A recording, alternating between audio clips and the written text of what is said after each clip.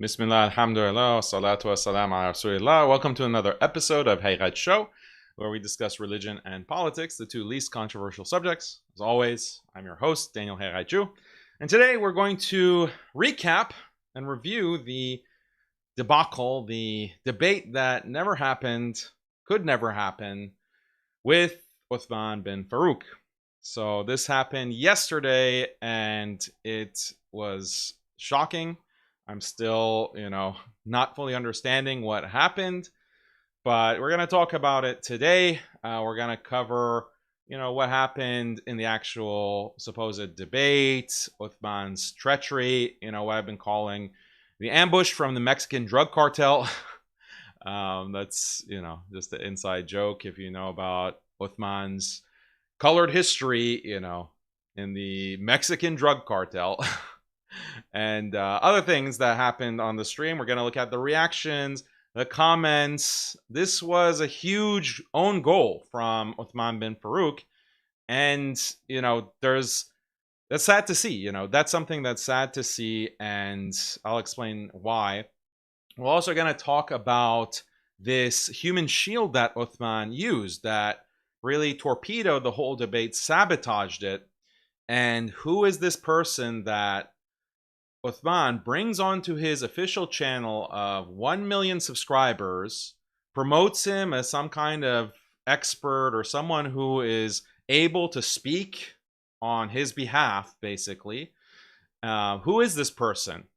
Okay. And as I said on the stream itself, this is just an anonymous Twitter troll. Someone who no one knows actually who he is. He doesn't disclose any information identifying himself. No one knows who he is. And we're going to look at that in more depth and piece together clues, because I accuse him of basically being a Unit 8200 type of agent. And we're going to talk about his connections, literally, and relationship to an IDF intelligence officer. We're going to talk about that and review it. And that's going to be very interesting, because this is who Othman not only brings up onto his stream to come and debate me as a human shield, but he also defended this person. He also defended, after I brought up these allegations, after I informed Othman about this checkered history, to say the least, Othman defended him and said, no, this is our Muslim brother. No. So as far as I'm concerned, like, this person, this Zumas, this Twitter troll, is, should be considered to be approved by Othman bin FAROOQ. Othman bin FAROOQ has not given us any indication that he has anything negative or any disagreements with this random person. Okay, and he trusts him enough. He trusts his views enough to bring him onto this stream as a surprise when he's supposed to be discussing with me in a cordial discussion on the accusations that Othman bin FAROOQ made against me. He brings this anonymous Twitter troll and has him represent him. So that has consequences, Othman. Unfortunately for you, that has consequences, and you'll have to stick by this person. You'll have to stick by this person, or come out and clarify that, I didn't know, I was misled, or I didn't do my due diligence. I disavow this person. I disavow their views. We're going to talk about that, inshallah. And we're going to go and show some receipts, okay? And address some of these accusations that this anonymous Twitter troll made. Like, that I'm too scared to debate him. Okay, sure. So, and of course, I'm going to be looking at the commentary. I can see that you guys are already contributing to the super chat. I'm going to read your super chats, inshallah, as we get further along into the show. And yeah, let me just give my reflections now that I've had 24 hours to think about it. This, sabotage or ambush, whatever you want to call it, everyone saw it for what it is. And even Daniel haters, people who really hate me or have takfired me from the Wahhabi side or even the sectarian side, they hate my views on Iran. They hate my views on Islam in general. And some of them don't even consider me Muslim. They come out and they say that Othman bin FAROOQ is a coward. He is a coward. He is someone who has no honor, he has no dignity for pulling this kind of stunt. And I have to agree with them. Like, I have to agree with them. And I didn't anticipate this. Like, I had no clue. I anticipated that he would be hostile. I anticipated that he would be, you know, aggressive, because he's done it before. Like, this is not even his first ambush of me. It's not even his first ambush, because you'll recall 4 years ago, or a little less than 4 years ago, I was an invited speaker at his conference with Karim Abu Zaid, authentic, quote unquote, ilm mission.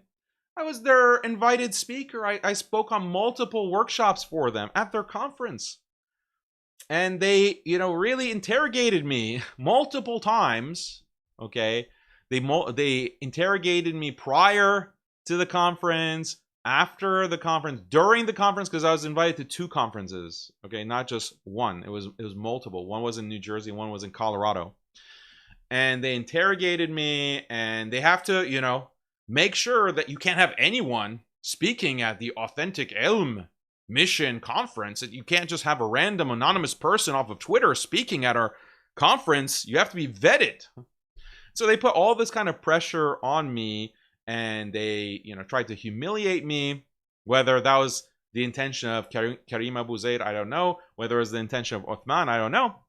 But in the second conference, Uthman bin FAROOQ comes up and he starts interrogating me about what I say about Deobandis, and how I'm a fanboy of Deobandis. Like, this, oh, how can you say that? Like, how can you say that about Deobandis? Like, Deobandis are like conservative, very pious, you know, just in general. Obviously, they can be bad people in any group. Generally, like, you know, very good scholars and du'at and people doing khidmah for the ummah, khidmah for the deen. Like, the entire movement, like, is littered, or I shouldn't use that word, but it's full of, you know, awliya and amazing scholars and preachers. And so, I mean, that's the truth. Like, I'm not going to deny it. Not going to deny the truth. Anyway, just like there are many amazing groups and movements throughout Muslim history and in the Muslim present. So they interrogated me on this. Uthman comes up and he asked me, did you know that they believe this? Do you know that they believe that? Anyway, like, it went viral. And I was shocked at that time as well. I was shocked. This is your conference. You're putting me on the spot. And do you want me to, like, debate you? Do you want me to, like, have a debate right now with you in front of this audience? Like, is that the kind of tension that you want to create at your conference in front of your audience? Like, your fans who are coming here, they paid money to attend the Authentic Ilm Mission Conference, and you have brought me as a speaker, and now you want to interrogate me? This is after the Salafi Shahada, by the way. And the whole reason that there was a Salafi Shahada is because they were getting a lot of animosity from the Medkhalis, okay, from the Saudi Gulf UAE bootlickers who were saying, Daniel criticizes Saudi Halloween. Daniel criticizes the ruler. Daniel is a deviant. He's a Khariji. He says that Saudi is wrong for having Muslim Saudi Halloween and the Middle Beast and Shakira dance concerts or whatever. Daniel can't say that. He's a Khariji. So that they were getting pressure from their Medkhali fans, basically. And who knows, maybe they're getting the call also that you need to do something about Daniel. So they put me on the spot. They're questioning. I give my stance. I say, look, I'm not going to do mass takfir of these rulers. It's not my position to takfir them. But, you know, I will criticize them. I'll criticize their policies. And that's part of Amr bin Ma'ruf wa Nahi anil Munkar. That is part of Islam. The rulers don't get a special exemption. You can't criticize them. That's not Islam. That is a government-sponsored creation, like ideology created by the Saudi state after 1979 or 1980, basically, called Medkhalism, that they've been promoting for, you know, about 47 years. Like, that's, and especially since the 90s, like, yeah, that's not Islam. So if you're counting me as a deviant, because of that, well, I reject that. And I responded. I gave, all that material that you can still read on MuslimSkeptic.com. You can watch it on the channel. And then, Uthman or Karim Abu Zaid had me give the Salafi Shahada about takfir or whatever.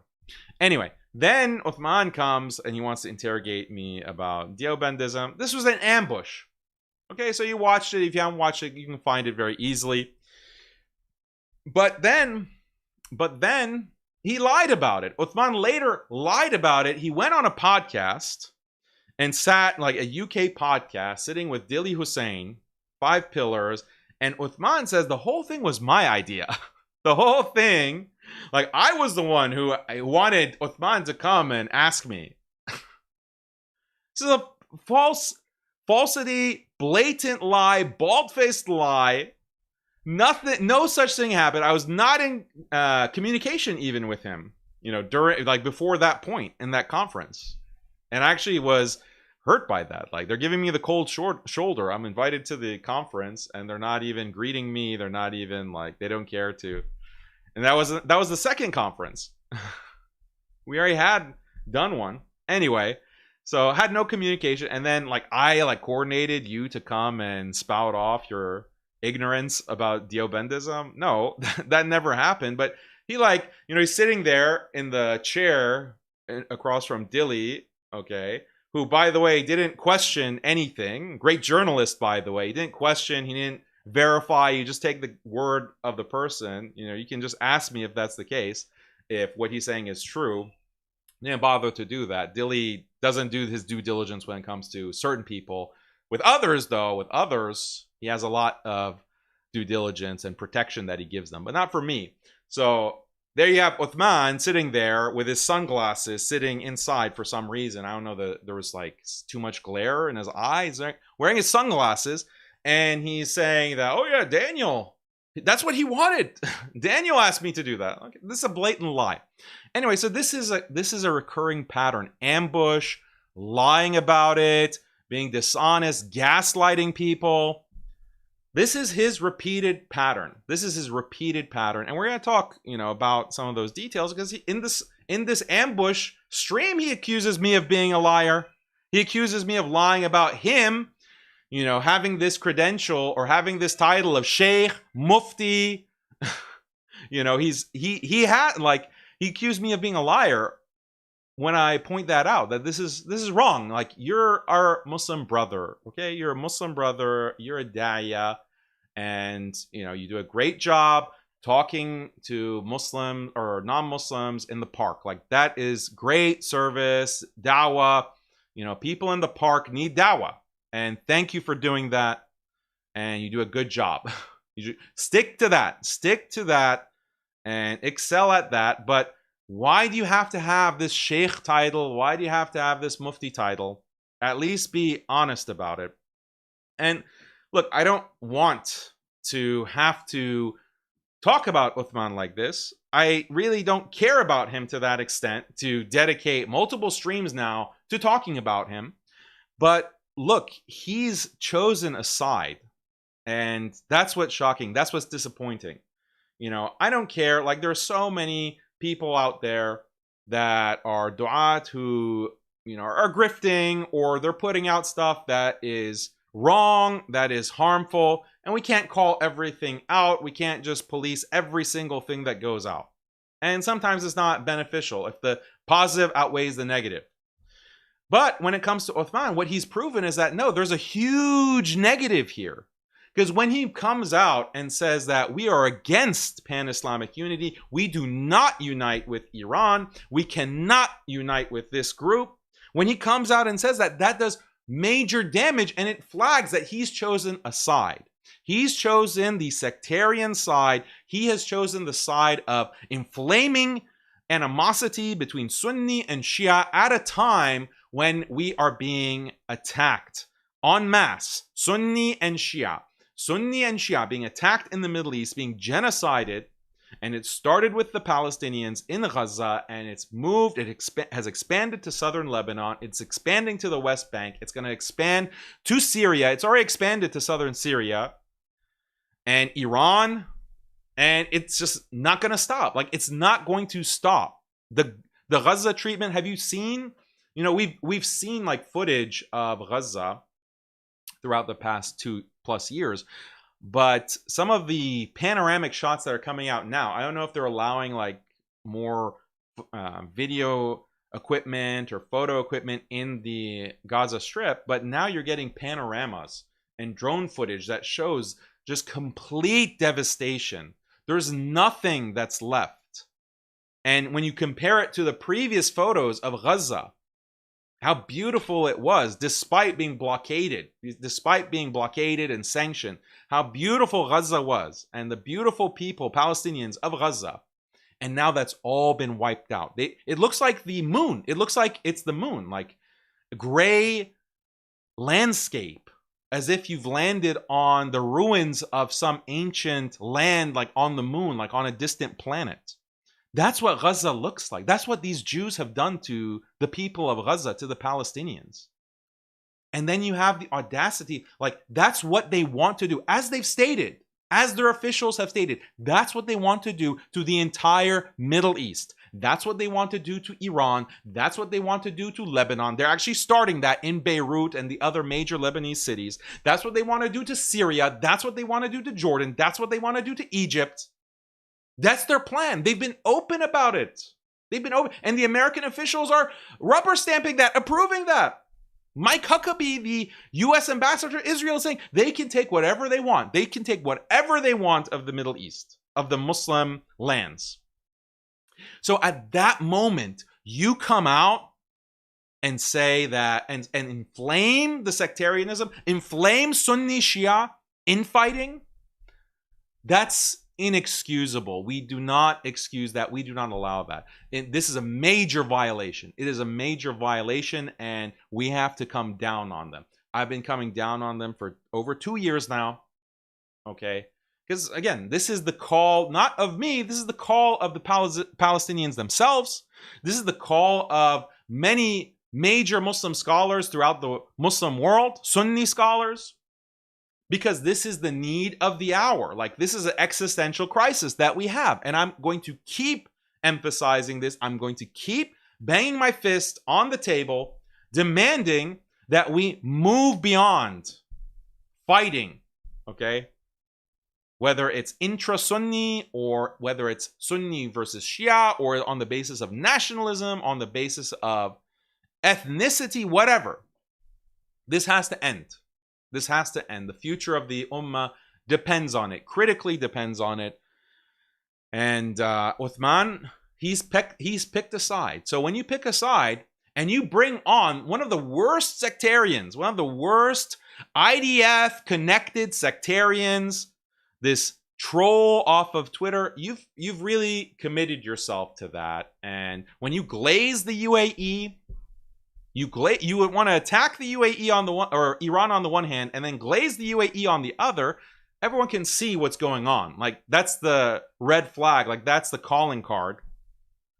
You have a problem with Iran, but you have no problem with UAE, the normalizer of Israel, the Abraham Accords partner of Israel, who is participating in the genocide of Muslims. You glaze the UAE, you have no shame, you have no dignity, you have no respect. Yeah, I'm sorry. Gloves are off. Gloves are off, Othman bin FAROOQ. Gloves are off. And, you know, I tried to give them the benefit of the doubt. Just like I give everyone the benefit of the doubt. I give everyone the benefit of the doubt. They attack me. They blindside me, okay? Because these are unprovoked attacks. Whether it's that clown Sajid Lippam, whether it's Jake, whether it's Fareed, whether it's whoever, okay? They blindside me with an attack.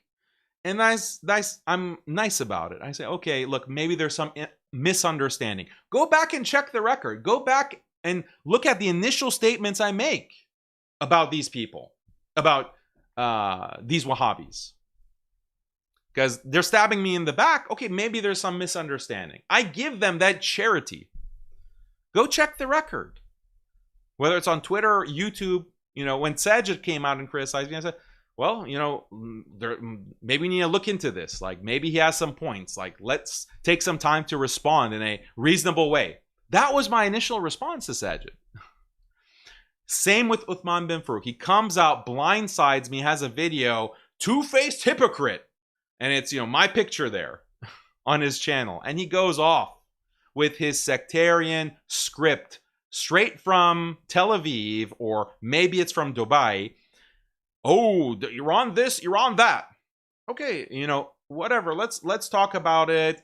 Let me analyze these claims. Let me give a response. Let me point out where you just don't know what you're talking about. How can I put this in the most respectful way? You don't know what you're talking about. You don't even know when the Islamic Republic of Iran was founded, when the Islamic Revolution happened in Iran. You have no clue about these basic details. Let me educate you, because maybe, there was some kind of gap in your education on this topic and you need my help. No problem. No problem. I have that level of charity to give, and then I extend the olive branch. I say, let's have a conversation. Let's keep it respectful. Let's keep it cordial. Maybe we will have to agree to disagree, but at least we can benefit our audience. Don't you want to benefit the audience with a substantive, productive, back and forth, an exchange of ideas? You give a point, I give a point, you give a point, I give a point, and it goes like that for a nice conversation. Can't we have that? Like, is that allowed? Is any Wahhabi capable of that? Is any Wahhabi capable of that kind of exchange? Apparently not. So that's my attitude. And then what happens? How do they repay my good faith? How do they repay my cordiality, my respect? Stab me in the back. Stab me in the back. Ambush me. Ambush me in the ugliest kind of way. And again, I don't understand. Like, I expected hostility, no problem. He has a history of being hostile to me. Fine, okay? But I really didn't expect him to, just within 5 minutes, he gave his introduction, I gave my introduction, and then he just brings on this Zumas. That's shocking, is it not? Because it's so transparently treacherous.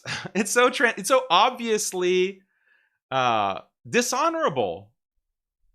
That's the thing that I'm shocked about. Because if you're a grifter, a grifter mentality is you're hyper aware of the optics. You're hyper aware of what you say, what you do, because you don't want backlash. You don't want the grift to stop. You don't want to be exposed.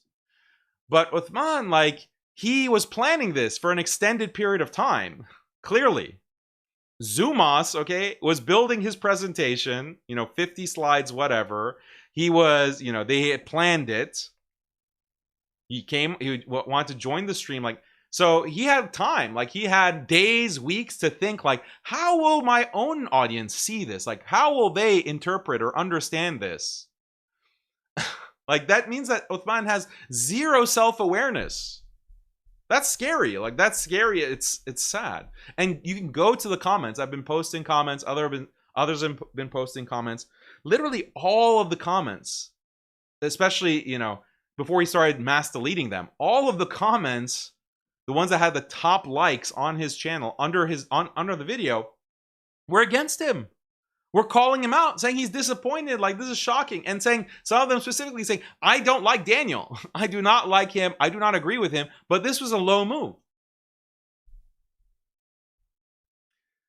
So, and I had some reflections on the whole idea of ambush, because if you think about it, Othman's whole dawah is based on ambush, is it not? He's in the park, right? And you have these unsuspecting people walking, and they see, a dawah table. Oh, what's this? Where are these funky words here? Oh, Muslims. Interesting. And they go and they talk. And then you have Othman come with, a thick Bible with all these notes, and he's grilling them. He's grilling them, and they're like, I just came to walk in the park. It was a nice sunny day in San Diego. Okay, so I'm not saying that that's wrong. I'm not saying that, that you don't go into dawah conversations prepared. And if they're stepping up to him, okay, they should expect that it's going to be like contentious conversation about beliefs. So I'm not saying there's anything wrong. I'm not saying ambush in the sense that this is wrong, what he's doing. Again, it's great. Wonderful. Keep doing it. Keep doing this kind of dawah. And he's not the only one. Obviously, other religions are doing this. And that's the name of the game. No problem. No problem. That's great. And many have become Muslim through that. That's a good thing. And Allah will, inshallah, Allah will reward him for that. However, like this, I'm talking about the structure of it. I'm talking about the structure and the balance of power in that situation. Othman is used to being in the driver's seat, being in a position of control of the conversation. He has all the cards. He has all the receipts ready with him. And then this is someone who's unsuspecting, who doesn't know, and coming up to the table. Like, that's just the format of what he's used to, like the conversations that he's used to. And like I said, there's nothing wrong with that. He should stick to that. The problem is when he poses as a sheikh or a mufti, a scholar. He poses as someone who is, I'm a debater. Like, you're not a debater, bro. You're not.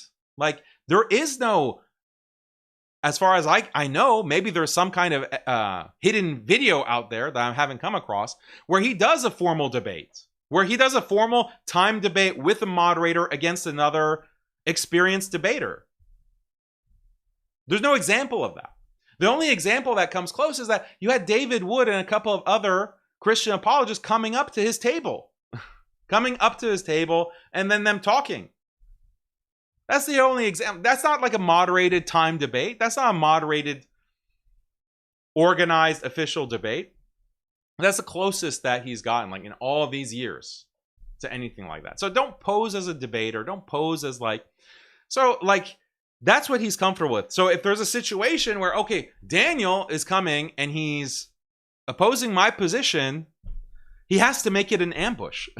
He has to make it. Or Daniel is here at the conference. He doesn't tell me in advance at that AIM conference in Colorado, Daniel, I have an issue with what you said about Deobandis. So let's have a talk. Let's have a discussion about it. Me and you, mano y mano.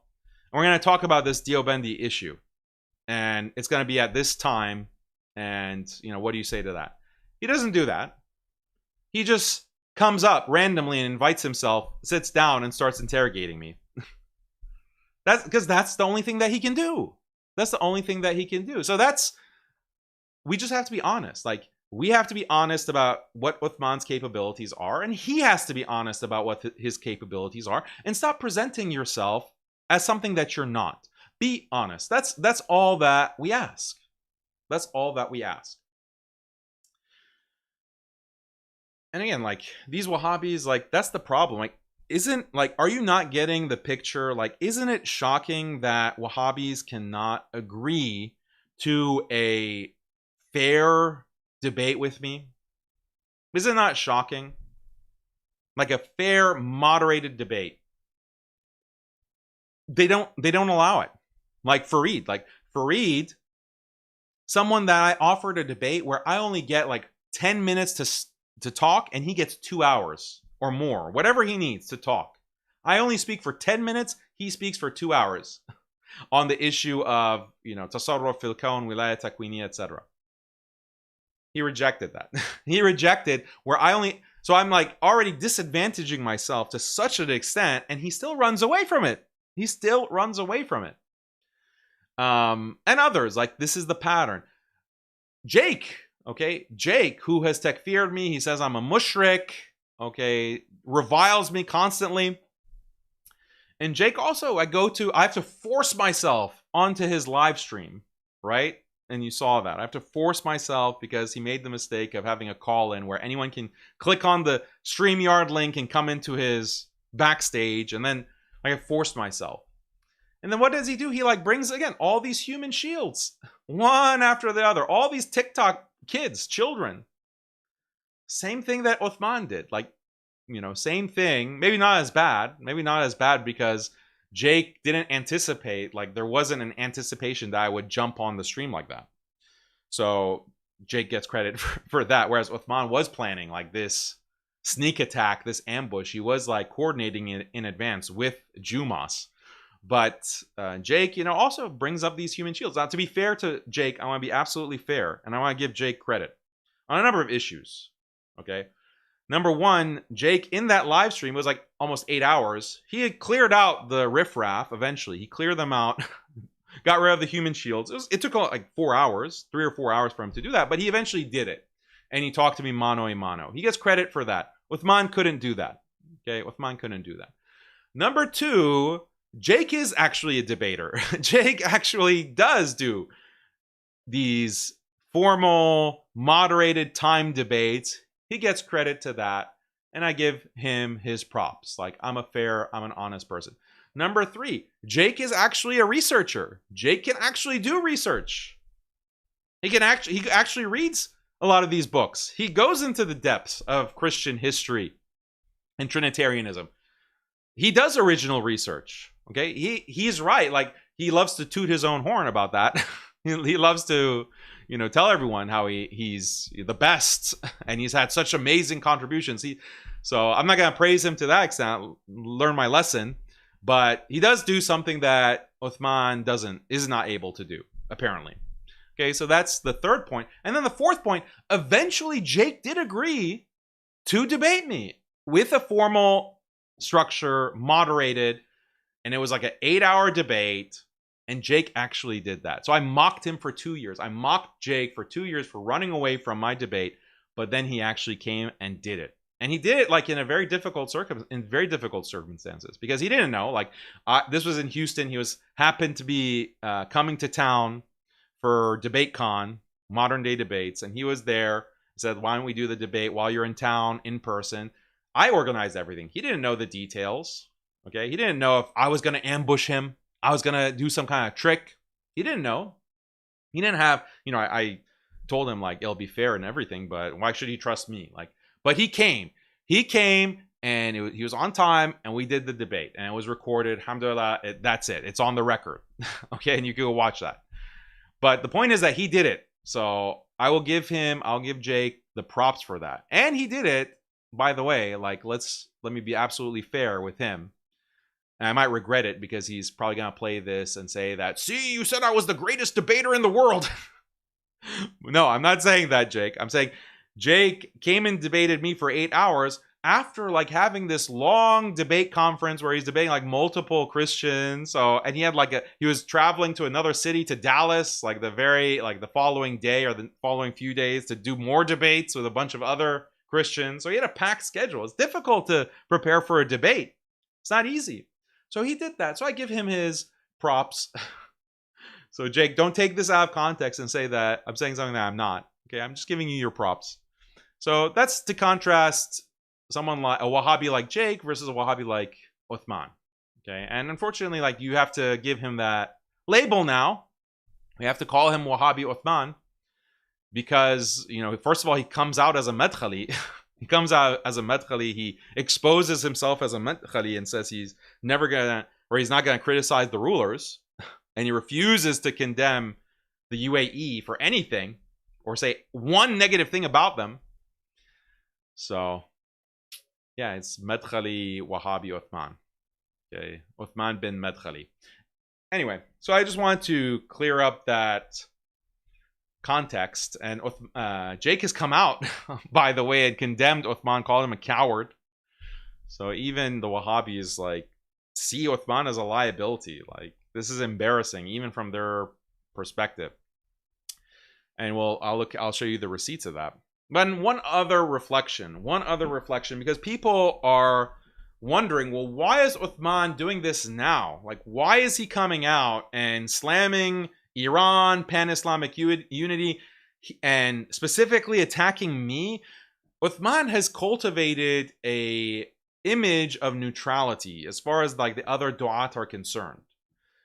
He doesn't get into beefs, and he doesn't get into these online debate struggles or arguments with other du'at, even though there has been obviously conflict, and he's tried to kind of avoid it.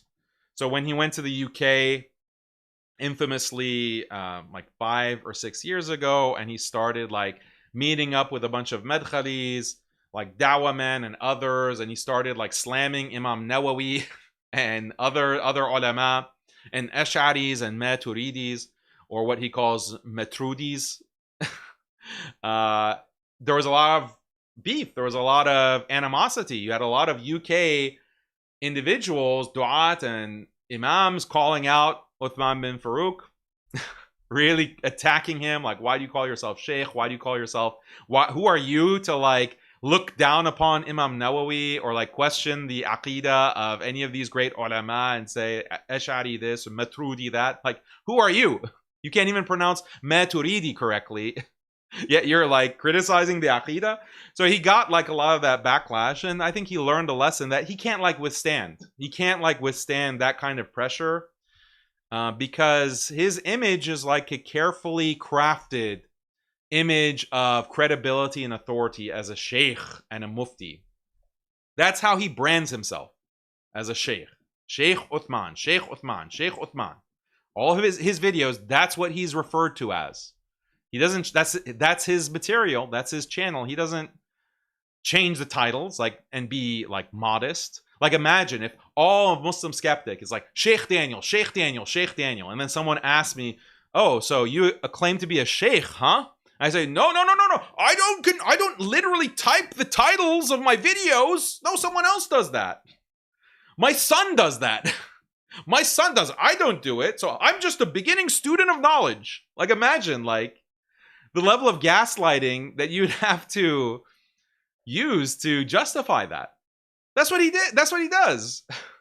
So he has a carefully crafted image of being this sheikh, but he knows that like that house of cards is going to crumble with the slightest amount of scrutiny. So he's made the very pragmatic decision not to get into online beefs with another person, like with another da'iyah, not to get into that because he's like in a house of, not only a house of cards, but a house of glass. Like, you don't throw stones when you're in a house of glass, is it not? It's like very vulnerable to these things being exposed about him. And that will destroy that credibility. It'll destroy the image. It'll destroy the brand name. And that's how I explain the fact that he doesn't actually go after anyone. But he broke that rule. Like, he changed that policy all of a sudden for some reason against me. Why? Why is that? And we can't really know the real reason. We can't know who he's in contact with. But I think I know. I think I have an idea. I think I have an idea of what's really happening in the background. And it has to do with Sneo. It has to do with Sneo because Sneo, especially over the past 2 or 3 months, especially since the beginning of the Iran war, Sneo has come out in support of Iran. Sneo has been very vocal, saying we have to support Iran against this naked aggression from the US and Israel. We have to unite Sunni and Shia. This is what he said. And he's doubled down. He's tripled down on this. And this has caused the Wahhabis to freak out. And Shamsi, Shalomsi, as we call him, Rabbi Faris, and others have come out very aggressively to denounce Sneo and to say that he is ignorant. He has been hanging out with too many Ikhwani deviants. He better watch out. Like, he better correct course. Like, these kinds of veiled threats against Sneo. So this has become a huge PR liability because these Gulf countries have been hosting Sneo. Sneo has been going to the Haram. Sneo has been, getting that footage in Masjid Nabawi, in Masjid al-Haram, in Mecca, Medina. He's been going to Dubai. He's been sitting with Rabbi Faris. He's been going, like, in the past. Like, he's been through the tour. He's been like a welcome guest. He's been treated like a dignitary. And now he's supporting Iran? And he's driving all of these youth followers that he's had, and they've helped, by, treating him like a dignitary, as they should, by the way. They're all like turning against sectarianism, turning against Wahhabism, supporting Iran, being anti-Zionist, and they're beginning to criticize the Gulf. So this is a disaster. Like, this is a PR disaster for them. How do you deal with it? How do you deal with it? And Sneo, like just today, Sneo is like tweeting a image of the Iranian flag. Like, Sneo, mashallah. That's the thing about Sneo. He's authentic. He's sincere. He just wears his heart on his sleeve. And that's like the beautiful quality, the honesty. And Allahu Alam, maybe that's why Allah guided him to Islam, is because of his sincerity and authenticity. And they hate it. Like, they hate what Sneo is doing. And you can tell that they have some kind of plan against him. So I think that they've realized that going directly against Sneo, that's gonna backfire. They tried to bring in Tate, okay? Andrew Tate is UAE connected. And Tate has gone on a campaign against Sneo. Why? Like, why does Andrew Tate have so much against Sneo that you go on multiple podcasts and are bashing Sneo, attacking Sneo? Why? Why? The reason is that Andrew Tate has some kind of dependence or dependency with the UAE government, with Dubai. Like, maybe they're helping him in his legal case, or they have. Like, that's verifiable that they've tried to help him with his case, his trial in Romania, his legal woes. They've really been crucial in helping him, but it's like quid pro quo. What we did for you, that's a debt that you have to pay back. And Andrew Tate is paying it back in many ways. In many ways. And one of them is by this really relentless attack on Sneo. What other ways can they try to counter signal Sneo? Well, maybe you have the other, like, very prominent da'i, sheikh, quote unquote, figure that has interacted with Sneo, because arguably, like, the person who has most interacted with Sneo from the Muslim side, or the da'i side, is Othman. Okay? Othman has contributed to Sneo getting more and more Muslim followers, and Sneo obviously has helped Othman reciprocally get more followers as well. Okay? Just because of their extended interactions that they've had. So, how about, because Sneo is just being so aggressive here, one effective way of counter-signaling him is to take the main Sunni sheikh or da'i that he's been interacting with and have him go, not directly against Sneo, but have him counter-signal Iran. Come out and put out these talking points against Iran. Iran is the greatest enemy. Iran has killed more Muslims than Israel. Iran is the biggest threat. Iran wants to convert everyone to Shiism. Iran is this, Iran is that. Like, all the standard talking points. Like, have Othman read that. Have Othman read that, and have Othman go after Daniel as well. Like, maybe that is what is happening behind the scenes. I don't think it's a coincidence that Othman, as soon as he starts attacking me, he puts out videos on the UAE. He goes on podcasts and is glazing the UAE, as I mentioned. So, this is all, I think, related. It can't be taken as a coincidence. So that's my reflection, I mean, on the debate, since I've had 24 hours to think about it a little bit more and what's going on. But what do you think? You know, am I crazy? Is the Sneo connection significant? I think it is. I really think it is. Anyway, here's my Telegram channel where I posted some of these comments. So on Othman's channel, like the top comments that Othman is getting, you can read them, but like, such an own goal. Like, why would you do this? Like, why would you? It's no self-reflection. The conversation between you and Daniel, it would have been a lot better. May Allah unite our ummah on the truth. This was the top comment, okay, for a long time. I don't know if it's still there. I didn't see it. Maybe it's still there, but maybe it was deleted. Why a 2v1 ambush instead of a genuine one-on-one conversation? How could you host something like this? Really speaks badly on your credibility. Clearly, Daniel was brought under false pretenses. You can argue technicalities, but that's plain to see. So this is nonstop. Like, I didn't even, these are all the comments. Like, the top maybe 50 comments were like this. And so I've never seen that. Like, I've never had an interaction like with an opposing side, like a hostile party, and all the comments be one-sided like this. It's like literally never happened. Like, even like debates with APUS, for example, or whoever, like the big debates that were really contentious. Like, yeah, they had a lot of their fans obviously cheering for them, and there were some that were against, saying, "Oh, well, I like APUS, but Daniel beat him out on this." But never was there a situation where all of the comments, or 99%, or 95%, or even 50%, even 50%, I've never seen. This is like 99%. So, yeah, I mean, at some level, I'm sad. I'm sad that I get treated like this, but I don't want to play the victim. I'll live. I'll live, I think.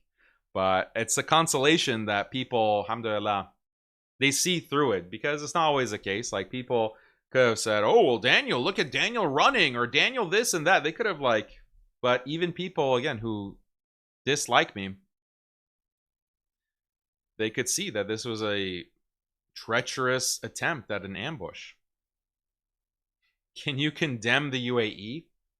So we're going to watch those clips. But there was one thing that was shocking. Here's a comment that was left. Comments are filled with Daniel the Dajjal minions. May Allah bless you, Sheikh Othman and Zumas, for exposing the Dajjal Daniel for his agenda of supporting the Rafida, or Rawafid.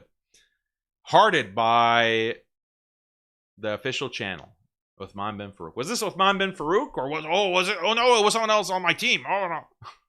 Hey, you're hearting these comments, calling me a Dajjal. Okay, no problem. I've been called worse, I guess. I don't know. What's worse than being called like a Dajjal, a deceiver of the Muslims that the Prophet ﷺ warned against? Like, what's worse than being called a Dajjal? Other than, like, outright takfir, maybe? Like, I guess it's implicit. Like, if you're a Dajjal, like, it's implicitly takfir, maybe? I don't know. Like, what's worse than being called a Dajjal here in this context? So, yeah. That's where things stand.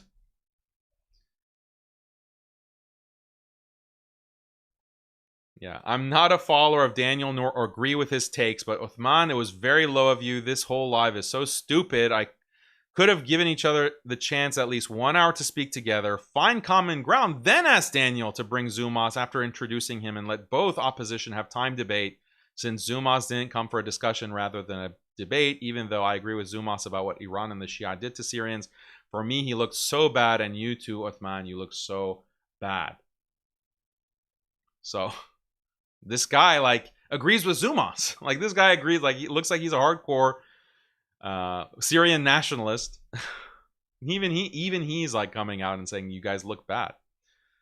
Never expected this from you. You've absolutely lost all your credibility, even as someone who disagrees with Daniel, like his pseudo-Athari stances that Maturidism and Ash'arism are theologically valid. So this is someone who doesn't even think that, maybe he doesn't think Ash'aris and Maturidis are even Muslim. Who knows? I can clearly see that you're a weird pro-Gulf apologist who's illiterate in geopolitics. What an absolute dishonest man you are. So anyway, yeah, it's just nonstop. And then people pointing out, like, this is the way that Othman branded the conversation, or the stream. Join us for a highly anticipated live discussion between Sheikh Othman bin FAROOQ and Daniel. Following a recent critique regarding positions on pan-Islamic unity and alliances with Iran, both speakers are coming together for a respectful live exchange to offer clarity and benefit to the Ummah. That's the stream description that they invited. You know, they agreed. Honestly, I invited them. They wanted to make it about their thing. Okay, whatever. Have your little claim. that you're the one who's inviting me. I'm the one who initiated.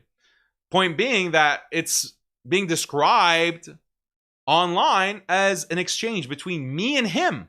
Not just anyone come on. Any Muslim, okay? Any Muslim who has thoughts on this, feel free to join. Did Othman like open the like link? Did he like post a stream link or something? Like, did he post or give others the opportunity to join? No. No. So it wasn't an open discussion. It wasn't branded as an open discussion.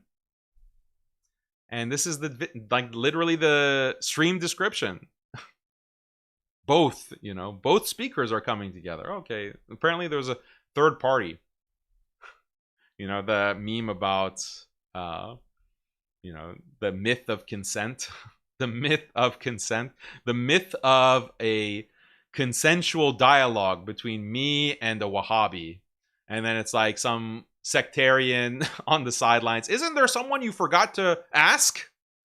Isn't there someone you forgot to ask? This sectarian, this random anonymous Twitter troll, like, oh, I don't consent. I have to be there. I have to be there. I have to be a part of it. You can't just have Daniel talking to a Wahhabi. Okay, it's the myth of consensual dialogue with Daniel.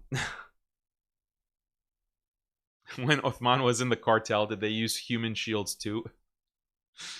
Yeah, so that's a good question. I was kind of like, the commentary was so bad against Othman, like on his own channel. I was kind of getting worried that the Mexican cartel might come out and denounce Othman.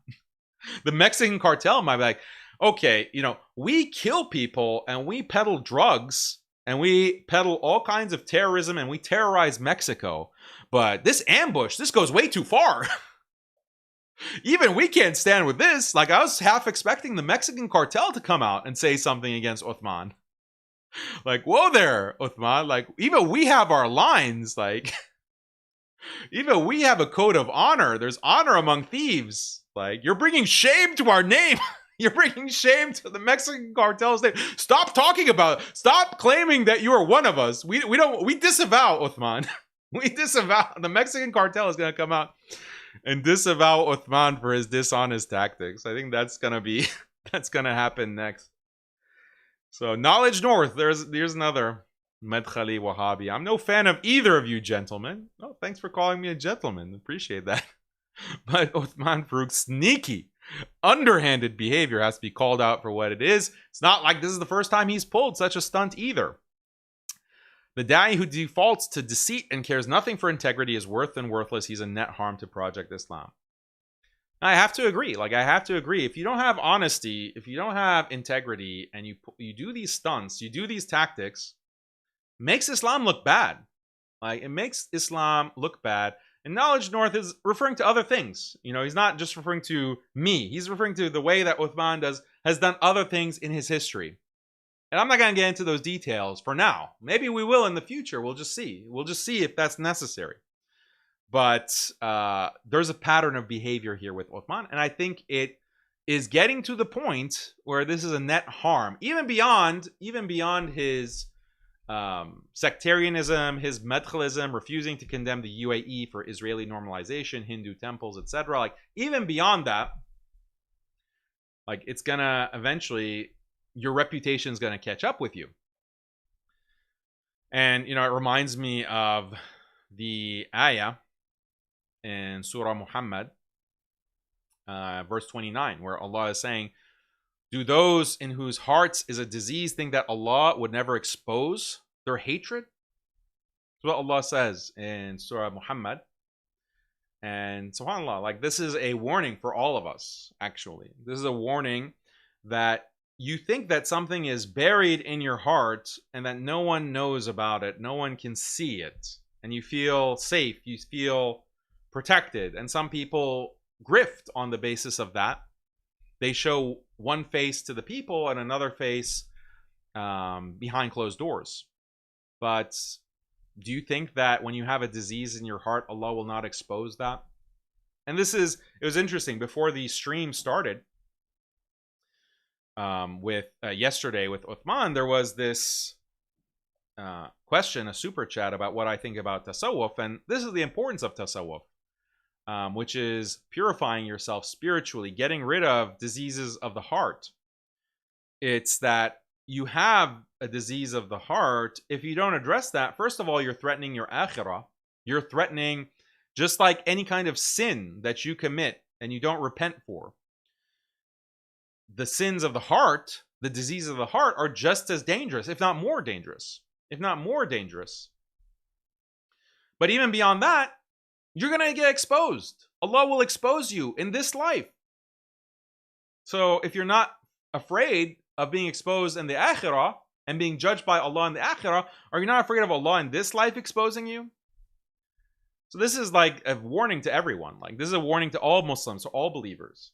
Okay, don't feel like you're so amazing and you're so good. And I say this to myself before I say it to anyone else, because you don't address the diseases in your heart, and it's a matter of time. You know, the clock is ticking, that Allah will expose that.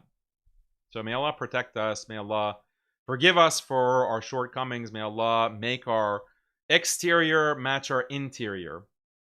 Purify our interior and our exterior, and protect us from our sins being exposed.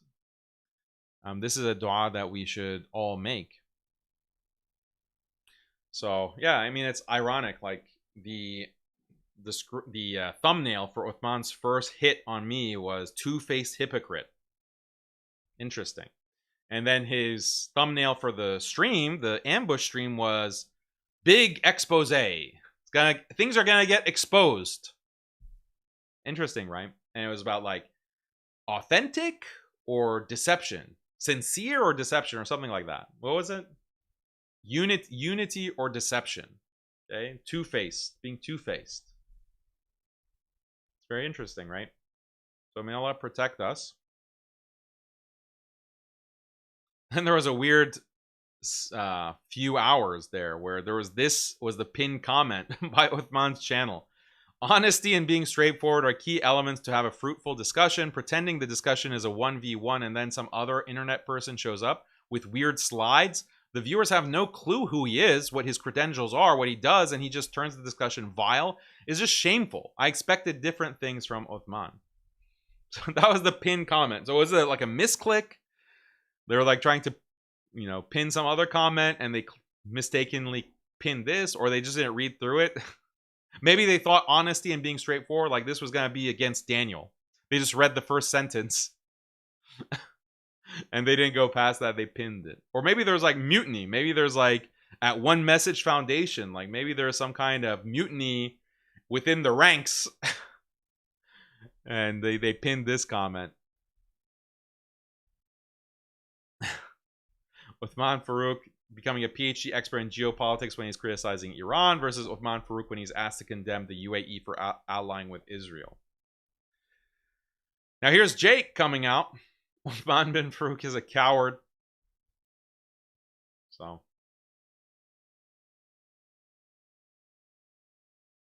yeah, this is someone commenting that you did the same thing, bro. You did the same thing. You put Daniel versus all these TikTok anonymous trolls. So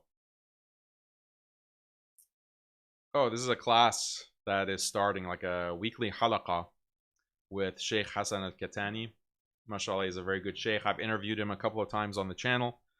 If you want to be his student, you can go take his weekly learning circle. Go to Telegram to join that. It has there's the link. Ibn Abdul Bar Academy. .academy. Okay, it's not relevant to the topic. Okay, this debate was supposed to be between Daniel and Uthman, but Uthman was being dishonest. Unfortunately, all this makes the liar, the clown, Daniel look good. God forbid Daniel looks good. God forbid Daniel the liar. You know, also not condemning UAE clearly was so disappointing. Yeah, so there you have it. And then even Faris al-Hamadi, even Rabbi Faris coming out. Uthman FAROOQ invited a deviant to debate Daniel. Not looking good for your Salafiyah. So even Rabbi Faris has to come out and condemn Uthman. Okay, so these are the initial reactions. Like, let's look at some clips now. And then we're going to talk about this deviant. We're going to talk about Zumas, as I promised, and his claims about me. We're going to go through that. So I just have a lot of material lined up for you that I want to share and comment on. So I hope you can follow. But let me actually pause now for your reactions before moving on, because I've been talking for an hour now. Let me just pull this up. There's a lot of super chats, and I want to address them. Lord Meislin says, Halal Zoomer retweeted an edit of Mufti Othman, UAE Othman, claiming to be a Mufti. Yeah, we'll see that. We'll see the evidence for that, inshallah. Let's see. Mujtaba says, Salam alaikum, wa alaikum assalam. Hope you're doing well. I might come see the debate in Dallas. What are your thoughts on James from Modern Day Debates? I thought he was a good and decent person, but he just went full crusade. What was that? What did he go full crusade on? Is this recent? I'm not sure what that's referring to. Obviously, James is a Christian, so I know there was some issue that he was being criticized. He was like on a stream, like David Wood stream, and he made comments that were insulting Islam or insulting the Prophet ﷺ. And it was like from Modern Day Debate. So that's wrong, like to make comments like that using the official Modern Day Debate. So I think he was getting attacked and criticized for that. And then I think he's put out a statement saying that was a mistake. Like he shouldn't have used the actual main channel. Thing about like James, like I've had no issues with James, and I consider him my friend, and I've had a lot of interaction with him over the years and working with him, and he's a very respectful person. And but you know, privately in his private life, he is a Christian. Like that is his belief, and you know, he hasn't expressed to me like criticisms of Islam, but as a Christian, like it's gonna be natural as a Christian to not accept Islam. So he has this kind of disagreement with Islam, and I'm not saying that he's right or I'm defending any criticism that he has against Islam. No, I condemn any kind of insults from James or any Christian against Islam or against the Prophet sallallahu alaihi wasallam. But you know, he's a Christian. Okay, so I work with people who are Christians in these debates as a moderator, and that's his platform. It's like a neutral platform.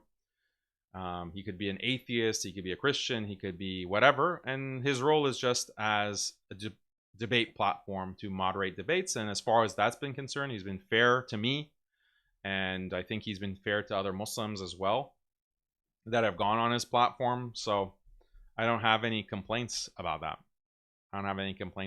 Even though it's wrong if he's using his platform that's supposed to be neutral to comment things against Islam. I think that's wrong. And he shouldn't be doing that. And I think he acknowledged that. So any other crusade, I don't know what that's referring to. Sectarians keep exposing themselves. SubhanAllah. True. Have to admit, I laughed at Al-Hajj Mujahid Mufti Shaykhul Islam Othman bin FAROOQ al-Pakistani. Jay calling out Othman was peak. Honestly, Daniel, so patient with these guys. Yeah, I tried to be. Brother Daniel showed tremendous patience with the sectarian Othman. AEYM says, never thought he'd stoop lower than Adnan. That's quite the accomplishment. Maybe Jake and Othman cycle through the same human shields. Also cracked up at the how's the weather in Tel Aviv. How are the bunkers? Yeah, we're going to talk about that. One Traders SC, one Crook Foundation based in East Israel.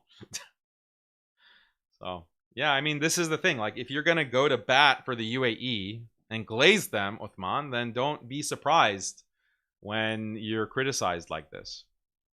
Okay?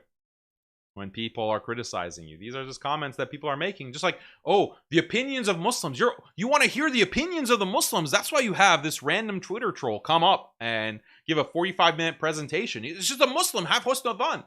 Okay, well, these are Muslims in my chat, leaving super chats. Let's hear them out. Let's hear what they have to say. They're saying that you're a crook.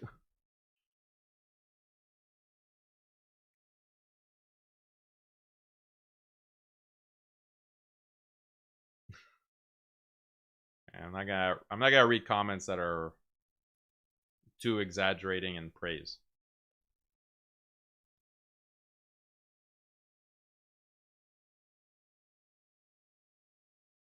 Vasmi says, we need unity more now than ever, as your Hanbali Muqallid Sufi brother who likes to troll Wahhabis can't stand them just as much as anyone else. May Allah grant us tawfiq against munafiqeen. Ameen.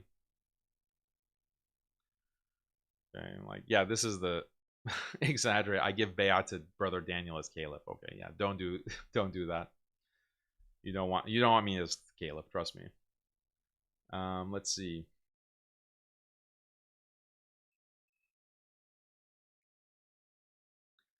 Levin Neville, revert with a non-Muslim family. Is it okay to attend the Christian Catholic funeral of my grandma? I don't know what to do. I don't know what a Catholic funeral actually entails. Like, I don't know what that entails, but usually a funeral procession is held at a church. It involves rituals. Like, I wouldn't go to that. You can confirm with the actual imam, with the actual mufti. I'm not a mufti, guys. I'm not a sheikh. So whatever I say, take with a grain of salt. But just if you're asking, you shouldn't be attending like religious festivals. And even like the burial, if your grandma was not Muslim, okay, then going to the burial, like, you shouldn't be going to the graves of non-Muslims in general. But then it's like a challenge, like in terms of sensitivity of your family, you can still like be with your family, comfort them. Like, there's gatherings with your family that are outside of the specifically religious context. Attend those, like, be supportive of your family members. Like, that's a part of being a good Muslim. Even though they're non-Muslim, like, provide that emotional support and get emotional support from your non-Muslim family members. That's fine. But just be careful about attending any kind of Christian ritual, or because you don't want to endanger anything there.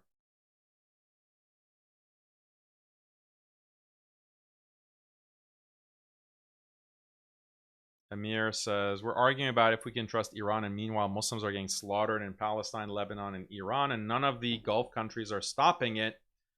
Yeah, and they're not. Some of them are facilitating it. The real Salafia says, bro, you got bitten by the same snake twice. It is true. I have no one to blame but myself on that.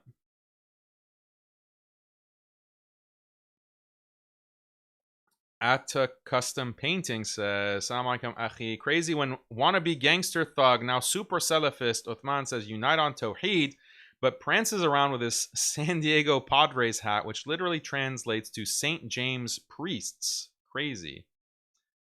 I did not know that. So he has like an SD hat. Is that specifically for the Padres? That's like a baseball team? I don't follow the baseball, the MLB.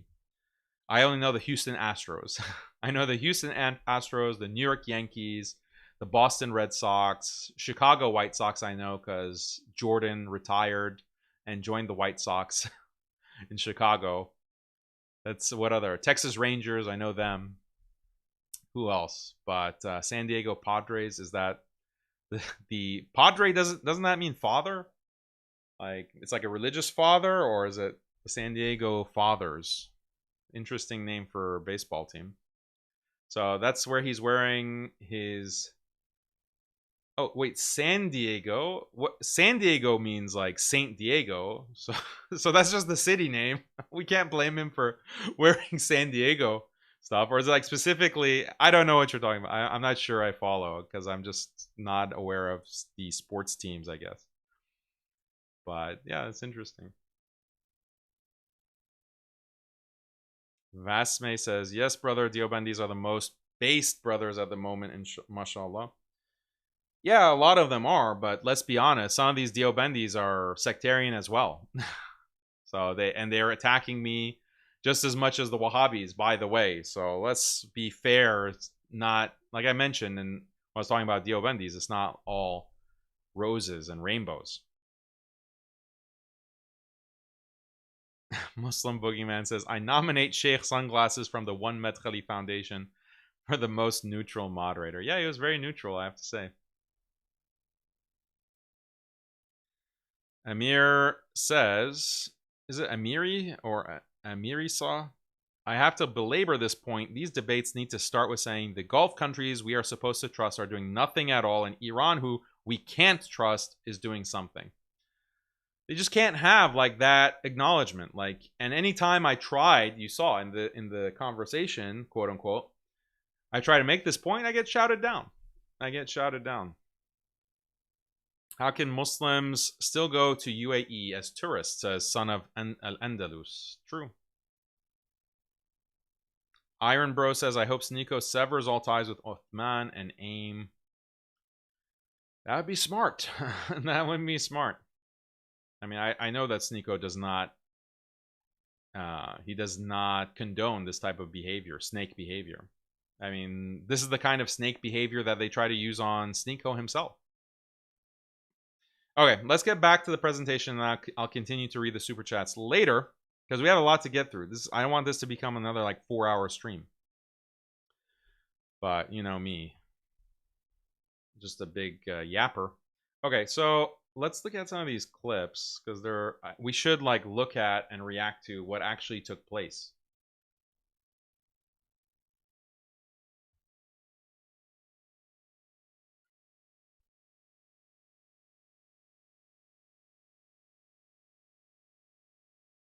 Okay. So you had, I'd mentioned Shalomsi going after Sneo and Zakir Naik. Rabbi Ferris went after Zakir Naik, called him a deviant Ikhwani who, you know, is supporting Iran.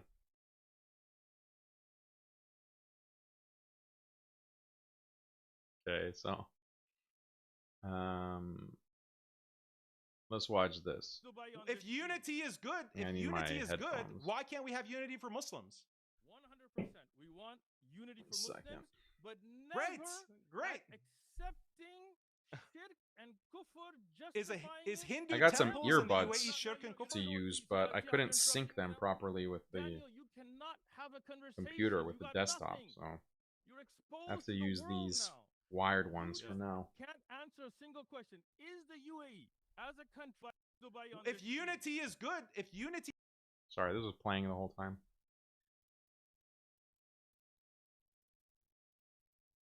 Yeah, he refuses to condemn the UAE. He is good. Why can't we have unity for Muslims? 100%. We want unity for Muslims, but never accepting shirk and kufr, justifying is Hindu temples in the UAE shirk and kufr? You know, see how you're interrupting me now? Daniel, you cannot have a conversation. You got nothing. You're exposed to the world now. You just can't answer a single question. Is the UAE as a country more united, or is the United States, where we just had somebody take a shot at Trump last night at the White House dinner? Before that, we had shots taken at them. We have people throwing riots and running each other with cars, and Tifa shooting at alt-right wing, and the Proud Boys shooting at them, ICE agents, and what's going on. Is the UAE more united, or is the United States? Yeah, the UAE has more unity by building an Abrahamic house. Can't let me finish talking. Can't let me finish talking, and then he accuses me of interrupting him.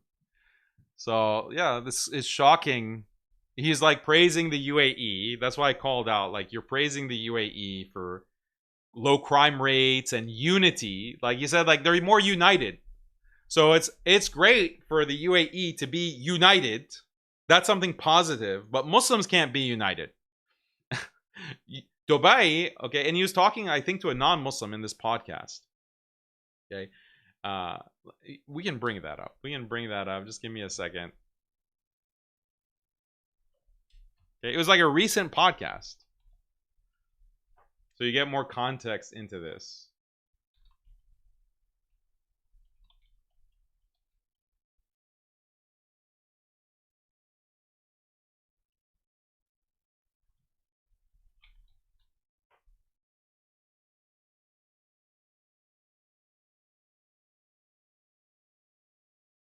Where is this interview?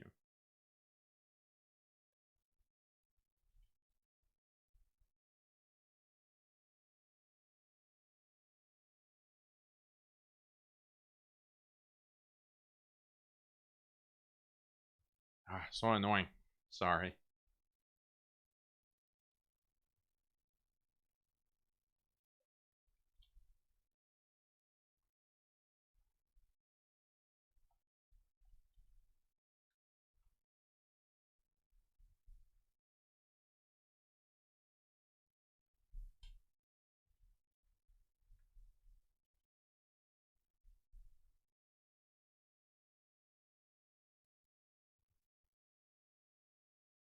Stupid YouTube ads.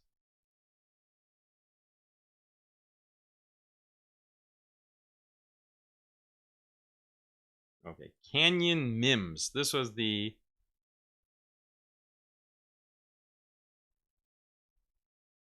Okay, and this is like this... Hold on, let me just...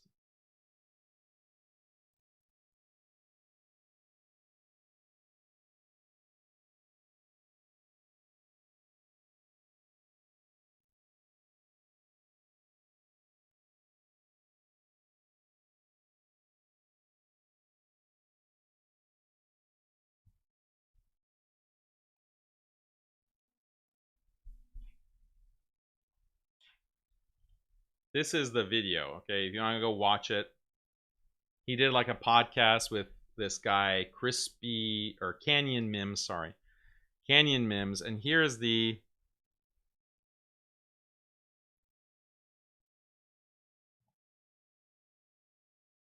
Okay, exposing the dark truth about Muslim countries. Is it all a lie? And it's specifically like titled about the UAE. Okay?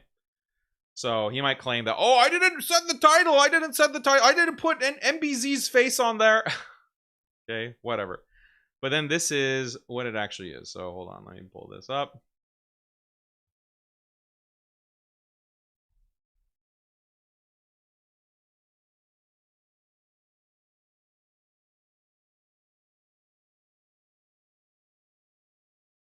All right, well, you don't need to see the interviewer.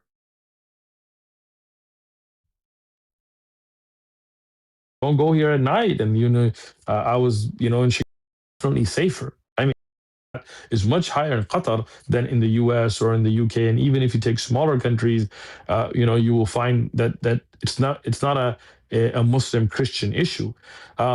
Secondly, I would say Muslim countries generally are definitely safer. I mean, even the ones that are poor. When you were in Pakistan, in Lahore, I'm sure you saw families walking around at midnight and going out to the bazaars with kids, and there really wasn't a fear. I mean, I was just recently in Florida, and there are parts that they were like, what, don't go here at night. And I was in Chicago and O Block, and the murder rates in O Block, you couldn't imagine other places. I mean, I was in Compton and South Central giving dawah, in Brooklyn and the Bronx, and St. Louis, Missouri. I mean, you look at the murder rates there; it's insane. It is not safe. You cannot walk around at night with your family in America, in many cities, and the UK as well, and many other European countries, in Dubai, in Kuwait, in Saudi, even in Pakistan. You will walk around at 2 a.m. with your family. You can have your money out. Nobody's going to touch you. In Saudi recently, when I was there, I forgot my wallet in a restaurant. Just, I was paying. I just totally forgot. It had riyals, it had dollars, it had my credit cards, it had everything. It just sat right there. I left, I prayed, I went out with my friends. I realized I forgot. Hours later, I came back. It was sitting at the same spot. They didn't even move it. Somebody else was eating dinner and they didn't even move it. And I went, I was like, what's my wallet? Here's my ID. I mean, they pulled it out from the wallet. They recognized me and they were like, hey, it's your wallet. Take it. Nothing was taken. My son, Yusuf, we were in Umrah in Saudi, and he was right by the Hajar al-Aswad, the stone right there in Mecca. And it is so crowded. I mean, I'm not sure if you've been, but you can realize that it is like millions of people, right? and he had tucked his wallet in to his belt because he was wearing the ihram, the 2 pieces of cloth. So he didn't have a pocket. And, you know, in the crowd, his wallet fell. And it had dollars, it had, I mean, literally like 1 million people there, right? So, Dad, my can't find it, right? 3 days later, we had an Umrah group, a lot of reverts came and they took his name down. They went, still had his money, took that wallet. People, I'm not saying every Muslim is good. There are bad Muslims, Christians and Jews. But generally, man, where's the timestamp? Sorry. This is going on and on about how safe these Gulf countries are, but he specifically talks about the UAE and Dubai.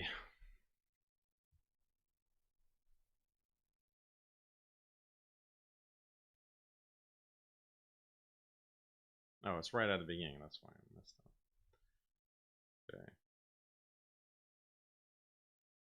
If you go to Dubai, you will see a society where there's less crime, there's more unity, there is more understanding than Western countries.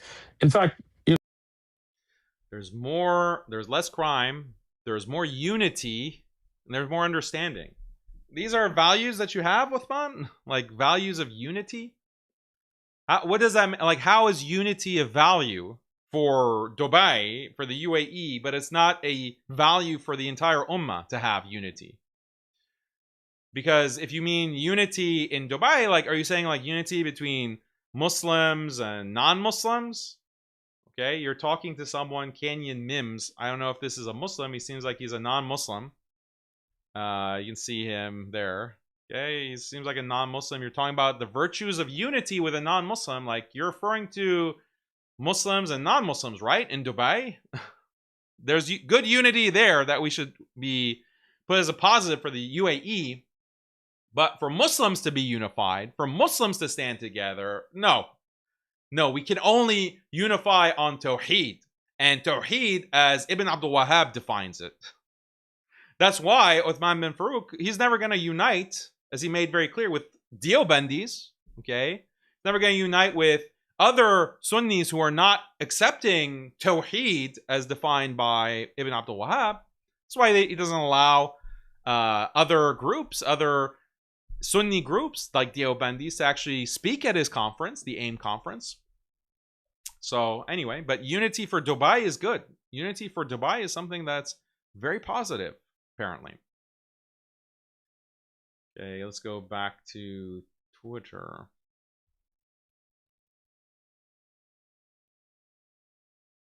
With Jews and Christians and can I respond? Can I respond? Who's interrupting now? Who's interrupting now? Go ahead, respond. Can I finish? Yeah, the UAE has a lot of unity, more than the US, because the government there builds Hindu temples, builds the Abrahamic house with a synagogue, Jewish synagogue, a Christian church, and then a masjid, all on equal basis, and they promote the Abrahamic religion, and they spread this. This is their proxies. They spread it throughout the Middle East, and they even try to spread it into the West, and this has been documented that the UAE has tried to close down Muslim groups by coordinating with US or Western governments to accuse Muslim groups like CARE of being terrorist supporters, to shut them down. The UAE is all about unity when it comes to unity with Israel, when it comes to unity with Tel Aviv. Yeah, they're pro-unity with Hindus, with Modi. They're very pro-unity. Do you condemn the UAE for that? Do you see that? You don't have to condemn them. Do you see it as a problem even? Are you done? Can you answer? Are you done? Can you answer the question? Are you done speaking? Can you answer the question though? I just want to make sure you're done, because when I start speaking, I want to know if you can answer the question. Interrupting me. Are you done speaking? I want to see if you can answer this question directly. Are you done speaking?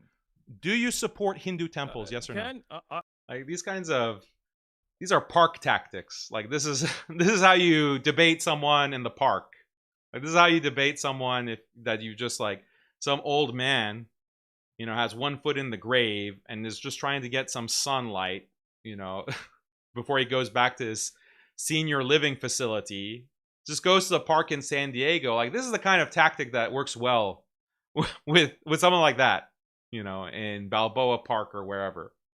But when it comes to like someone who wants to have a serious conversation, like a fellow da'i, Okay, maybe I'm not a Mufti. Okay, I'm not at your level, Othman. But you know, it's these kinds of tactics look dumb. Like they look stupid. They look childish. Like just answer the question. Like just say that you do or you don't. Like you do or you don't have a problem with the UAE having this level of unity. Like I made it very clear. He never responds. He just uses these kinds of tactics. I do not support Hindu temples. You support the UAE building Hindu temples. Now, will you allow me to speak, or are you just going to keep interrupting? Do you condemn UAE for building Hindu temples? I just look. You asked a question. I answered it. Now you're jumping from it. Now let me finish. You have the gaslighting. I answered your question. No, you didn't. You didn't answer the question. You deliberately changed the point. So I condemn the building of Hindu temples. I didn't make a general point. This is like Uncle Retard Adnan. Like when you press Adnan to condemn the UAE when it comes to the genocide that they're backing in Sudan with the RSF, and you ask Adnan Rashid to condemn that, the UAE for backing that, he says, I condemn all genocide. I condemn all crimes committed by anyone in the world. Like, that's the type of response that we get. Isn't that interesting? Like, whether it's Uncle Retard, whether it's Othman bin Medkhali, like, they can't answer a question directly about the UAE. They cannot. That's disqualifying. That is completely and utterly disqualifying. If you cannot condemn the UAE or even raise one word of criticism, specifically when it comes to the Abraham Accords, specifically when it comes to the normalization with Israel and the participation of the UAE with Israel in their aggression towards Palestine, if you cannot raise one single word of criticism, then you are disqualified. You are not going to present yourself as a sheikh, as a da'iyah, as a mufti or whatever. You cannot present yourself in that way. You're disqualified. It's over. Finished. That's how serious this is. And all the Muslims recognize this. Just read the room, Othman, and you Medkhali bootlickers, you Wahhabis, read the room.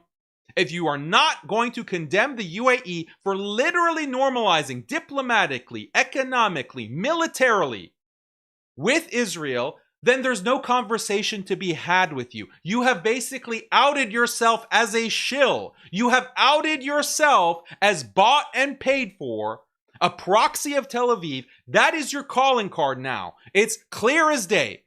Why? Because you cannot have a word of criticism against the UAE when they're committing the most blatant, obvious treachery against the Ummah. The most blatant and obvious treachery that everyone recognizes, that even the non-Muslims recognize, and you cannot criticize that. So you are disqualified. You're over. It's finished. No one wants to hear from your bootlicking mouth again. Why should we trust anything that you say?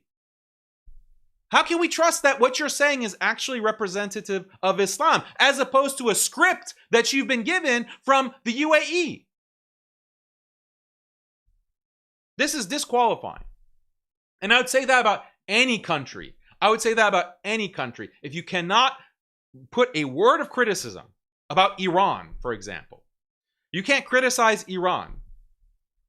You can't say anything. Like, Iran is like masoom, like they've never had any problematic position, or they've not committed any kind of problematic act in the history of that government in Iran. You can't say a word against Iran. If someone came like that, I'd say, look, you're a propagandist. Like, you are just a propaganda account or a propaganda mouthpiece for Iran. That's fine. That's fine. Like, but you should be recognized as such. I'm not going to come to you to understand religion. I'm not going to come to you to understand like an objective perspective on whatever. I have put you in a specific box. You are a mouthpiece for the Iranian government. That's fine. That's fine. All these governments have their mouthpieces. There are Iranian mouthpieces. There are UAE, Saudi mouthpieces, Syrian mouthpieces, Egyptian mouthpieces, Qatari mouthpieces. No problem. Okay? Governments have their representatives. The problem is the deception. The problem is the deception when you present yourself as a neutral party, or as a sheikh, or a mufti, or an alim, or a da'iyah, a religious preacher. You're presenting yourself as that, but really, you are a propagandist. Really, You have been given directions and you're worried about losing something by criticizing that particular government. I'm not worried about losing anything. I criticize Iran all the time. I criticize them right now for you. Okay? What Iran did by backing Bashar al-Assad, when Bashar al-Assad was committing atrocities against Muslims, and specifically Sunni Muslims, and you put no consequence against Bashar al-Assad for that, you did not rein him in when his death squads were committing atrocities against Muslims in Syria, and the same thing in Iraq, okay, with the powers in Iraq. You didn't bring consequences for that, okay? That is wrong, and you should be condemned. Iran should be condemned, the government, for that, okay? That's what being just is. I can levy that criticism while still acknowledging that there was a CIA operation to actually overthrow Bashar al-Assad. Like, two things can be true at the same time, you see. So, yeah, I've talked about this at length. But the point is that we're done with these propagandists in sheikh's clothing or presenting themselves as whatever, religious scholars. Like, this is no more propaganda, no more of this psyop by the Gulf, some of these Gulf countries, by Saudi, especially in the UAE. This is a psyop. Okay, you trot out your preferred scholars, some of them the Medina educated, Islamic University of Medina educated. They're just mouthpieces for your regime to put out this propaganda, which is a proxy propaganda from Israel, from Tel Aviv, by the way. We're done with it. We're done. We're calling you out. That's why if you're a Medkhali, if you're a bootlicker, if you're increasingly all these Wahhabis, like, they get exposed. Exactly as the Palestinian resistance said. Like, October 7th is going to expose all of them. They're going to get all exposed. And that's what we see. When you said I glazed the UAE, you are a liar, right? And I've proven that now. When I said they have lowered, you read it. I said, yeah. How is that proven? You glazed the UAE. You're not criticizing them. You don't say Iran also has more unity. Iran has lower crime rates. You don't say that about Iran. All you say is that Iran is this and that. You takfir them. And you say that, yeah, you hope that they're destroyed by Israel. You hope that Israel and Iran destroy each other. Like, that's what you say. You didn't say anything about the UAE. You didn't condemn the UAE. You did not condemn them. Like, you want to say... So you want to say... Listen, Daniel, you asked questions. I answered them very clearly. No, you didn't. I never glazed the UAE. By the way, can I show on the screen? Can I show on the screen you calling yourself Mufti? Like, your official channel is calling yourself a Mufti? Can I share that? Go ahead. Can I share the screen? Yes. Let's... Okay, do you see this short? It says Haqiqat with Mufti Othman. This is from yes. Othman bin FAROOQ official. Is this not your official channel? That is not my official channel. Okay, that's not your official channel. How about this Facebook? How about the Facebook page? Daniel, do you understand what I just said, by the way? Yeah, I understand. I'm glad that you're clarifying. I'm glad that you're clarifying. So when he says that's not my official channel, does that mean that his team has nothing to do with the channel? Or does it mean that it's not my official channel is one message, but I have multiple channels? Like, what does it mean?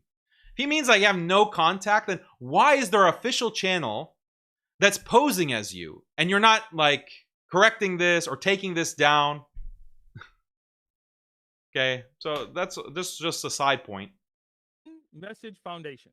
Okay, so that's not, for anyone who's confused, Othman bin FAROOQ official that's not his channel. And this is not your page. Can you see this? Othman bin FAROOQ, 39,000 followers. Can you also deny that this is your page? I only see the same video you had up. Can you change it first? Let's see.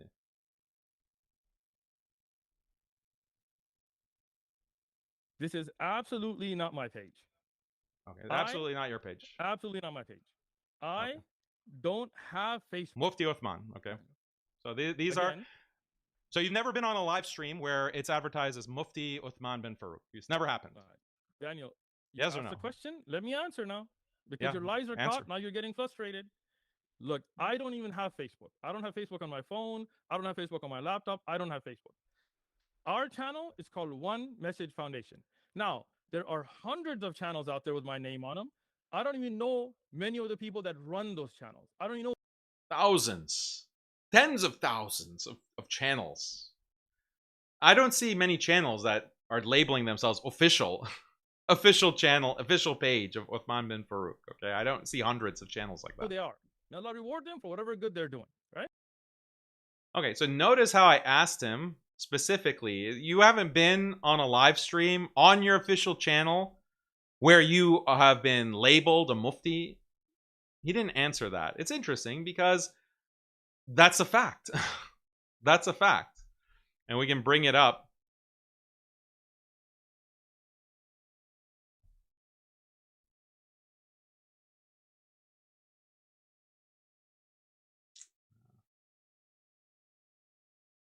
Hold on 1 second.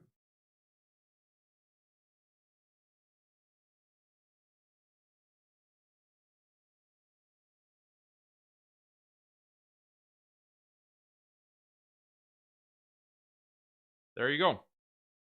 One Message Foundation. Ask Imam Karim and Mufti Uthman. Live show, okay? This is a live stream done 3 years ago. So you can't deny that you've used this title. Okay, this is your official channel that you said, Uthman. It's Mufti Uthman. And what's egregious about it is that this is a call-in. You put your number there for call-in on WhatsApp. People are calling to ask you questions. Ask a mufti. Ask a mufti. So that it's even more egregious than the usual claims of sheikh, sheikh, sheikh, sheikh, sheikh, sheikh on all your videos. It's more egregious because people are calling with the expectation that they're going to get a fatwa from a mufti. And he sits there and he answers questions. He's introduced by Karim Abu Said as here's Sheikh Othman. He doesn't provide a correction. He doesn't say like, by the way, guys, I'm going to answer your questions, but I'm not a mufti. He doesn't provide it. I'm just a basic beginner student of knowledge. He doesn't say that. This is dishonesty. This is egregious, blatant misrepresentation. He does not have any credentials in ifta. He should not be called a sheikh. He is not a scholar by any stretch of the imagination. And we can get into it. I already showed the video yesterday where he can't even read Surah Al-Fatiha. He can't even recognize the letters, like the Arabic letters of Surah Al-Fatiha. That's how like low his level of like basic Islam is. And yeah, this is Ask Mufti Uthman live show. And then he has the gall, the audacity to call me a liar. To call me a liar. When I ask him explicitly, and he tries to get out on this technicality, oh, I don't call myself a mufti. I don't call myself.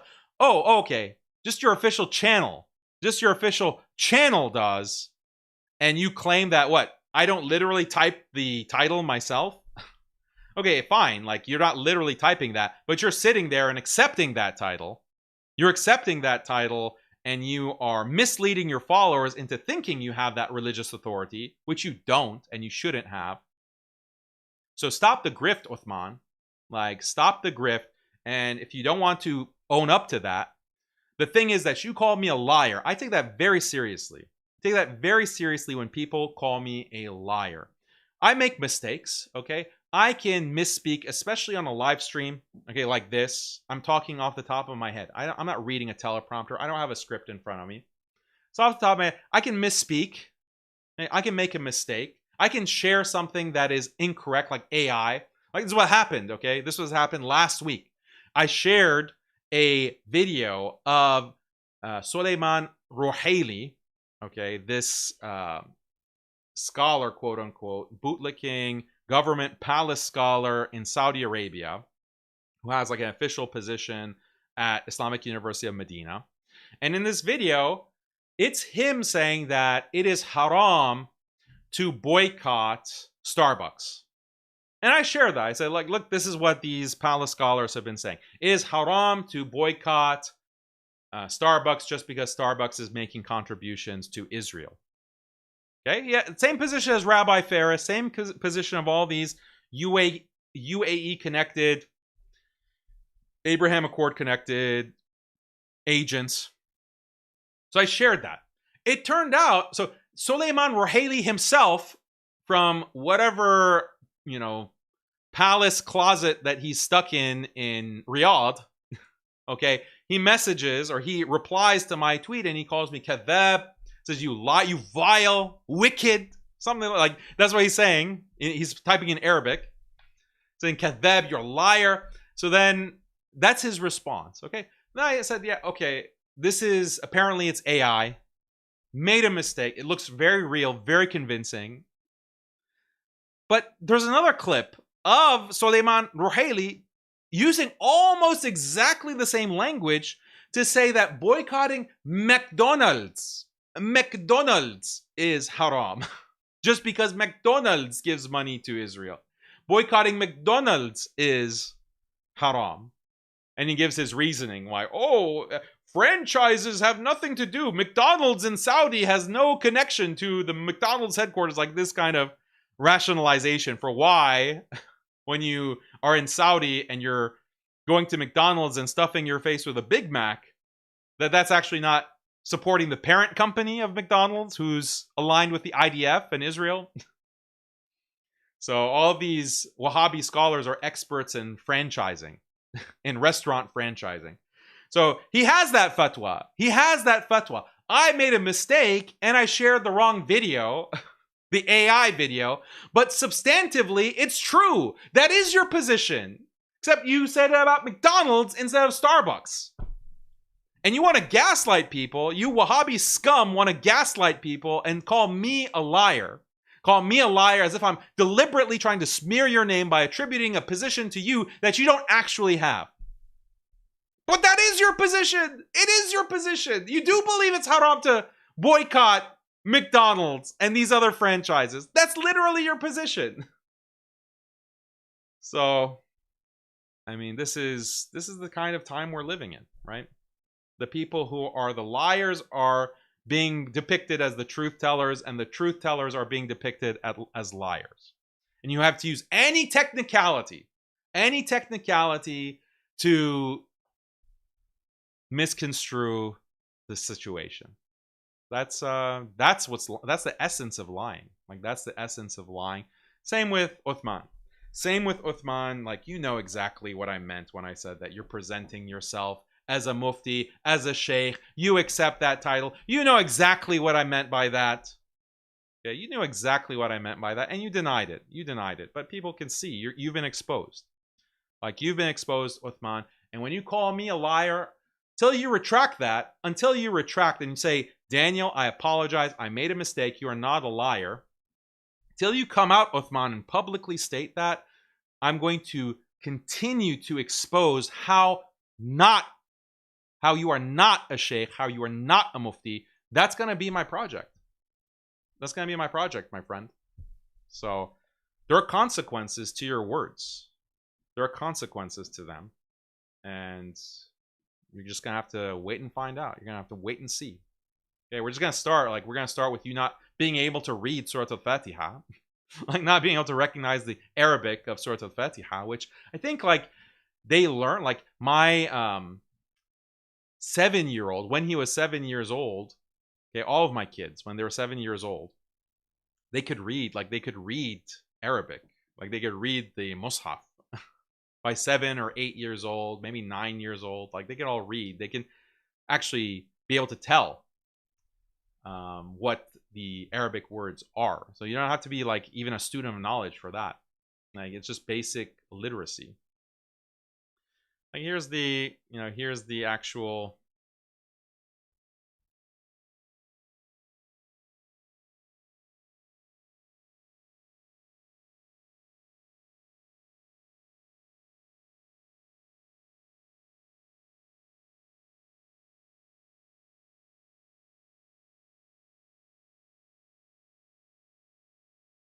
Okay, here is Uthman bin FAROOQ, Sheikh Mufti,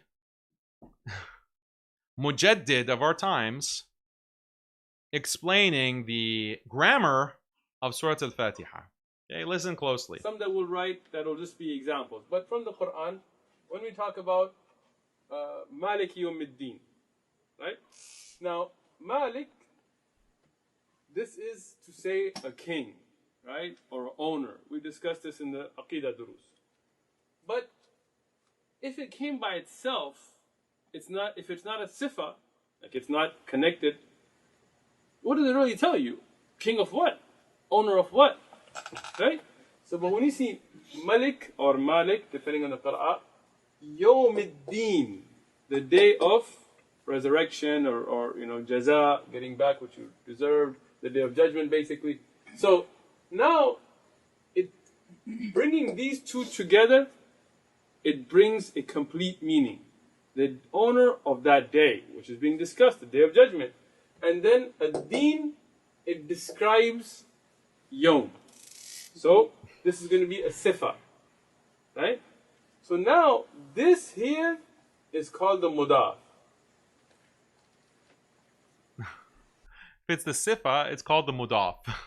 If this is the sifa, it's called the mudaf. Like, I'm not going to explain the Arabic grammar to you, the nahu, but just know that he's completely bungling it.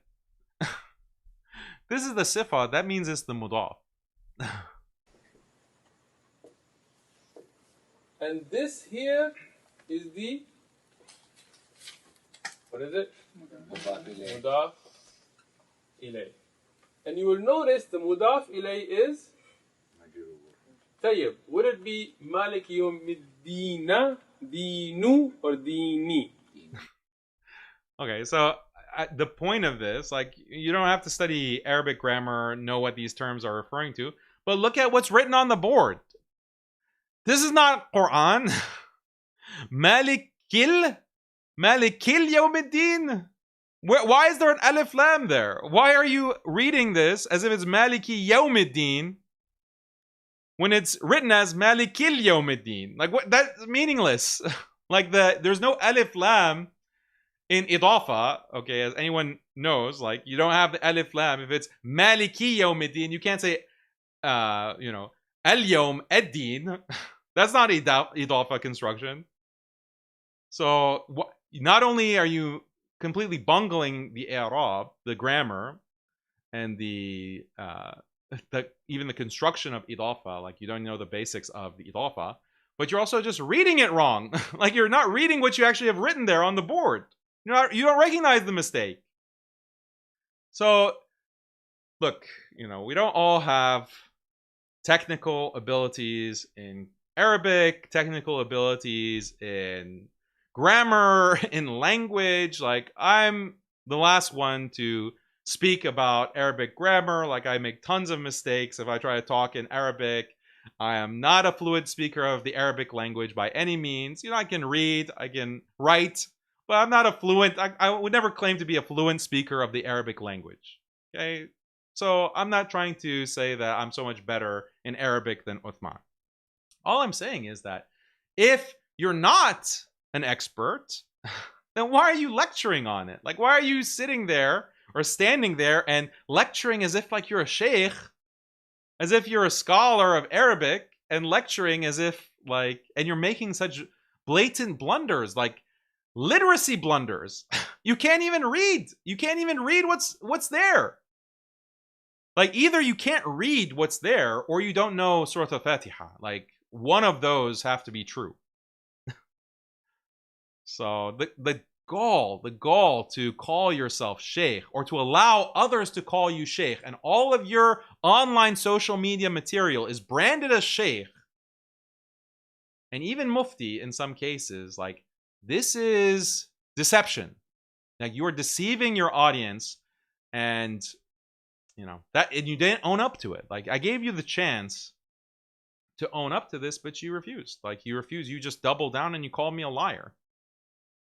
Call me a liar. You're not taking any kind of accountability for what you're putting out there. So this is something that, and what's the significance? Like, what's the significance of branding yourself as a scholar when you're not a scholar?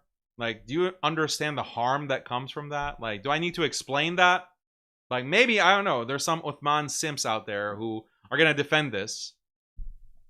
I don't know. But you need to familiarize yourself with some basic common sense. If you present yourself as a scholar and you say you're sheikh, or that's the branding that's throughout your social media that you don't correct, So people have the image of you as a sheikh, and you actually, it's like half-baked. You don't actually have a clue. Then you're going to make mistakes. And those mistakes are going to pile up. And when you make a mistake in saying something about the religion, do you not fear Allah? Like, do you not fear that you have lied against Allah and His Messenger, sallallahu alaihi wasallam? Don't you feel like that weight? That you had well-known statement from Imam Malik, okay, the great Imam Malik, who said that, who it was reported of him that for 50% of the questions that he was asked, he would say, I don't know. Say, I don't know. People would travel hundreds of miles, thousands of miles to come and ask the great Imam Malik a question. Get his fatwa. Get his opinion. Get his advice. And 50% of the time, he would say, I don't know. Why would he say, I don't know? Because he doesn't want to say something incorrect about the deen of Allah and attribute that to Allah or attribute that to the Messenger of Allah, sallallahu alaihi wasallam. It's very serious. It's very serious to present yourself as a scholar. Okay, in general, it's just very dangerous to talk about Islam. Actually, to talk about Islam without knowledge, you don't even have to have a label. Just me talking about Islam, anyone talking about Islam, even if you're not on YouTube, it's in your private life. With your friends, okay, in a private gathering, or you're like the khatib at your local masjid. You're just talking about Islam. This is very weighty. It's very weighty. It's very serious. And we know the hadith, okay, the mutawatir hadith of the Prophet ﷺ. Whoever deliberately lies about me, let him take his spot, take his seat in the fire. It's known, okay, to paraphrase the Prophet ﷺ. You can't just talk about the Prophet ﷺ, about Islam, about the Quran, about deen without knowledge. Without knowledge. And that's a very weighty thing. And then to take the mantle of being called Sheikh, Mufti, Imam even. What are you doing, man? Like, what are you doing? It's very scary. Like, this is false advertising. False advertising, and it's time for you to be audited. It's time for Othman to be audited. And, this is what, if you want to be a UAE stooge, like, we can't have that, right? We can't have people presenting themselves as Sheikh this or Mufti that. Like Rabbi Faris. Rabbi Faris, okay, he was just a few years ago, like less than a decade ago, he was just a CrossFit trainer. Like, he was just in CrossFit. He had a gym in Dubai. Imagine like Andrew Tate. Okay, imagine Andrew Tate, someone who's doing sports, or like his clown, like this other bootlicker, Tam Khan. Like, imagine, like, he's just a gym owner, like juiced up, injecting himself with all kinds of hormones. And then tomorrow, Tam Khan comes and says, I'm having halaqas, like I'm doing durus. Time for durus. Come to my lecture. I'm going to go over Al-Arba'in of Imam Nawawi. We're going to go through the hadith. I'm going to provide my scholarly commentary. It's Imam Tam, or Imam Andrew. Like, imagine that. You're going to be obvious deception. Obvious, like, you're an agent. Like, you're an agent of the UAE. We have to audit. Like, we have to scrutinize these credentials. And we can't let UAE mouthpieces give others the impression that they're scholars. Okay? That's the choice you made, Othman. That's my point.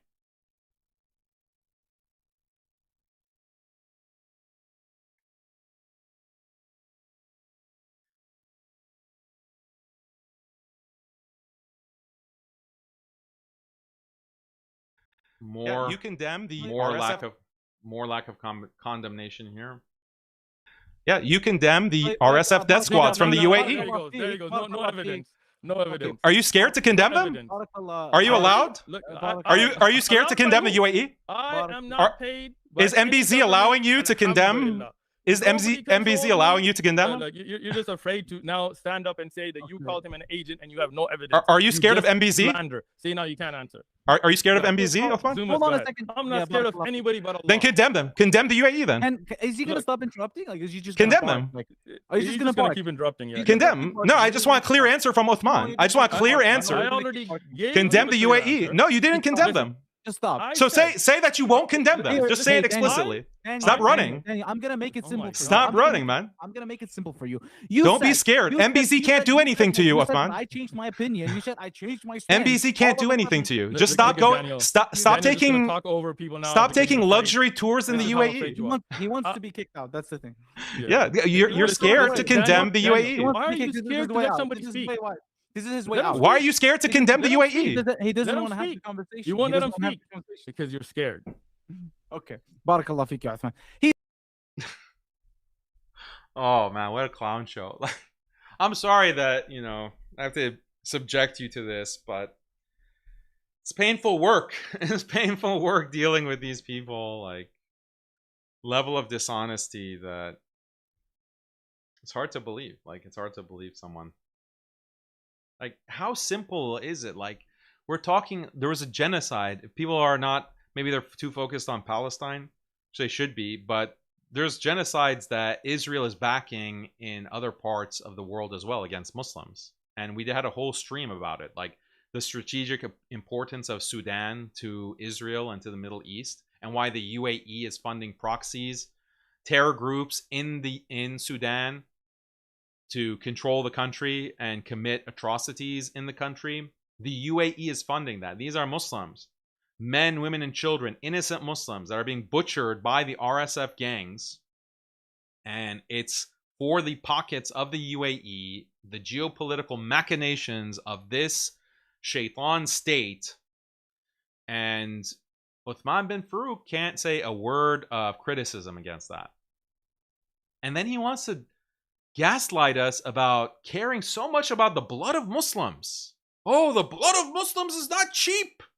That's why we will never support Iran. The blood of Muslims is not cheap.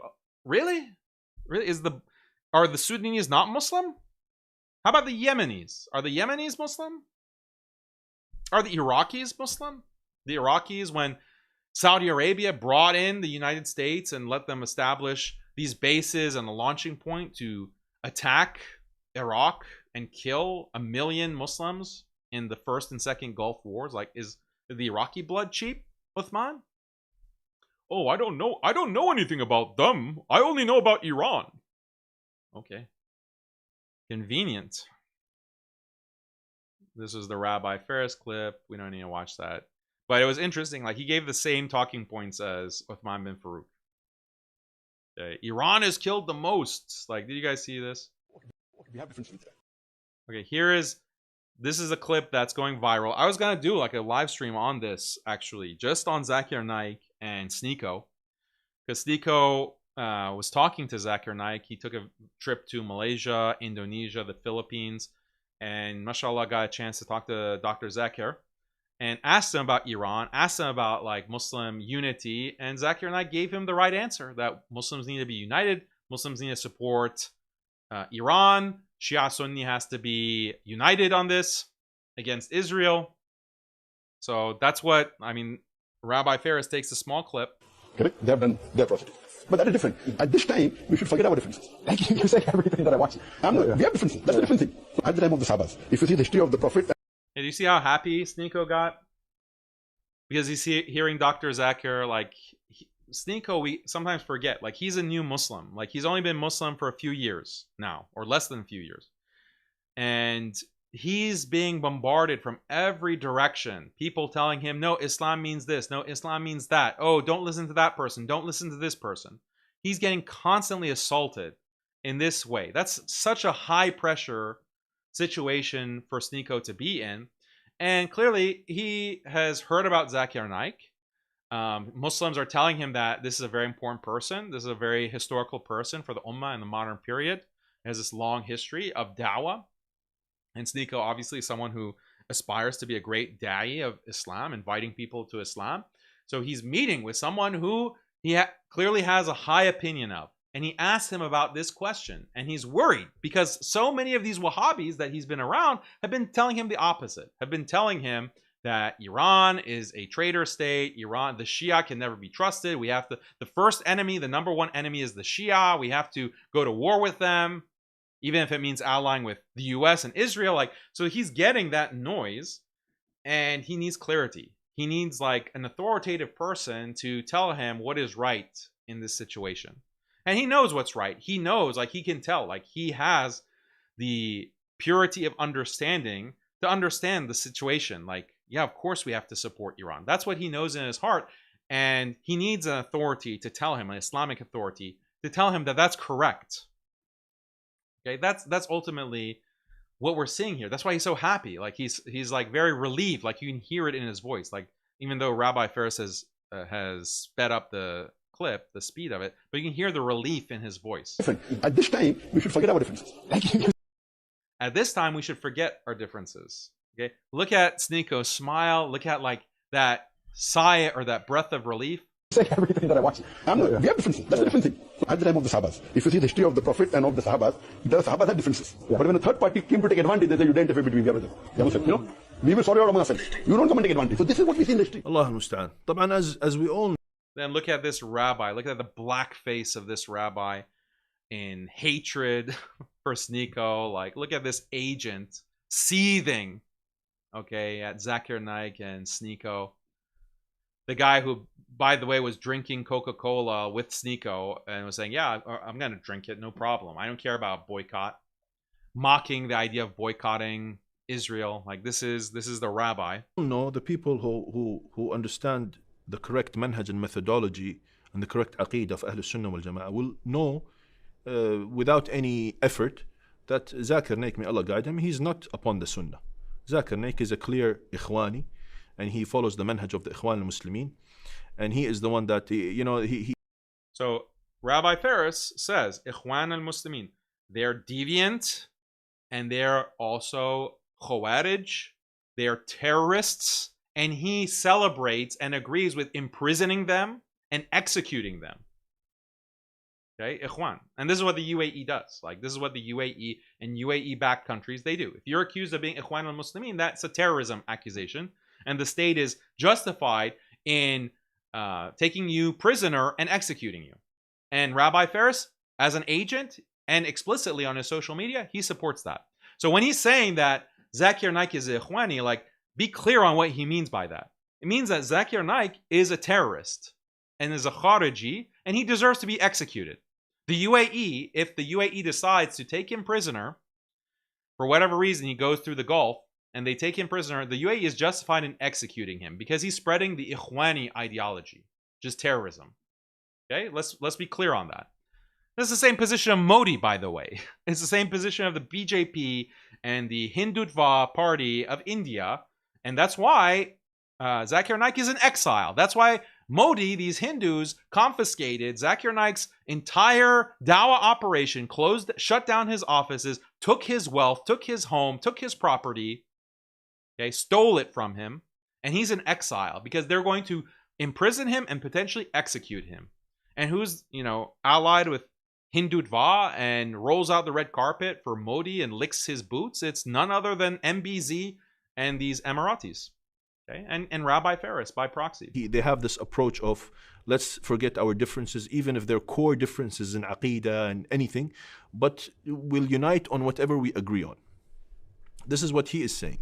Also in this maqta, in this video, in this clip, he said that we have a bigger enemy and we have to put aside our differences. I ask, this is something that is very problematic, and I believe his statements are contradictory. Because why should, to begin with, of course, this is just the tip, the beginning. To begin with, why should we put aside our differences to fight a third enemy? What is it, you tell me? It's oppression, right? It's oppression against us that made us overlook some of the differences and unite with someone that we disagree with to fight that oppression that is against our people. Okay, so oppression should be stopped. This is what you're saying, and we should not let go of oppression. Okay, so what about the Rafida and their oppression to Ahl Sunnah wal Jama'ah? Why did that not move anything in you and say, no, this is also an oppression and we have to unite against the Rafida? By your logic, we have to stand against the Rafida because they've killed more people than the Zionists. So the same line that Othman uses, like they're spamming this. And they think that, and Uncle Retard, by the way, they keep spamming this talking point. Iran has killed more Muslims. Iran has killed 6 billion. Like, where is the evidence for this? And they won't debate it. They won't sit down and have a debate on this.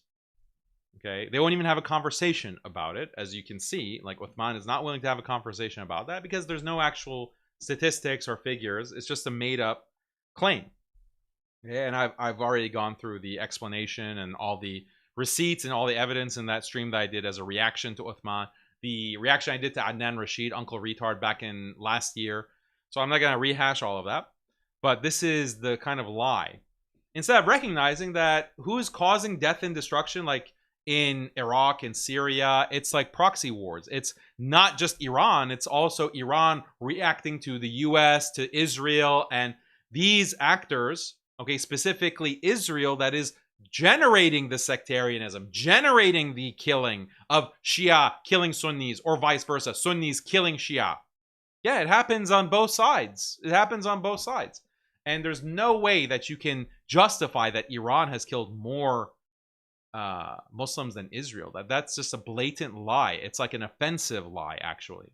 It's absolutely offensive. And especially after everything we've seen happen in Gaza for the past 2.5 years, to say this, like, you're just purely an agent. You're purely an agent. And in the UAE, like living in the UAE, who was funding and facilitating the Israeli attack on Gaza, number one. Number two, the UAE is doing its own killing, backing genocidal groups in Sudan and Yemen.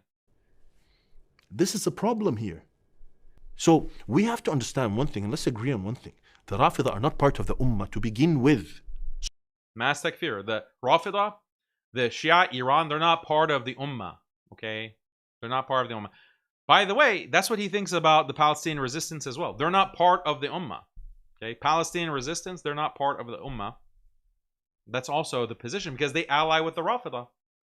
Okay, they ally with non-Muslims. And according to the Wahhabi principles, if you ally with the non-Muslims, like the Mushrikeen, okay, the Rafida are the Mushrikeen. If you ally with the Mushrikeen, then you're also a kafir. It's one of the nawaqid of Islam. The nawaqid, the nullifiers of Islam. So that's their view. That's the Wahhabi view. That's explicitly Rabbi Faris' so that view. We can overlook our differences or no. Number two, if you're talking about oppression, the Rafida are the first criminals that we have to stand against because they are the ones who have been oppressing the Ummah. And like I said, in Syria, in Iraq, in Yemen, in many other places, in Lebanon. So what are you talking about? Why is this double standards? Is it because your Ikhwani sect is being put on the line that you just have to defend them? So it's not about the Ummah, it's about your sect. You want to defend your sect. And then they give you that false principle, is that if you are not standing with the Rafida, which is, like I said, and this is false, they are our brothers and part of the Ummah, then by default you are a Zionist. No, wait a minute. This principle, this qaida, that they want to strictly abide you by and restrict you by, is wrong, aslan, to begin with. You cannot restrict me either choose this or that, choose life or death, choose boy or girl, choose left or right. I mean, but that's the practical consequence. The practical consequence of the Muslims not uniting is that Israel is going to be successful in their greater Israel project. So it is a binary. It is a is or. Like, even if you put aside any other consideration, if the Muslims continue to be disunited, fighting each other in this way, sectarian way, then the greater Israel project is going to be successful. Like, that's their game plan. Like, that's their whole, like, that's Israel's entire game plan. Like, do you not get it? Like, that's how they are planning to do this whole operation. That's how they're planning to take over. And that's how they have been taking over so much of the Middle East or West Asia. So it's a binary because of reality, not some kind of principle that we've imposed. No, it doesn't work like that. There's a third option. There's three options. Either I'm with the Zionists, either I'm with the Rafida, either I'm with none. I don't support anyone. Look how he's gaslighting us. He's pretending, this rabbi, that he's not with Israel. Hello? The government, your government, that you're an employee of, like he's literally an employee of the UAE government. They're the ones who are funding all these like videos that he's putting out, well-produced, high-quality, high production value videos. They're the ones who have normalized with Israel. They're a partner of Israel. They're partnering with the Zionist state.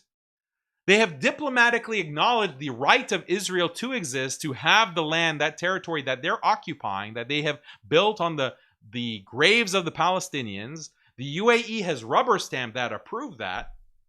You are the employee of a Zionist government, and you have defended this. You have defended. We can make an alliance with anyone we want.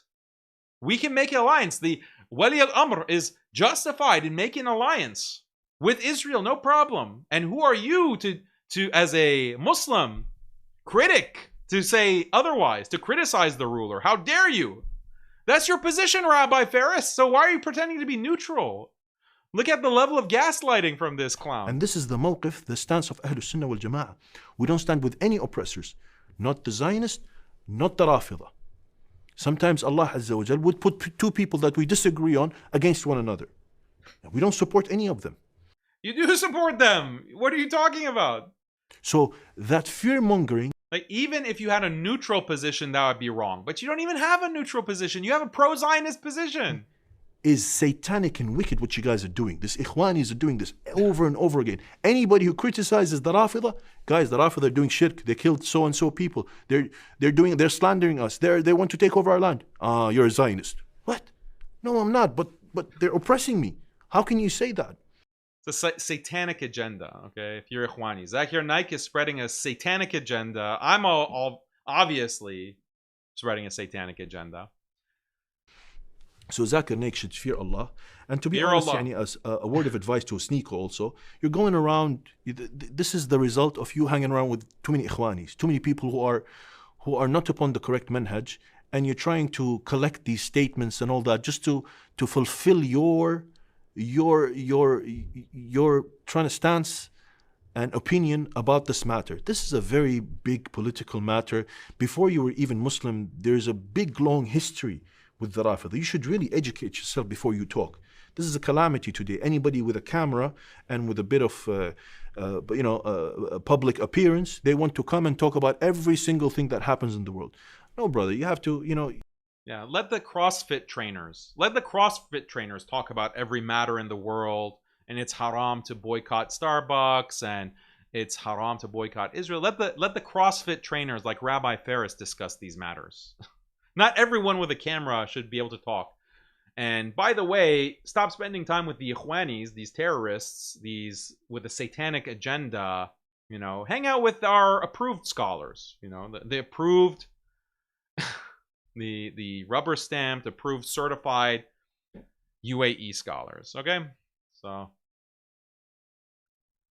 Halal Zoomer did some good clipping, as well as the rest of the MuslimSkeptic team. Just going like this, go see this video, like literally scrolling through. You can pause all the comments on Othman's channel against him. Kind of crazy. Okay, we're going to talk about the Jewish spy. This is what we'll get into.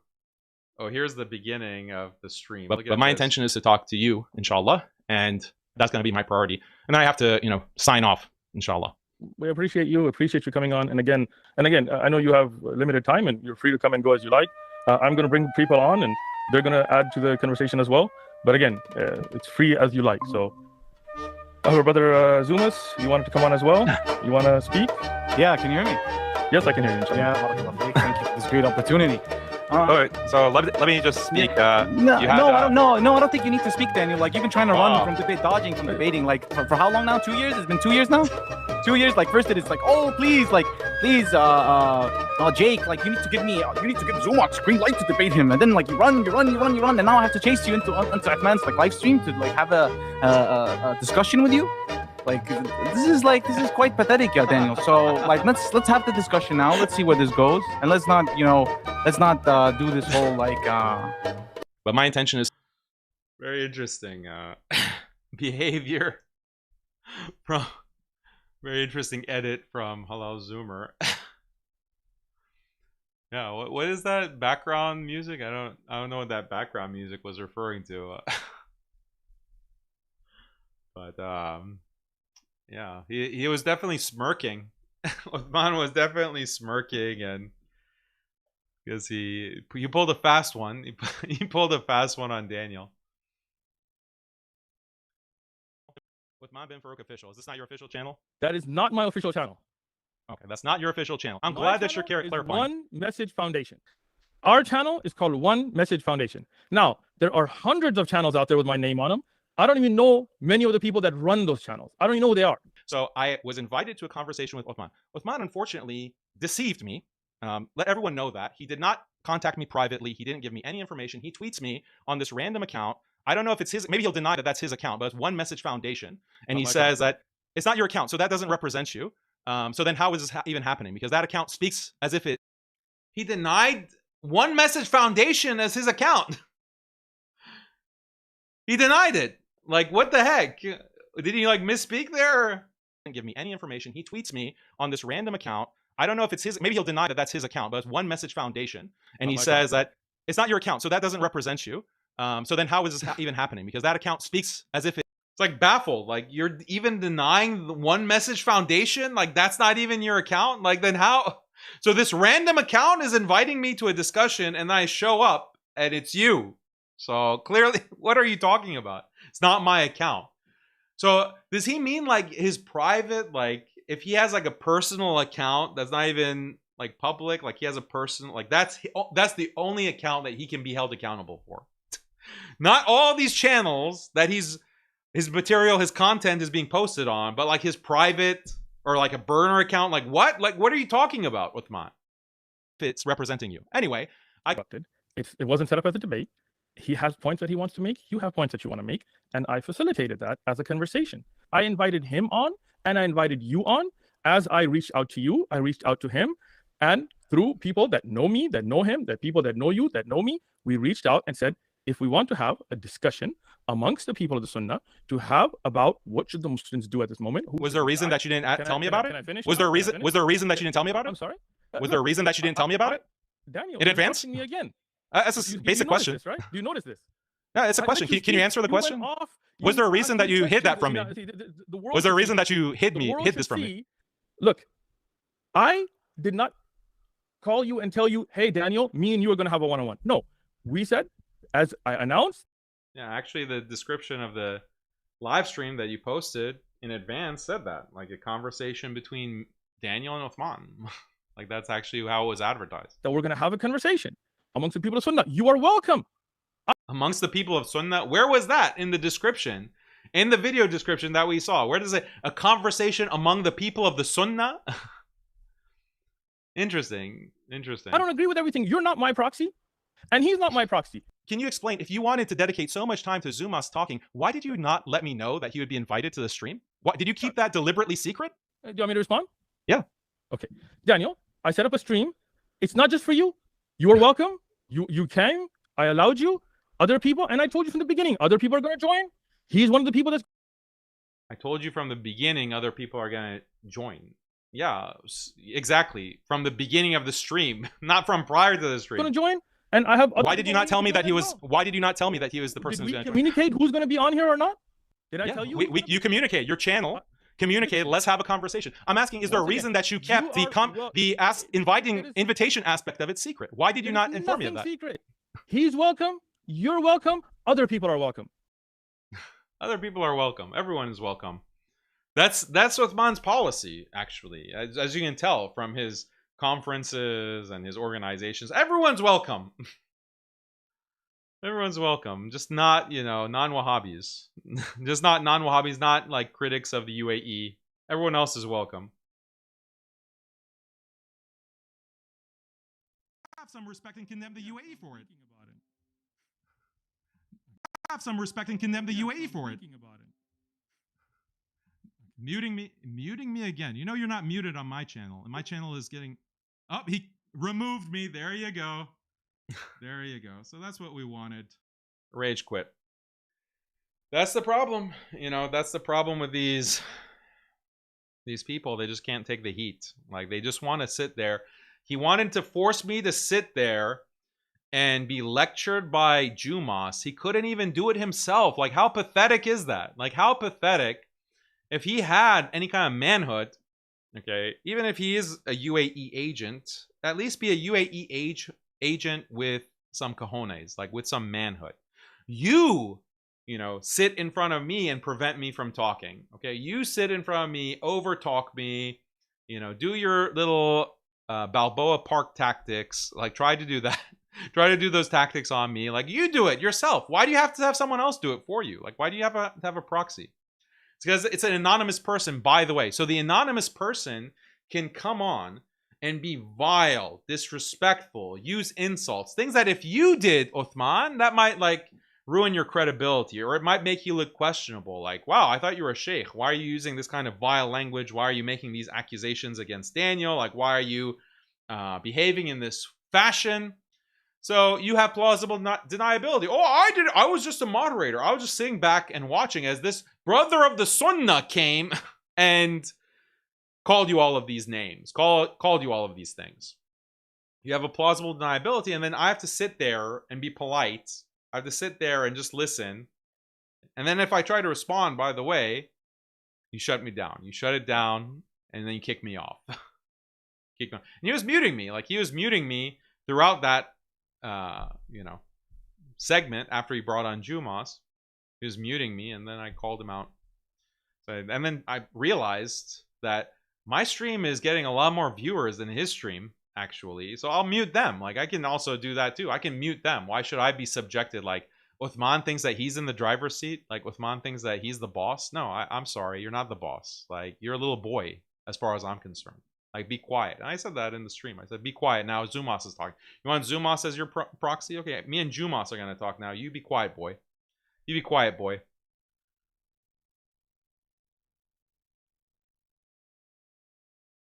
No evidence. Okay. Are you scared to condemn no them? evidence. Oh, we saw this.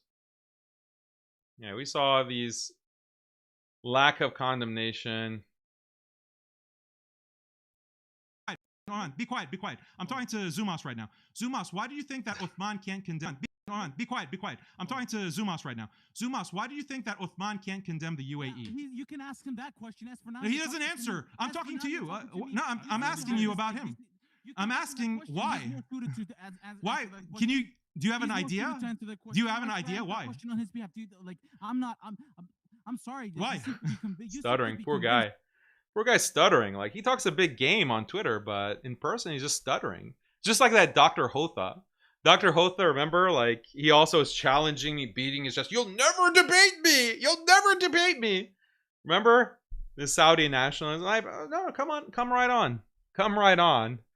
And, you know, maybe I should have Uthman tactics, like, oh, come right on, and then I say nothing and I have someone else, like a proxy, to come and debate, like Dr. Hotha, Saudi national. I should use those tactics, right? Yeah, if I had, you know, if I was a woman, or if I had overflowing with estrogen, maybe I would use that kind of tactic.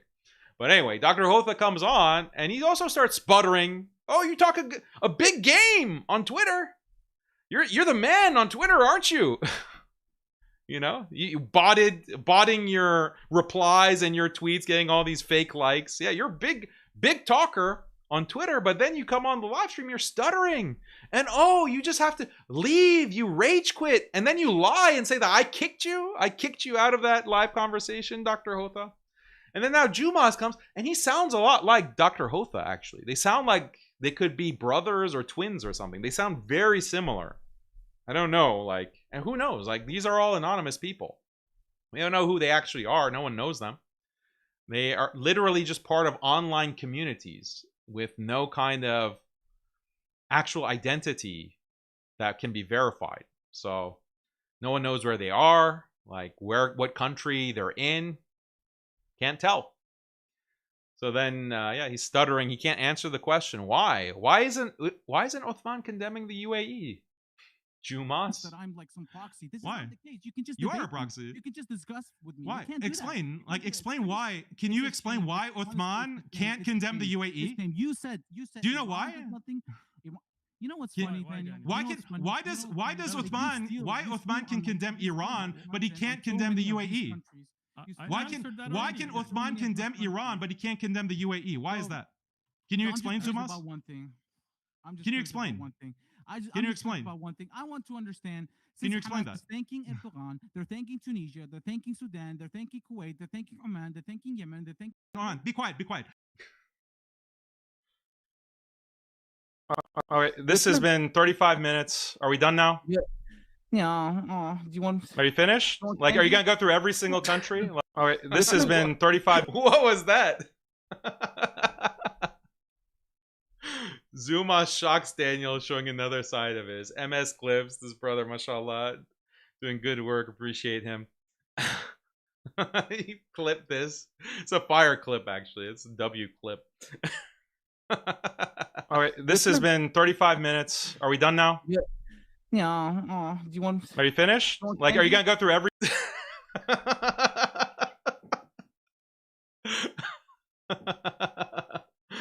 Oh man, this is okay. So that's a good segue into Jumas, into poor Jumas. So who is Jumas? This is Othman bin Madkhali's representative. Othman bin Dubai, Othman bin luxury boat tour in Dubai, his representative in this debate. Who is he? Who is this guy? And so we're gonna talk about him, as unfortunately, as unfortunate that as that can be. Let me get the slides. Okay, so Jumas is a Ba'athist. Okay, and he denies this. He denies that he's a Ba'athist. But, you know, it's shocking that Othman bin FAROOQ, the Aqidah specialist, you can't be an Ash'ari and you can't be a Maturidi. A Maturidi is not Ahlul Sunnah. Yani, tayyib. Yani, okay? Maturudis are not Ahlul Sunnah, but Ba'athists are. You know, Ba'athists are the Ahlul Sunnah. The conversation amongst Ahlul Sunnah includes Ba'athists. Interesting standard there, Uthman. Like, this is your representative who debates on your behalf. Okay. So what is Ba'athism? Okay. At its core, this is like a standard definition. Ba'athism, from the Arabic ba'ath, meaning renaissance or resurrection, is a political ideology that emerged in the mid-20th century, especially associated with thinkers like Michel Aflaq and Salahuddin al-Bitar. So it's a secular ideology, and the core of Ba'athism are these 3 points: Arab unity, Arab socialism, and secularism. Okay, they are explicitly secular. Michel Aflaq wasn't even Muslim; he was Christian, and they're socialists. They believe in a version of some kind of Marxism, which is materialistic, and so they're often atheists, but they're definitely anti-Islam, and they are not in favor of like pan-Islamic or pan-Muslim unity. They only care about Arabs, okay? Arabs, Christian Arabs, Muslim Arabs, atheist Arabs, communist Arabs, Jewish Arabs, like, okay, we're Arabs, okay? It's Arab nationalism, basically, okay? So this is what Ba'athism is. Jumas, this online anonymous Twitter troll, okay, who's in my replies constantly barking, he's a Ba'athist, even though he denies it. Why? Because he ticks off these boxes, okay, with the most important of which is being an Arab nationalist, and secondly, being this kind of secularist, and other evidence that I'm going to present to you. Okay, so here is Jumas. Like, Jumas, before he was on Twitter, he was on Reddit. This guy is just a Reddit mod, okay? Like, all the stereotypes about Redditors, he meets that description. Right? And he has this kind of subreddit that he was the moderator of. Okay? Ask Middle East. And it seemed to be a popular Reddit, and somehow this sectarian is the head of this subreddit. How did he become the head of this subreddit? I don't know. But he's always... So we're going to go through his posts, many of which have been deleted. Okay? So you have to go through archives to find them. And that's the thing that we'll see about Zumas.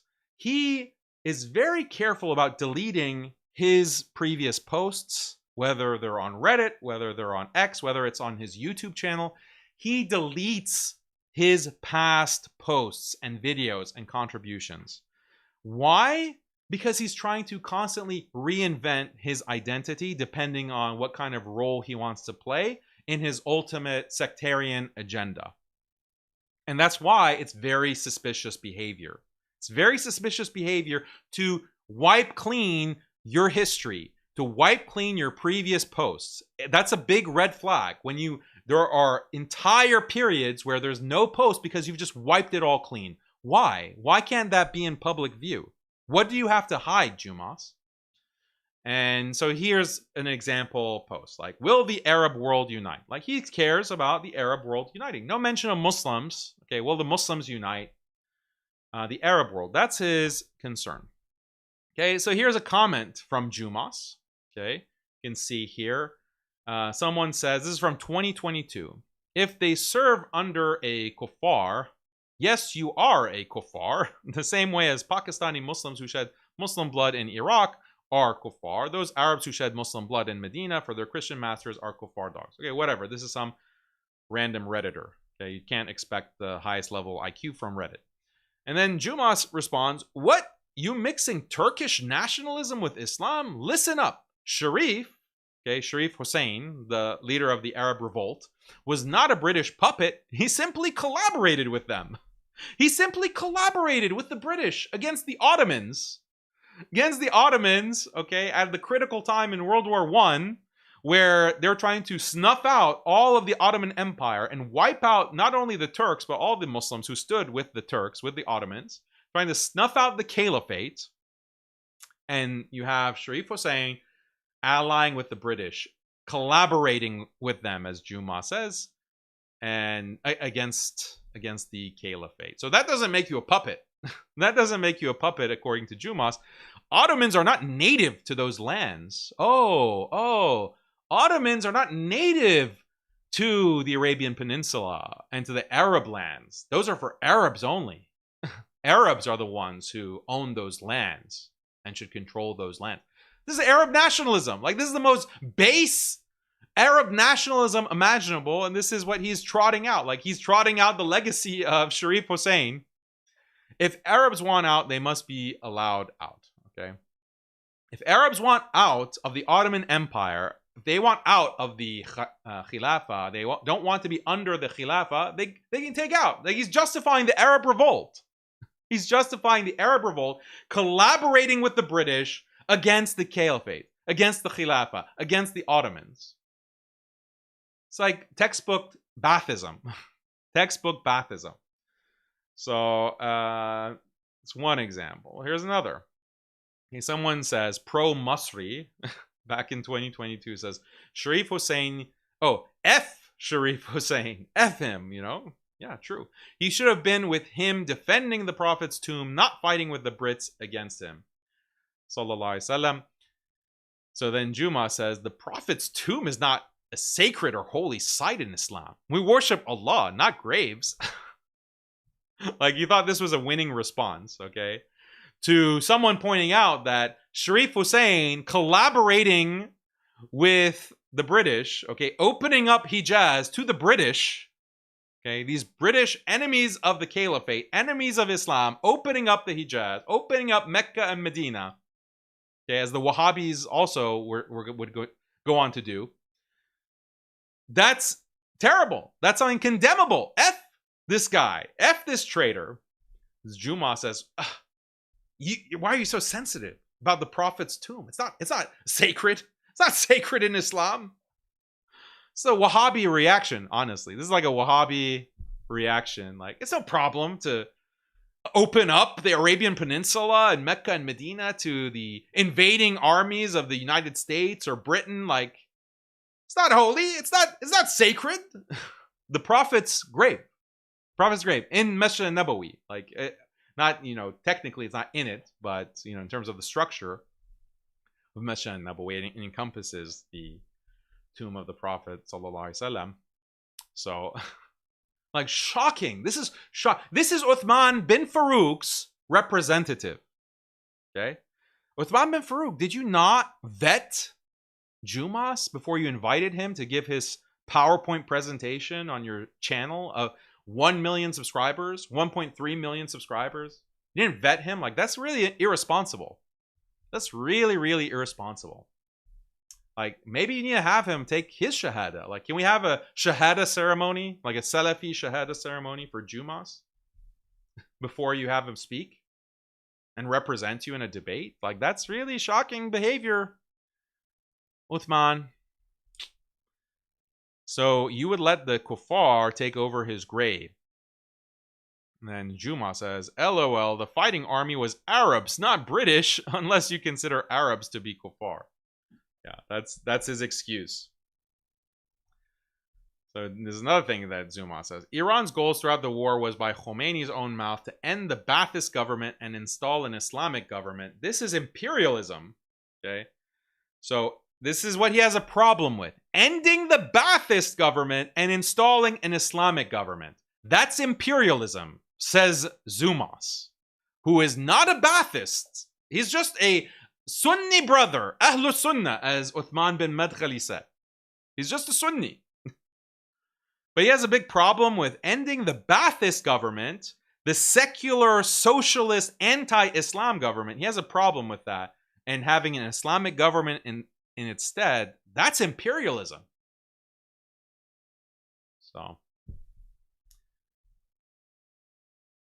which country has most alcoholics? Ask Middle East. This is a post. And anyway, this Sarek says, we have many alcoholic people here to the point where banning alcohol becomes impossible. So as they had to lift the ban, banning something will always cause negative effects. Okay, if you ban alcohol, as Islam does, that'll have negative effects. Okay. But Zumas here says lifting that ban was a good thing. Legalize alcohol, okay, in the Muslim world, in the Middle East, okay.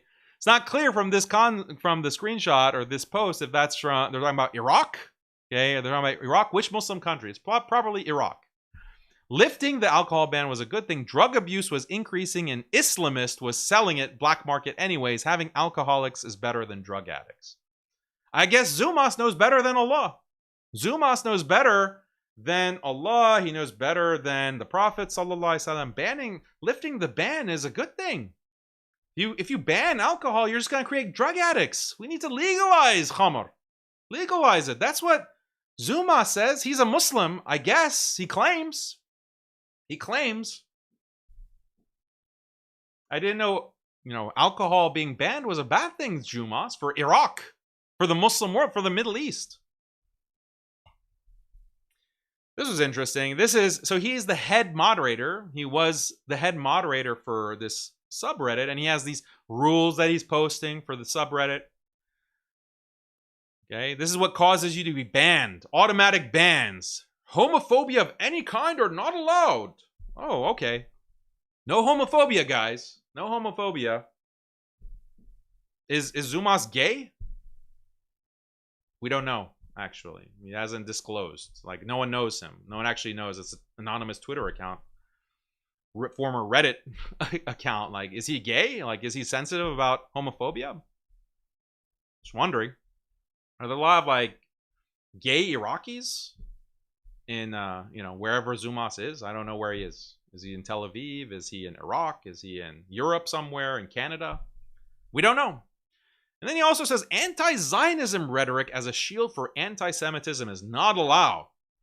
Don't you dare be anti-Semitic, okay? If you're anti-Zionist, but you're actually trying to be anti-Semitic, we don't allow that.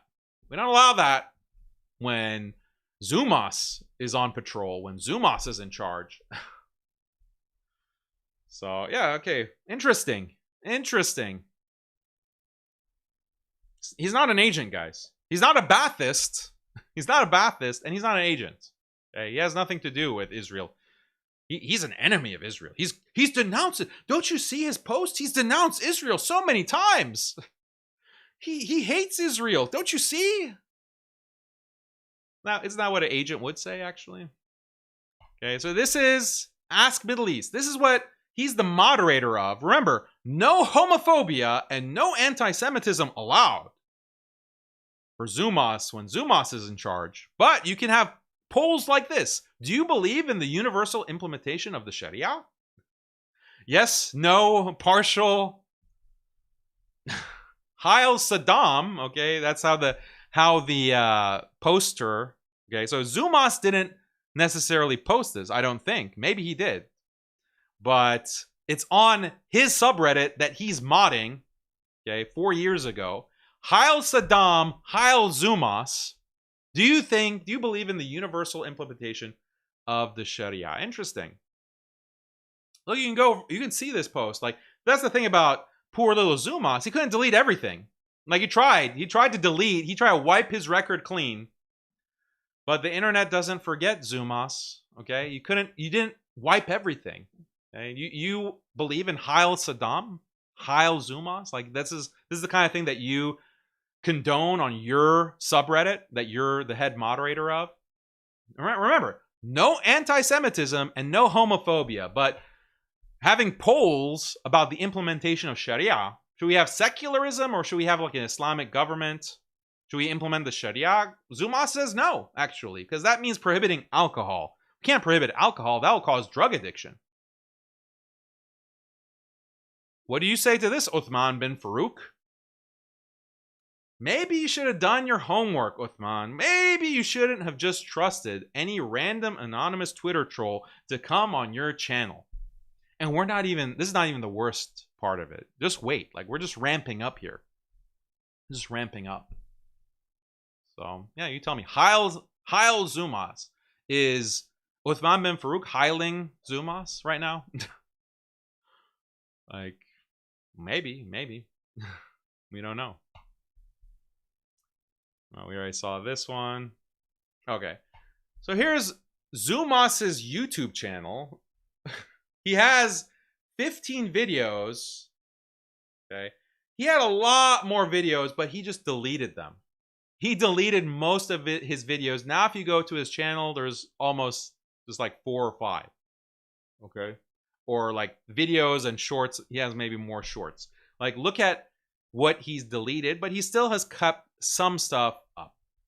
Okay. Or actually, I think he took this down. He took this down. Welcome, O Destined Battles. This is the Iraqi nationalist song, okay, a military song that they had under Saddam. And I believe if you go to his channel now, he's deleted this. Okay? Why? Why are you deleting all this? The reason is that I was calling him out as a Ba'athist. He was trying to troll me, trying to attack me, saying I'm this, I'm that, leveling all these lies against me and accusations. And I said, look, you're clearly a Ba'athist. Like, why should we consider anything that you say? And he came onto my radar, especially because Jake at that time was refusing to debate me, and he nominated Zumas to debate me instead of Jake in his stead. So similar to what Othman did, actually. Jake tried to do the same thing. At least Jake was a little bit more honest. He didn't like agree to debate or agree to a conversation and then surprise bring in Zumas. At least Jake didn't do that. But what ended up happening is that Zumas went back and he deleted all of this Ba'athist propaganda that he had on his channel. Deleted, wiped it clean. Why? Is that like the behavior of an honest person? Is that the behavior of an honest person, Zumas, to take out all of those videos? But there are some receipts. So, Welcome, O Destined Battles, this Iraq military song that was on his channel. So it's not there, but you can go and see what the song is about. And this is one of the lyrics. March for the glory of the great Ba'ath. March for the glory of the great Ba'ath. Okay, this is, you can go, Welcome, O Destined Battle, Iraqi military song. You can go see it. You can see the lyrics.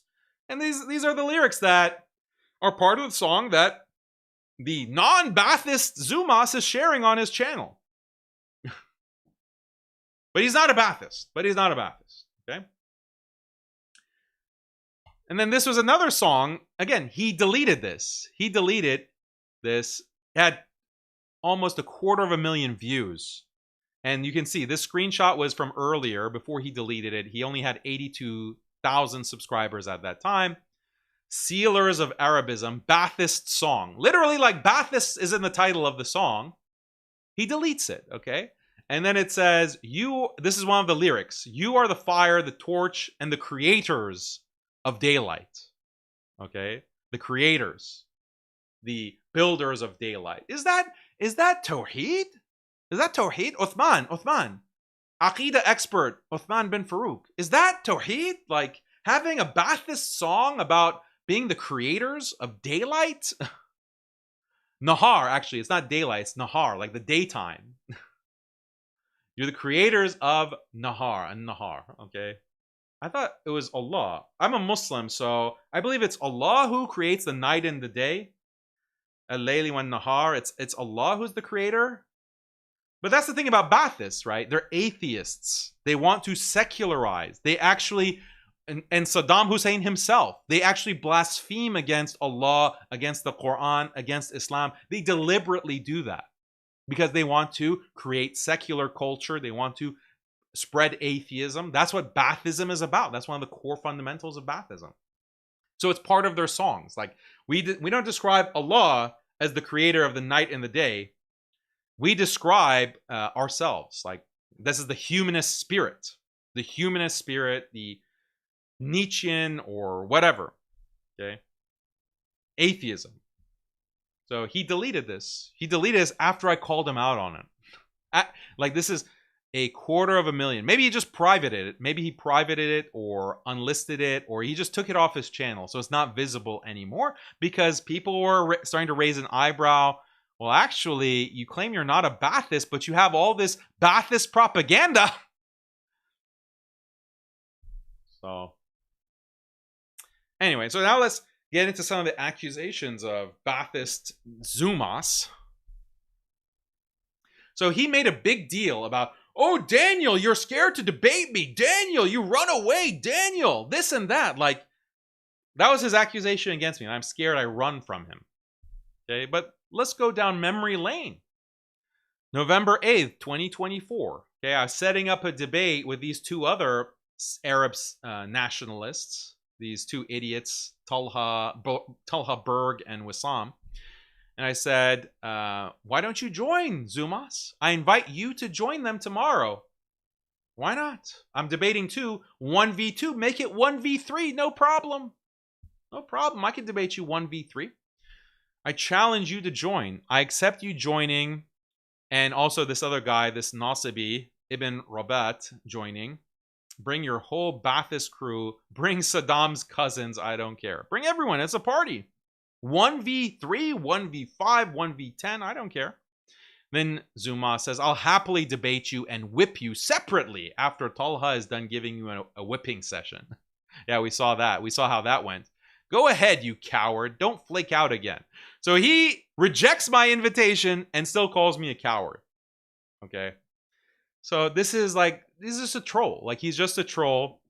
And we saw what he's about. Like, the only way that this guy can debate me is if it's like a sneak ambush with a 50-point slide presentation, 50 slide presentation, and a moderator, a neutral moderator, quote unquote, who silences me if I have an objection to him just rambling on and on. And what was the biggest point that he made, actually, on the stream against me? What was his biggest point? Like, he said, Daniel supports Shi'i death squads.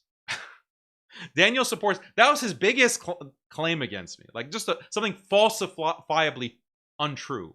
Some clearly and demonstrably untrue that I support Shi'i death squads. Like, that was his biggest point. Or his other big point, his big gotcha is that Daniel said that Iran did not collaborate with the US in their invasion of Iraq. But then in another stream, he said they did. He said they did. Oh, I gotcha. This is gotcha, Daniel. Like, this is big gotcha moment. The big refutation of Daniel. Like, this is the level of IQ. It's the level of IQ that we're dealing with. So, and his proof of this is because I responded to some of the sectarian accounts that are saying that Iran is like killing more Muslims than anyone else. Okay? Iran is killing more Muslims than Israel. Iran should be blamed for the Iraq war. Iran should be blamed for this and that. Like, they're spreading all this nonsense.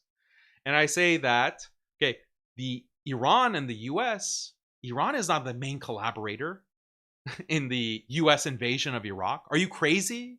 Are you insane? Like, Iran is a collaborator in that? Iran was not part of the coalition of the willing. Iran was not part of the group of countries, some of the European and the Muslim countries who joined with the US to invade. Iran wasn't part of that. So that's one statement, one context. And then the other context where I say that there could have been some kind of deal made under the table with some party in Iran with the US.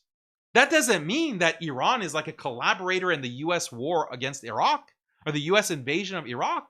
That would be hyperbole. That would be exaggeration. That would be unjust to say that about Iran, to condemn Iran. And you have a blind spot for Saudi, UAE, a blind spot for Jordan and Kuwait.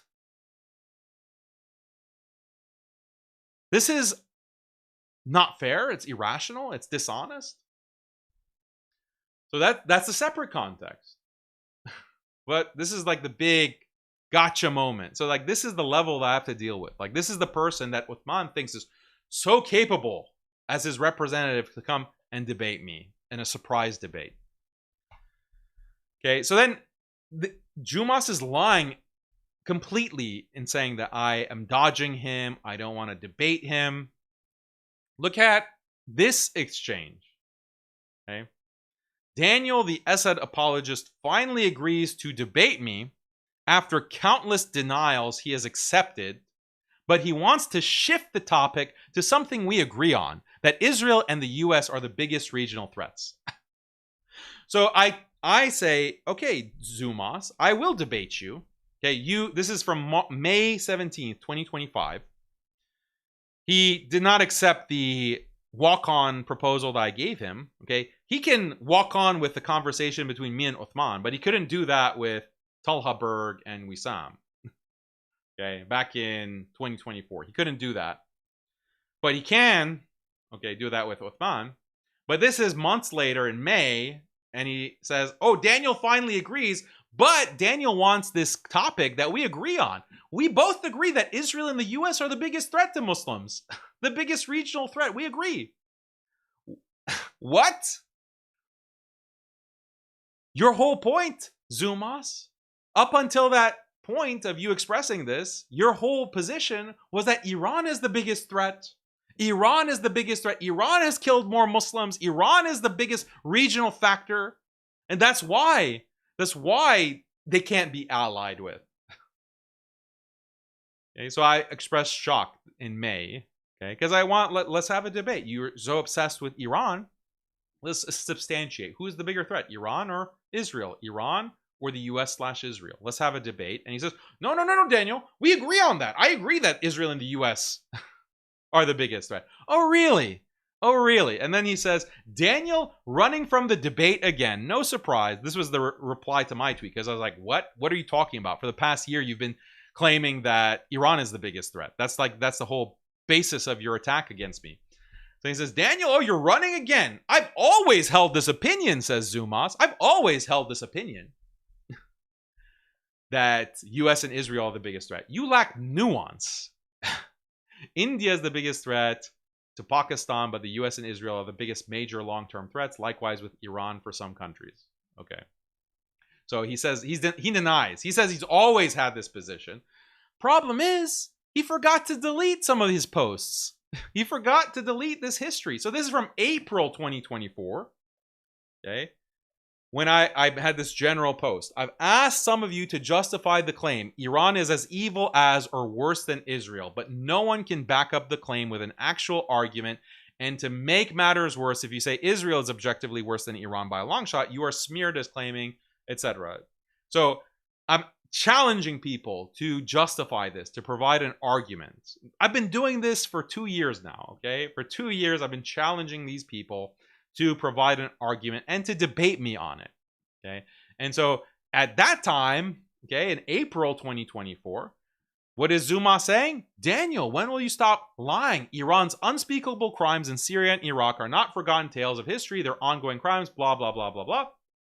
Okay, he has this long post trying to justify why Iran is the bigger threat making this argument. It's all propaganda. And then this is what he concludes with. Iran is objectively speaking worse than the criminal Zionists in Israel by every single metric. Israel and the US knows they have limited influence on Muslim countries, so they use countries like Iran to do their meddling. So he's not only saying that Iran is worse, he's saying that Iran is a puppet of Israel and the US. Iran has killed more Muslims than the criminal Zionist state ever has. Okay, this is what he's saying in April of 2024. Then, when I challenge him to debate that, he says, I never had that position. I've always held that the US and Israel are the biggest regional threats. Like, imagine the level of dishonesty from this person. Because this is not like a technicality. This is not like a technical thing like, oh, what's the context of what he's saying in these two different tweets? No, his whole basis of attacking and criticizing me is that I don't understand the threat that Iran poses, and it's much worse than US and Israel to the Muslims, to the region. That was the whole basis of his nonstop smear campaign and attack on me on X from this anonymous person. But then, a year later, when he's challenged to debate it, he pretends he never had that position. He never had that position. Actually, he had the opposite position. The US and Israel are the bigger threats. They're the bigger regional threats. It's like shocking. Like, this is like Othman bin FAROOQ levels of dishonesty. Like, if that's the new scale. So like Othman bin FAROOQ levels of deception and dishonesty. Maybe that's why they get along so well. SubhanAllah. So, this is the type of person that we're dealing with. Okay? And that's the thing. Like, if you want to have a straight up debate with Zumas, like, these are the receipts that can be brought. Like, if there's time to prepare, time to like put them all together. So he's a unabashed, unashamed liar, and he's just a sectarian. So now let's get to the more serious accusations. His connection to the IDF. Zumas's connection to the IDF. And this is proven how. Okay. So again, like, do I have papers? Like, do I have a contract between Zumas and the IDF? Like, Benjamin Netanyahu has an email typed to Zumas. Welcome to the Unit 8200 of the IDF. Great to have you on board. Like, is there an email? Like, what kind of proof is there in this context? Okay. I can present evidence. And you be the judge. You be the judge. Just like I presented evidence that he's a Ba'athist. Like, you be the judge. Of course he's going to deny it. Especially someone who's anonymous. So when he denies something, and he has this history of deleting his history, like wiping clean his history, and he denies something as an anonymous account, that means literally nothing, because there's no way to hold him accountable. Tomorrow he can just change his username. He can just change his username to another anonymous account, build up his Reddit following, and do another psyop. There's no accountability for him to swear to anything. Okay, and that's the significance. Like, Othman was making a big deal. Like, oh, he swears that he's not an IDF agent. Oh, wow, okay, that means a lot. That means a lot for someone that no one even knows what he looks like, where he's from, where he, anything about him. That's a big deal. He swears. Like, what are you talking about? So the red flags are there. You be the judge. And you have to hold Othman bin FAROOQ accountable for introducing this person to his audience and putting him on a platform of 1.3 million. He needs to be held accountable for that. So this is his connection to part of the discussion that I had on this stream was this connection with Elizabeth Zurkov. So Zumas in 2023 had this detailed presentation, the thread on why Elizabeth Zurkov is not an Israeli spy. Iranian militias are kidnapping random Israel critics and calling them Israeli spies as false means of justification. So Zumas is going to bat, random out of the blue, to defend this random Israeli, Elizabeth. Why? Why is he dedicating so much to? Because she was captured, okay? We're going to go through that history. She was captured in Iraq, okay? She was by some Shia faction and was in custody of officials there. And Zumas goes on not only Zumas, but the entire Zionist media go on the mission of trying to get her free and trying to exonerate her, saying, oh, she's not a spy. How dare she be accused of being a spy? Like, Zumas is part of this media operation, along with Benjamin Netanyahu, literally Benjamin Netanyahu. So here is Elizabeth Zurkov.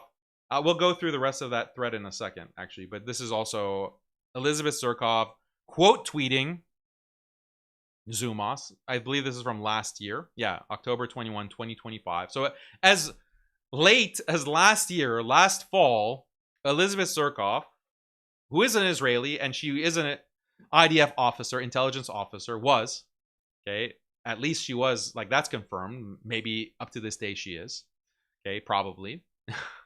It is clear. So she's quote tweeting Zumas about like this propaganda against Shia in Iraq,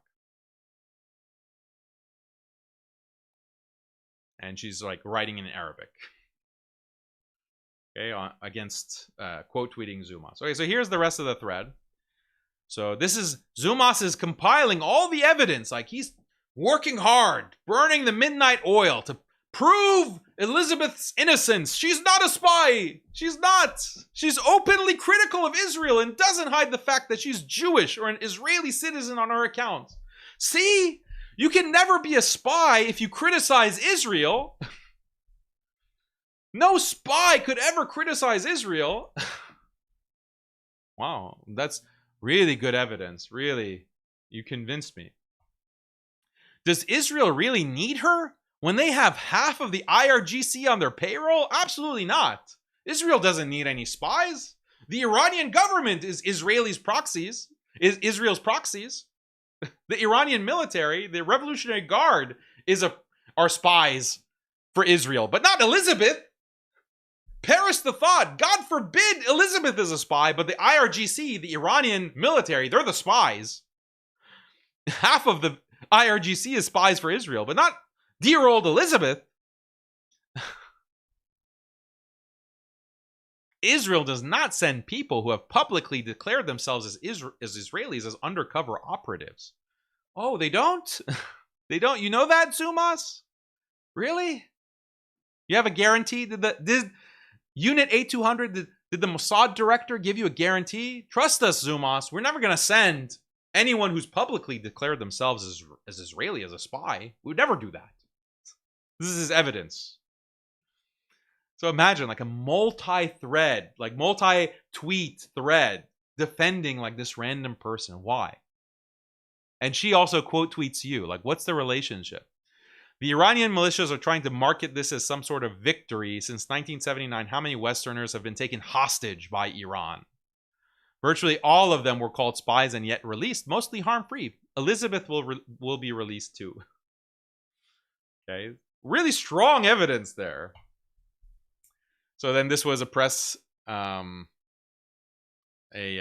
conference with the sister of Elizabeth Zurkov, which we'll talk about in a second, during an event held by Atlantic Council, like this hardcore Zionist organization.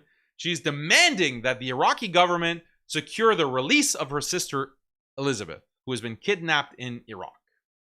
Okay. And then here's Zumas to the rescue, the White Knight.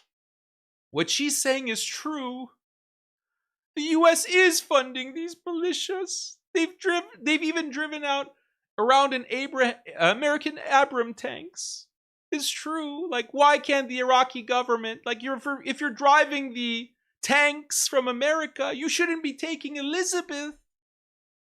You shouldn't be taking her prisoner. Release her, please. She's saying what she's saying is right. It's true. This is Zumas. Like, he's the ultimate simp for a literal IDF intelligence officer, as we'll see. Former and potentially current. And so who is the sister? Emma Zurkov. Okay, this is, sorry for the awra, sorry for these pictures, but you need to see like who Othman validates, okay? Okay, who Othman bin FAROOQ is connected to by proxy. See, that's the danger of bringing on a human shield, Othman. Like, you get connected to these kinds of people. So, elated to be reunited with my sister. Okay, so eventually Elizabeth was released. And who is Emma Zurkov? The director of quantitative research at the ADL. Okay, living in California. So literally, this is a Zionist, hardcore Zionist family. Literally a director of quantitative research. You know, like, that's a huge position. Okay, she's the one who's compiling all these social media posts and figuring out what hit piece to send against the to the social media companies to ban accounts like mine. The hit piece that the ADL put out on me, like, I'm sure Emma Zurkov had a hand in that as well.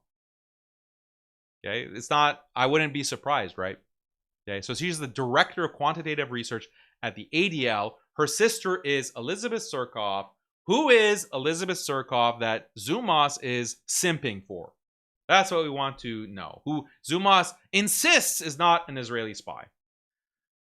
Okay, so here's Elizabeth from her own mouth admitting that she was in intelligence, IDF intelligence. She was in the intelligence unit of the IDF, but there are women in the IDF combat roles. For example, my sister was in the Combat Engineering Corps. Okay, so her sister, the ADL director, okay, was in the Engineering Corps combat role for the IDF, killing Palestinian babies, okay, sniping Palestinian babies.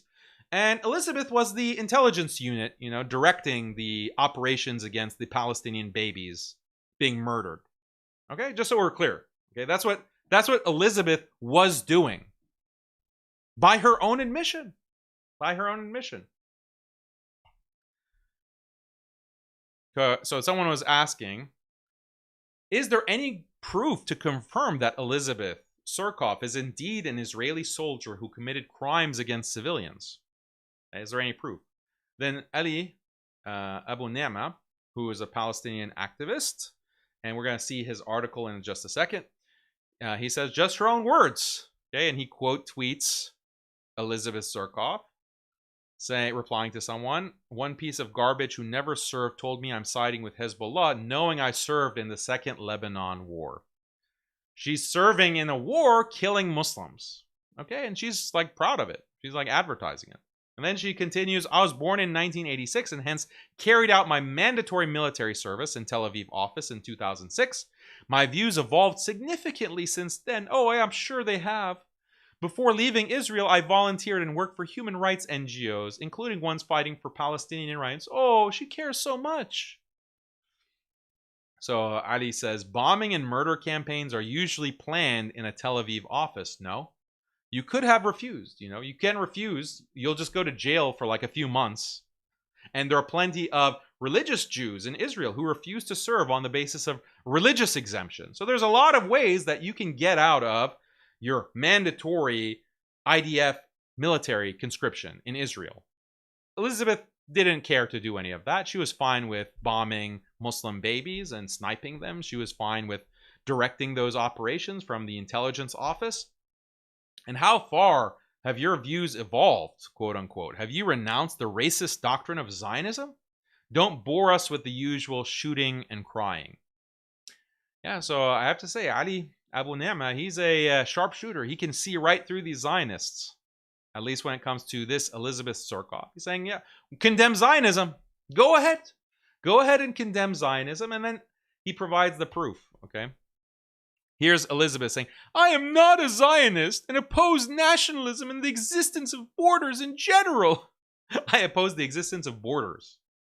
Okay. Having witnessed their disastrous effects in Israel, but also the aftermath of the Syrian war, I think that expecting an 18-year-old raised by very right-wing parents to know better is a tall order. I'm innocent. I was just 18 years old. I was just 18 years old, making sure that all the Lebanese babies were getting bombed and killed. I was just 18. How could I have known better? I have right-wing parents. It's their fault. Okay, so then I am not a Zionist, quote unquote. And, you know, the truth is revealed. So these screenshots were provided about the right of return. So she denies that Palestinians have any right to return to Israel or to the current occupied land, so-called Israel. Okay? International law doesn't contain a right of return, she says. International law doesn't guarantee the right of return to descendants of refugees. We could argue that it's unjust, but it's a fact. Okay? She's anti-right of return of the Palestinians. Palestinians will be forced to give up the right of return. This is the solution. Everyone knows it. So that's Zionism, okay? The whole point of Zionism is that that land belongs to Jews, and they have a right to it even if they stole it, because God promised that to them 3,000 years ago. It's in the Old Testament. God promised us this land, and Palestinians, sorry, finders keepers, that's ours. God promised us this land, and you can't return. I know we kicked you out. I know we kicked you out of the land forcefully through terrorism, through the Nakba, through nonstop bombings and mass rape. I know that's what we did, but too bad, too sad. You're gone now. You can't return. This is like the human rights advocate Elizabeth Zurkov, the non-Zionist Elizabeth Zurkov, okay? Who's not an Israeli asset, who's not a spy, says Zumas. Palestinian leaders haven't prepared their people for giving up the right of return en masse, and Israeli leaders have done the same. So get used to it. Hey, Palestinian leaders, get your people used to giving up the right of return. You're not coming back. Don't think that you're going to take back this land. Don't think you're going to take back all the land we stole. I mean, God promised us. Most Israelis served in the army. Are we all immoral? I'm an active reserve duty IDF soldier. Am I immoral too? From 2011. Defending the IDF. You know, am I immoral? I served in the intelligence office of the IDF, and I'm a reservist. Am I immoral? I'm an immoral person? No, I'm not immoral. Not immoral at all.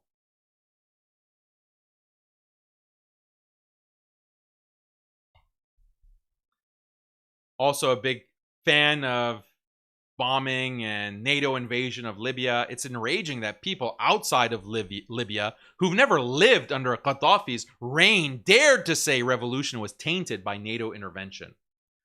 Wow, Elizabeth Zurkov, the non-Israeli spy, is in support of all kinds of bombings of Muslims, whether it's in Lebanon, whether it's in Syria, whether it's in Iraq, whether it's in Libya. Yeah, just all over the world. Wherever Muslims are, she's a fan. This is not an Israeli spy. Remember, not an Israeli spy. Okay, so if you want to know more, I highly recommend the article from Ali Abu Nema. If I can just pull it up.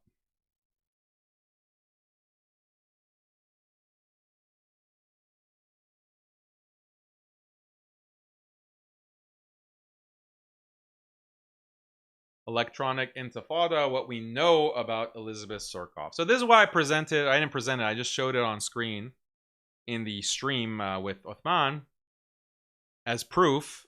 And Othman was like, no, there's no proof here. He read like 2 paragraphs.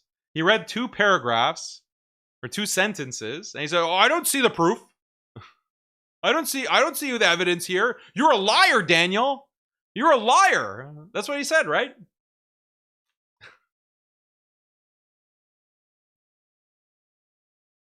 After just 2 sentences. So, well, I don't know, Daniel.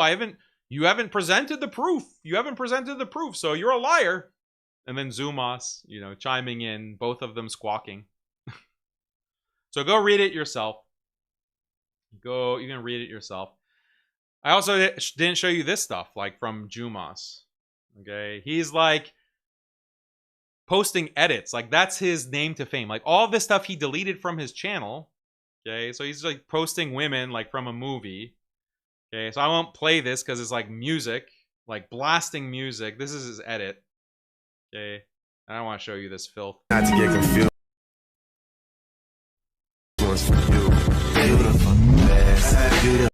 Yeah, it's just like a Saddam edit, like just worshipping Saddam. Okay, so I don't want to get copyright strike, so I won't play the whole thing. Or any of it, actually. So here's Zumas, his watermark is there. Yeah.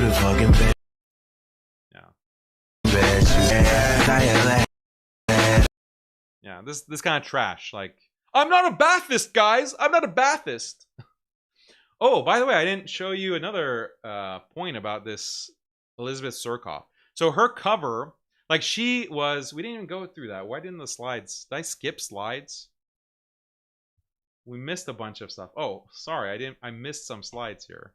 Okay, we're still not done with Zurkov, so we'll go back. But yeah, do you see that edit? Okay, the Saddam edit. And he's like, not just one, not just two. Like, he had his whole channel of this.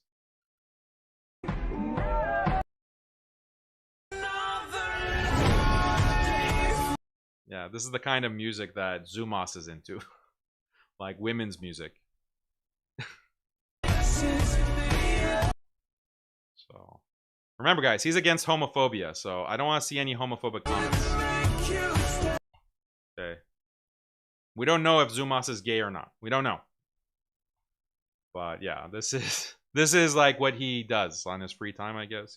He's not a Ba'athist, he just is constantly putting out Saddam edits. Like, were you even alive? Were you even like around for Saddam's rule? Like, are you that old, Zumas? Like, weren't you a baby? Weren't you a baby when Saddam was in power? Like, this is like 23 years ago. Like, get over it, man. Like, Saddam is gone. He's gone. He's, you know, rotting in his grave. He's in the fire, okay? That's where Saddam is. He was a Ba'athist. He was against Islam. He was blaspheming Islam constantly. Okay? Something that, you know, you defend. Like, you're a defender of this tyrant who killed 100,000 Kurds. Okay, gassed the Kurds. That's Saddam. Okay, they're Sunnis too. You care about, you're a Sunni brother, Zumas. Why don't you condemn Saddam for that? Okay, so those are those edits. Oh, there's another edit too.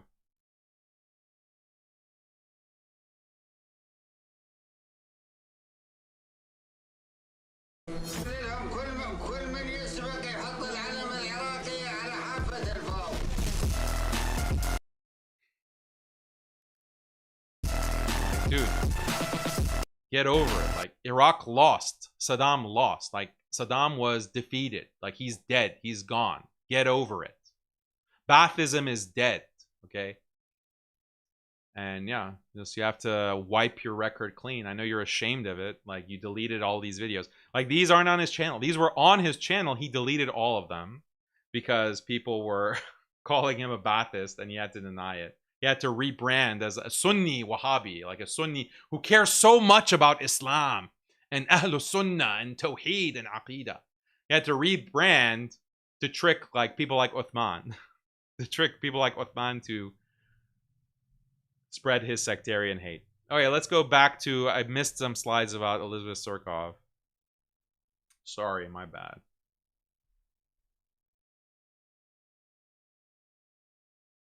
Okay, we're over 3 hours, but I hope you're like enjoying this this information. So Elizabeth says, actually, hold on one second. Make sure I'm not. Okay, sorry. Let's go back to the slides.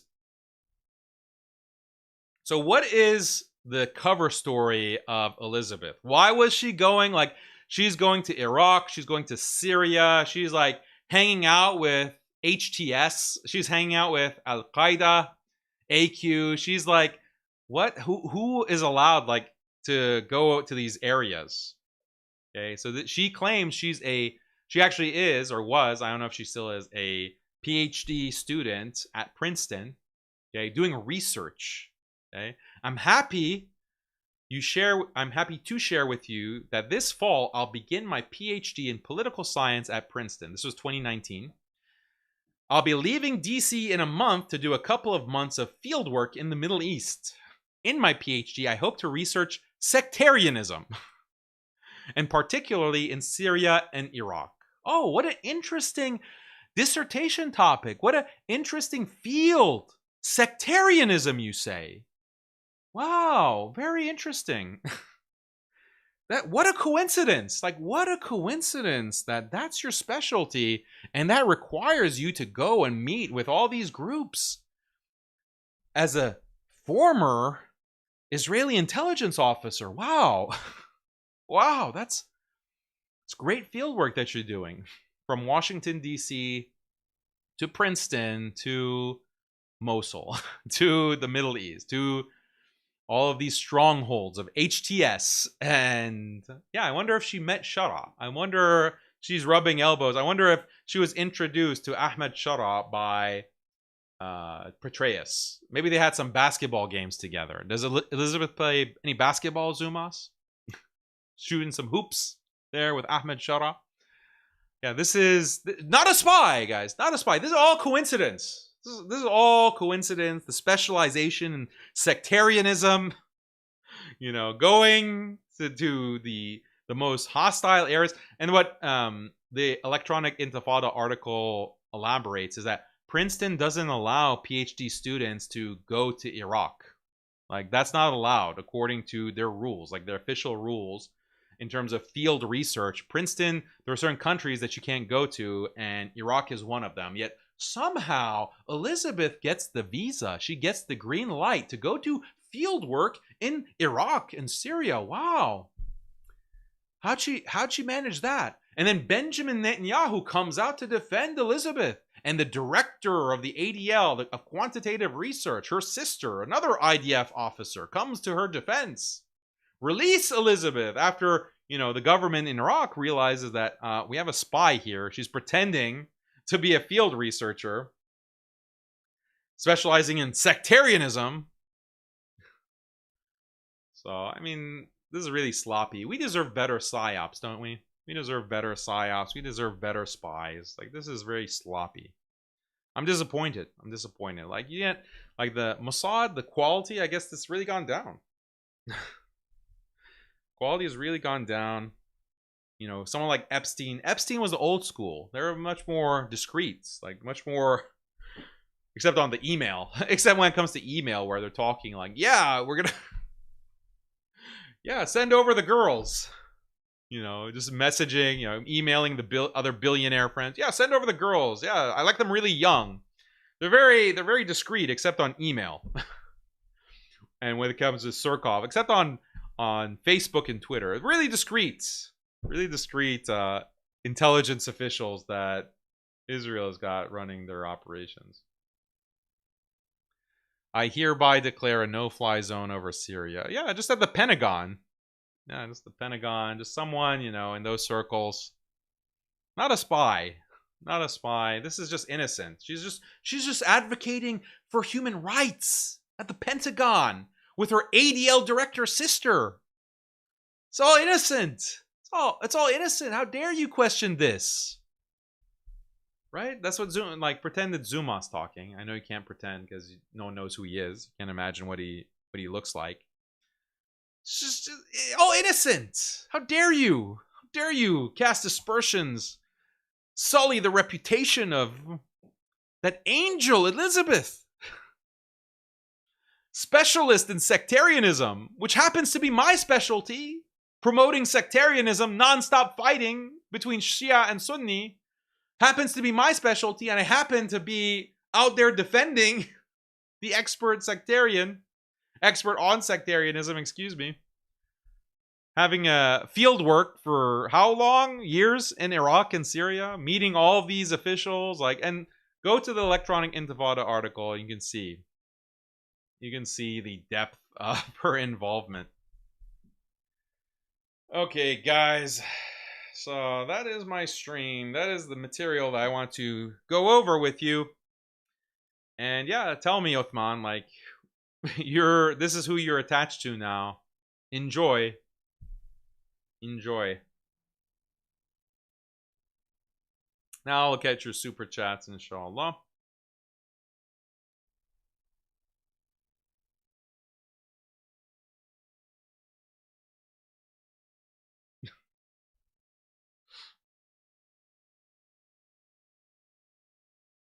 Mesa says Usman is always in sheikh attire but denies being a sheikh. It reminds me of Dave Chappelle's joke. Just because I dress this way does not make me a police officer. Yeah, the joke is, he's talking about women who dress like prostitutes and then they're offended if men solicit them and, catcall them or proposition them. Says like, just because I'm dressed this way does not mean that I am this way or whatever. It doesn't mean that I'm that easy. And then Chappelle is like, imagine a police officer. Just because I'm dressed like a police officer, you think I'm a police officer? Just because I'm dressed like this and I have Mufti in the title of my videos and Sheikh in the title of my videos, and just because I sit and give fatwa and I ask for call-in so I can give fatwa, that does not mean that I'm a Mufti. That does not mean that I'm a Mufti. Jordan Pierce, thanks for the super chat. MuslimSkeptic needs to do some serious research into the thug to Wahhabi pipeline. Othman has lost all my respect after this drive-by. Yeah, it's like the Mexican cartel pipeline, the Cholo Mexican cartel, like Taggart pipeline to Mufti. To Mufti. Yeah, why are they all like former rappers? That's my question.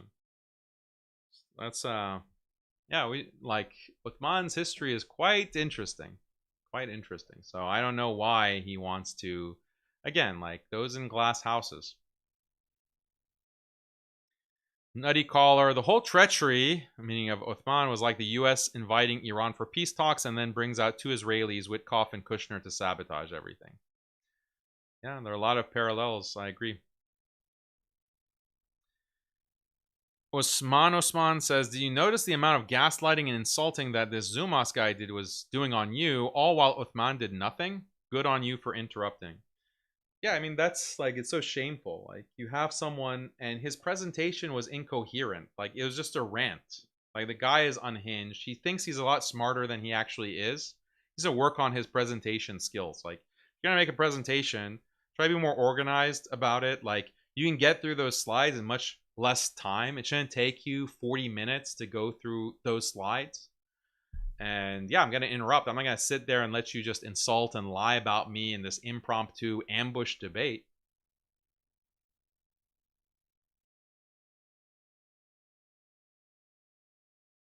Yankees fan says, "Assalamu alaikum, wa alaikum assalam. Although you left the Shia, I'd just like to remind everyone, Dan is still in the default Shia position. Everyone versus Shia, and they lost.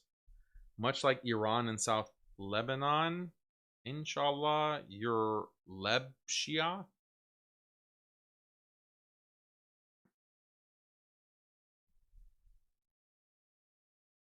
I can't really understand this. Kim X says, "Brother, he's been a clown. He has so many scandals against him. You would need a documentary." Yeah, with Othman. I mean, there's some things that you just roll your eyes and you say, look, whatever. But, as like I said, like, you take a position against pan-Islamic unity, you stick your neck out for the UAE. Sorry, like, we can't just roll our eyes and forget it. Now it has to all come out.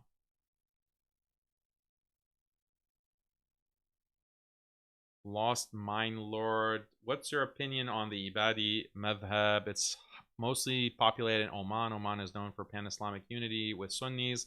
Shias coexist together. Its Mufti always speaks for unity. PS Iran. Ibadis, yeah, they're Muslim. Like, they're Muslim, but they're not Ahlul Sunnah, obviously. But Oman, obviously, as like one of the best Gulf countries. No doubt about it. And a lot of Sunnis go and move to Oman, actually, and they speak very highly. They think it's a really nice country to move to.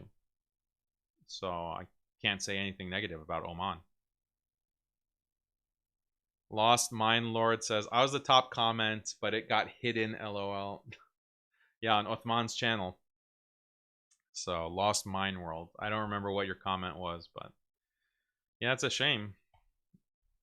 Jalaluddin Ekmel says, UAE proxy empire exposed, lol. Yep. Tony says, brother, you're doing a great job. Please ignore them haters. May Allah protect you and your family, inshallah. I mean, really appreciate it, bro. Nobe says, as a revert myself who watched a lot of videos in my early days, I'm disappointed in Uthman and his behavior on this topic of unity. May Allah guide us all and bring the ummah together. Ameen. Ronan says, the way Uthman was smirking in the live was crazy. Yeah, like, what do you have to smirk about, guy? Like, that's no self-awareness. The Cool says, they speak of scholars, but what about the scholars in Saudi prisons? Are those legitimate, or it's up to the Saud family's taste buds? Yeah, I don't think you can criticize the Saudi government for imprisoning all these ulama. Let's hear Uthman say something about it.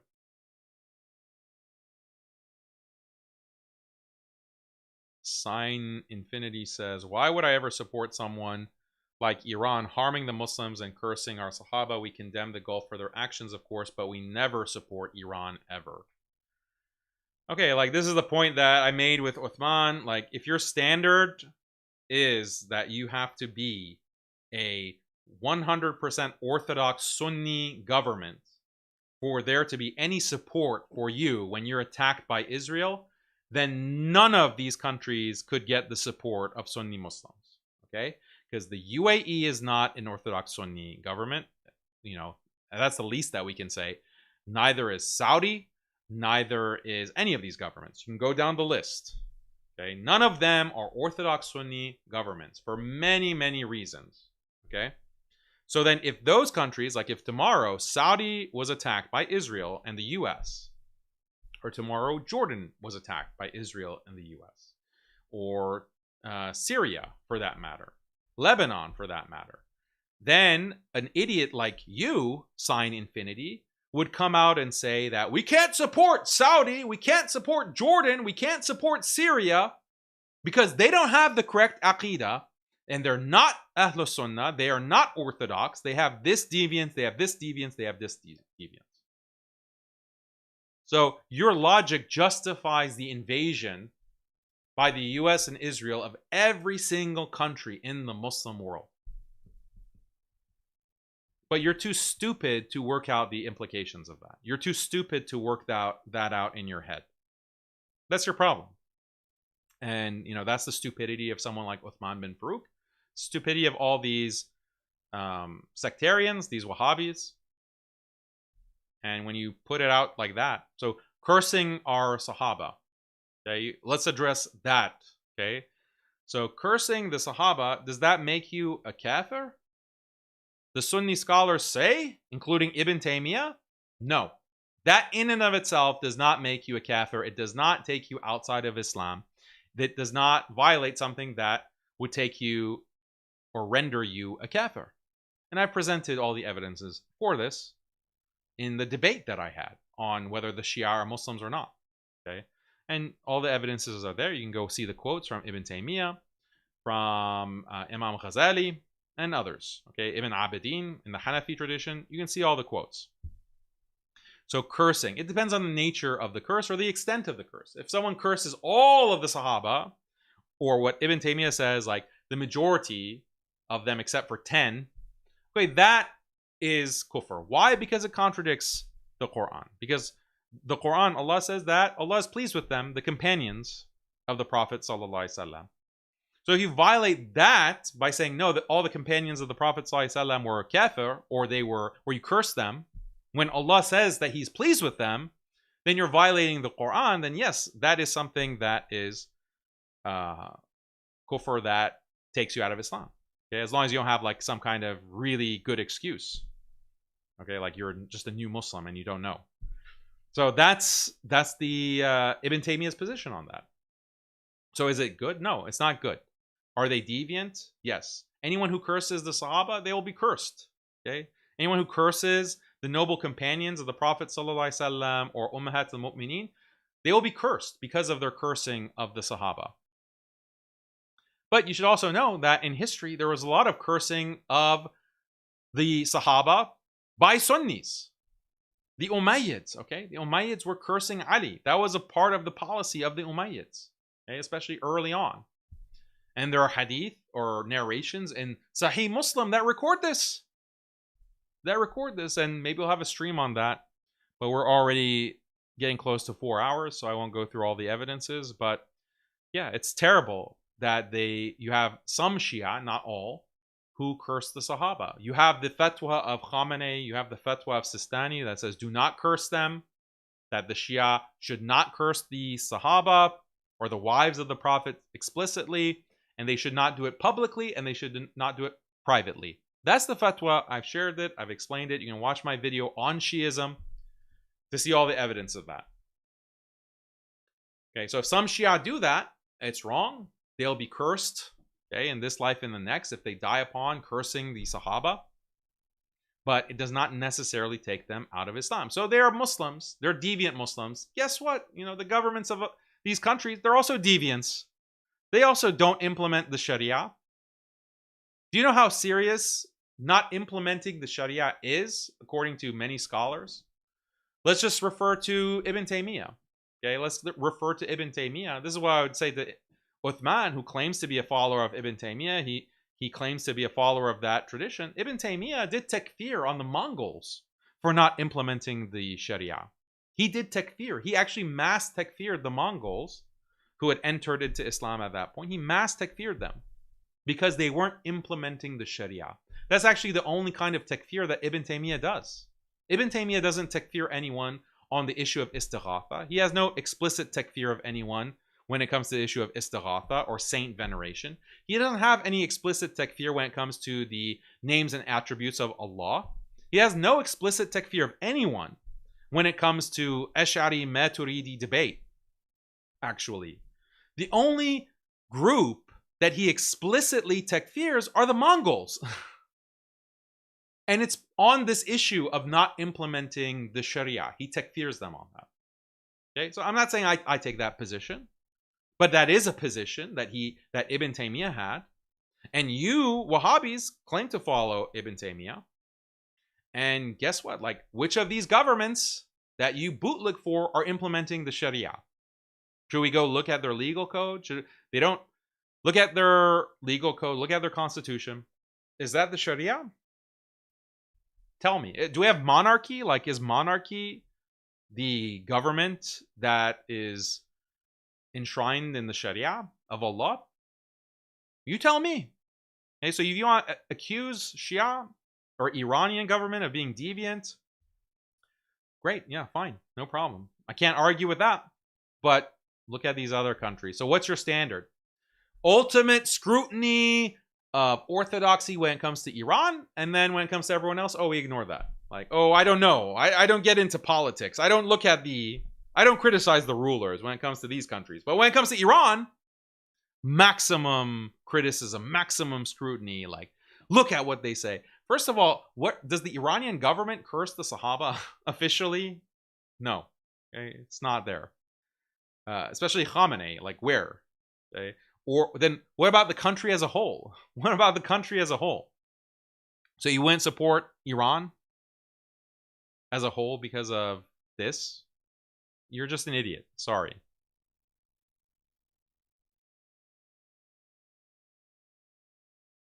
Suskabut says, lately, Uthman and his team focusing on black magic and horror stories. Uthman should keep it that way instead of going political.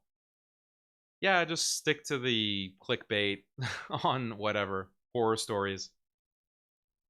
That's better, it's safer. But don't call yourself a Mufti. Don't call yourself a Mufti. Don't call yourself a Raqi. Like, imagine, you know, Uthman doing ruqya on you and he's mispronouncing Surat al-Falaq, Surat al-Nas. He's like, he can't get it right. Like, don't have him as a Raqi. Beach Bum says, I identify as a Mufti. Yeah. Why not? Why not? Just have like a team, like have your family member, like if you have any children or you have a brother, create a channel for you, Mufti Beach Bum, and every video is Sheikh Beach Bum, Sheikh this, Sheikh that. And then if someone accuses you, like, what are your credentials based on?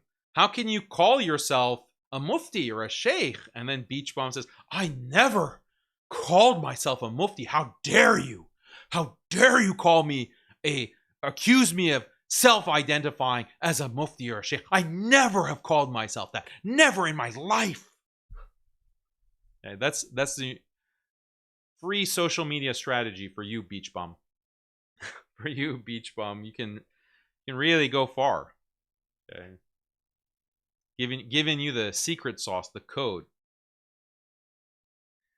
Typical Mr. Gamer. What's with the sunglasses? Seems a little pretentious. Reminds me of Mishari Al-Afasi. Sheikh Mishmish was another religious figure and UAE bootlicker. Yeah, Sheikh Mishmish. Do you see the video from Abdullah Sharif? It was really good. Response to Sheikh Mishmish. Yeah, these bootlickers. Jalaluddin says, evidence suggests Ethiopia is providing support to Sudan's RSF, including training fighters and facilitating logistics at a secure base in the Benishangul Gumuz region. Wouldn't be surprised. Reports including findings from Reuters and Yale Humanitarian Research Lab indicate this support likely funded by the UAE, enabling their RSF to strengthen its operations near the Sudanese border. Wouldn't be surprised. Captain Caliphate says, I hope this doesn't discourage you from engaging with your critics more, because although the conversation itself wasn't productive, the effects of it certainly are. Yeah, that's why I stayed in the meeting. People are saying, leave. Like, leave. This is an ambush. This is dishonest. This is in bad faith. Like, they were telling me to leave, but I stayed. Like, I stayed. Why? Because I knew, like, things would come out. Like, I could make something out of it. Could make something, expose something out of it. And that's what Othman put on his thumbnail, right? Big expose. So let's expose some stuff, Othman, don't you think? It's good spirit. Spirit of exposing things. He wanted to expose me.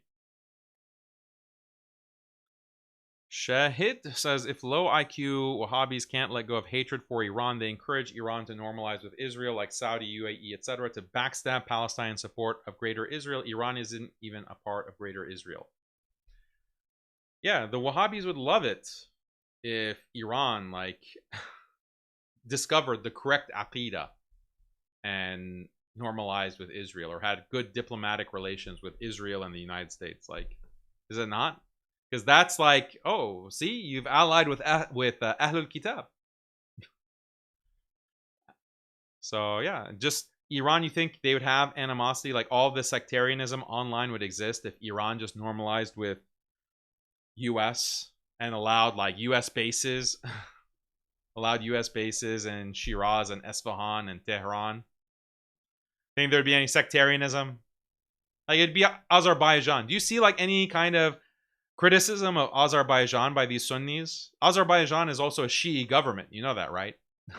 They're also Shi'i. Do you see any polemics against Azerbaijan? And it's not like Azerbaijan is some, like, inconsequential country. Like, they provide a lot of the oil to Israel. A lot of the gas, oil and gas to Israel comes from Azerbaijan.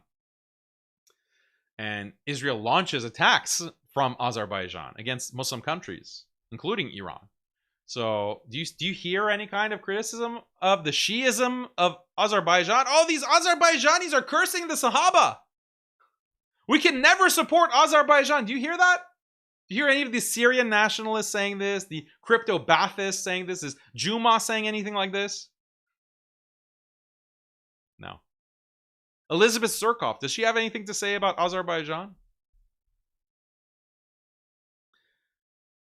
Bis Soldier, you would think that this would be a wake-up call for them, but this will just increase them in transgression and attacks on Daniel. Such is life.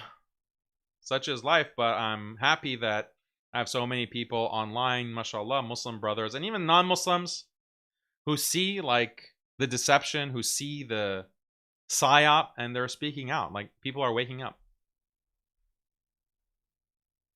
Reader says, the description of Uthman ibn FAROOQ official on YouTube says that this channel is run by his official social media team. Apparently it's a lie. Apparently it's a blatant lie, because Uthman says he has no clue who runs the page. He completely disconnected himself.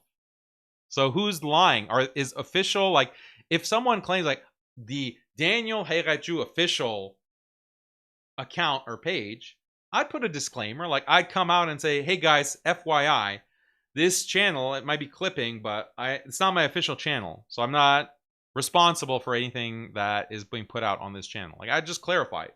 And I'd say that it's a lie. Like, they're lying by saying that they're the official channel of Daniel Haqiqatjou, because actually they're not. Like, that's kind of disclosure that should be made, right? But Uthman benefits from the channels like this. Uthman benefits because they're calling him Sheikh, Mufti, Sheikh. He benefits. So he's not going to disavow them explicitly until it catches up to him and someone presses him, like I did. Beach Bum says the irony is MAGA and Salafis are opposite sides of the same coin. Yeah, the Wahhabis, let's keep a distinction between Salafis and Wahhabis. Not all Salafis are like this. Muslim Zealot says, would love to see a podcast with Sheikh Mehmet from I3 Institute on Unity. You might have political differences, but at least there'll be an actual conversation on the most pressing issue for the Ummah, unity for Khilafah. May Allah bless you. Okay, thanks for the suggestion. Compton, Japan says, why is Pablo Uthman hanging with Hazari Shia and Hispanabu? Mr. Caproni? Who are these people? Also, Uthman once escaped the cartel by digging a tunnel with his bare teeth.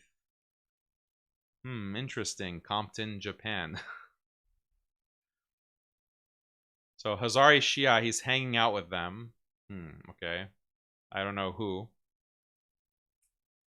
Hispanabu, I don't know who these are. But wow, that's amazing. Digging a tunnel with your bare teeth. That's dedication. That's dedication. Yeah, I haven't seen that. I would love to see that story. Like, we need to understand, like, Uthman is really talented, mashallah. He's a mufti. I don't think I know any muftis who have dug tunnels with their bare teeth, escaping the cartel.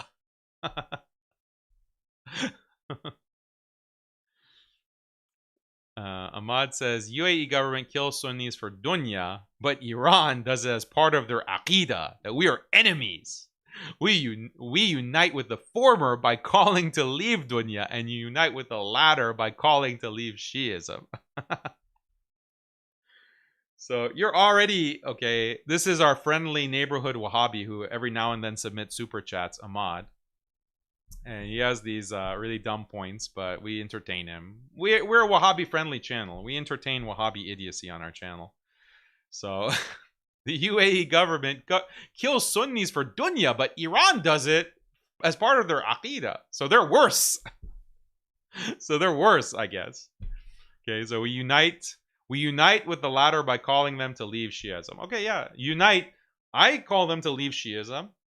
I call Iran to leave Shiism, but in the meantime, I support anyone who's going to defend the Palestinians and protect Iran, the Muslims of Iran, from attacks and invasion from the Zionist terrorists. Like, that's my support. And I call them to leave Shiism, like, just like I call any Shia, become Sunni, but I support you as my Muslim brother.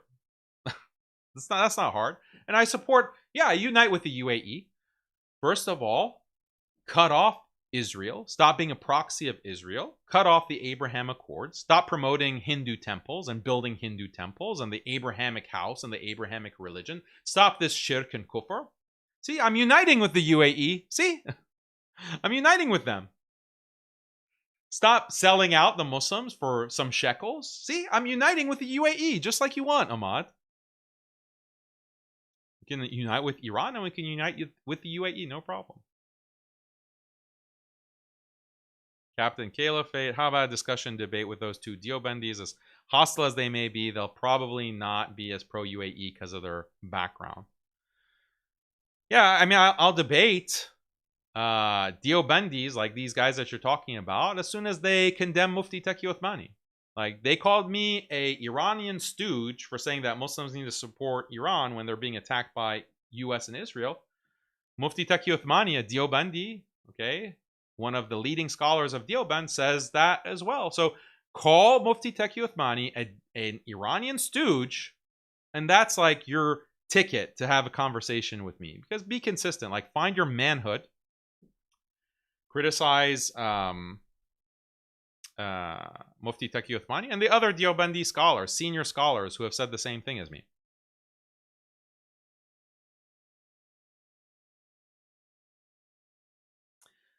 Okay.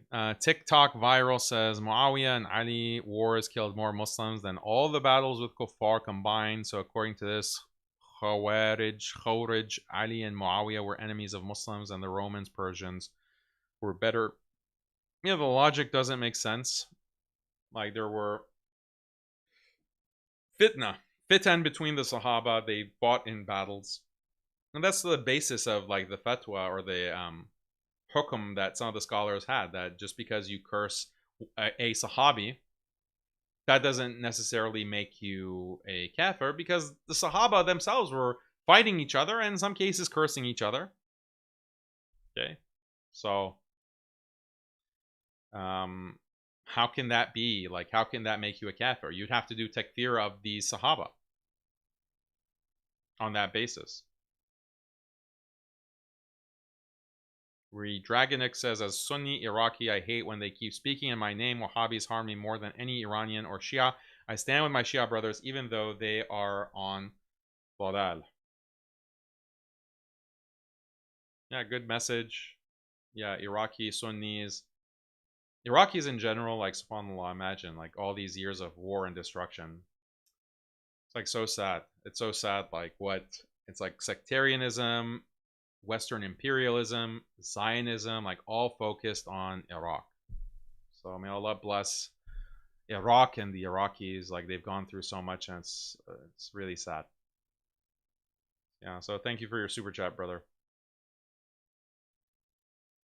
Jazakallah khair for your opinion regarding the funeral. There'd probably be hard to avoid rituals that then cause more tension. I think it's also better to refrain. Yeah, there's a lot of ways that you can get out of it. Like, you can just make an excuse. Like, you can make an excuse not to attend. Like, oh, I'm not feeling well, I'm under the weather. Like, you can make an excuse like that. And it's true, like, you're under the weather. You don't feel comfortable, like, participating in those rituals. If you don't want to make it like a fight, like, you don't want to make a fight, you can use, like, white lies are allowed, especially, like, for family relations, to keep the peace. Like, that's allowed. If you don't want to get a conflict, like, if you want to go into, like, sail into those waters and say, like, I have, like, these religious beliefs, in Islam we can't attend their religious rituals, I love my family, which you do as a Muslim. You love your non-Muslim family and you want to be supportive of them, but you just can't attend the religious rituals of Catholicism. Jalaluddin says UAE share a strong evolving with evangelical government in Ethiopia to genocide our brother and sister in Sudan by supporting RSF. Something to look into. Mr. Preston says, keep up the good work. Walaikum assalam, appreciate it. Muluki says, hey Daniel, would you have the balls to criticize the US government if there was no freedom of speech and you would go to prison? Good question. Good question. Would I have the balls to criticize the US government? You know, that's a good question. I don't know. Like, I'm not in a situation. I try to avoid living in places where, like, I'd be put in prison for speaking out. Try to avoid that. That's why I don't move to some of these countries, because they're going to put me in prison. So if things change in the US, like they finally enforce those anti-Semitism laws, and they putting critics of Israel in prison, then We'll see. Like, will I just stay silent, stop the criticism of Israel, or will I move to a different place, or what? We'll see. Like, why should I front? Like, why should I play brave? Why should I pretend like, oh yeah, definitely they can lock me in, lock me up, they can bury me, they can execute me, and I'll just go off? Like, we'll see. Like, we will see. We will see, like, to what extent you can stand for the truth. Okay, everyone can talk big. Like, I can answer this question, puff out my chest and beat my chest and yeah, bring it on. Like, I can, you can, this is play acting. Like, that's just play acting, but it's meaningless. It's meaningless as the answer to your question, because the test is Allah is the one that's going to test us. What we say and what we claim to stand for, is that true? Are we truly for the Palestinians? Are we truly for Islam? That test will come for all of us, and we don't know when and we don't know where. And that's when the proof is in the pudding. That's when the proof comes out. That's when what's inside of you comes out. That's what the verse was about that I read from Surah Muhammad. Surah Muhammad, Allah will expose anything in your heart. If you have cowardice in your heart, if you have nifaq in your heart, if you have any kind of disease like that, Allah will expose it. He'll expose you. So, like, talk is cheap. Talk is cheap. Twitter name is exposing Zumas. Interesting. A lot of people I know knew Zumas. I can help you. I don't know. Who Zumas is, I don't know this account. But I guess I'll have to check it out. Zumas claims Sunnism and loves Saddam. He also loves the ones who takfired Saddam and brought the U.S. to destroy him and the Iraqi people, says Sagjak. A lot of contradictions. It's easy to maintain all these contradictions when you have no identity and you just erase your history. Days says, notice how only U.S., Israeli, or Syrian opposition sources claim Iran gave chemical weapons. No neutral UN or OPCW proof exists. Alma Center, FTD, etc. Yeah, where is that evidence actually? Reader says Abu Kutub, Twitter name, but he can't read Fatiha. And the father of books. Typical Mr. Gamer. Abdullah Sharif is the GOAT. Highly recommend. Yeah, mashallah. Like, he is. His videos are so high production, mashallah, and entertaining. They're in Arabic, but you can put on subtitles. If you're on desktop, you can watch his videos. And his latest one was amazing. Like, it's so wonderful. He was really showing the nifaq of these UAE stooges and Sheikh Mishmish and Salim at-Tawil. So highly recommend. Subscribe to Abdullah Sharif. Like, and I'm sure that his life is constantly in danger. Like, these Wahhabis, they want to execute him. I'm sure Israel wants to execute him because he's the biggest promoter, pretty much, online, on YouTube at least, of Sunni Shia unity, supporting Iran against imperial and Zionist invasion. So they hate him. So may Allah reward our brother Abdullah, especially from these accusations that they keep trying to level on him. Like, he himself, like, laughs at it. Like, they accuse him of everything. They accuse him of everything under the sun to smear his name. So imagine, like, I think he has like 7 million subscribers. So you see all the venom and animosity and smearing that these Wahhabis do with me. Now multiply that by like 100. 100. That's what he's facing constantly. So may Allah protect and strengthen him. Hamza Jadun, thank you for your super chat, bro. W. Daniel, Abdullah Sharif video is in Arabic. What is said? Just put on subtitles. Put on subtitles and you'll be able to understand it. You'll have to be on desktop. Thank you, Sammy, for your super chat. Eddie says, hopes Nico does a vid pressing Othman on this. That'd be good. Amura, thanks. Saddam is widely loved by Palestinians and died standing, by the way, unlike Khomeini and Khamenei. Okay. Khamenei was not standing. I mean, they assassinated him.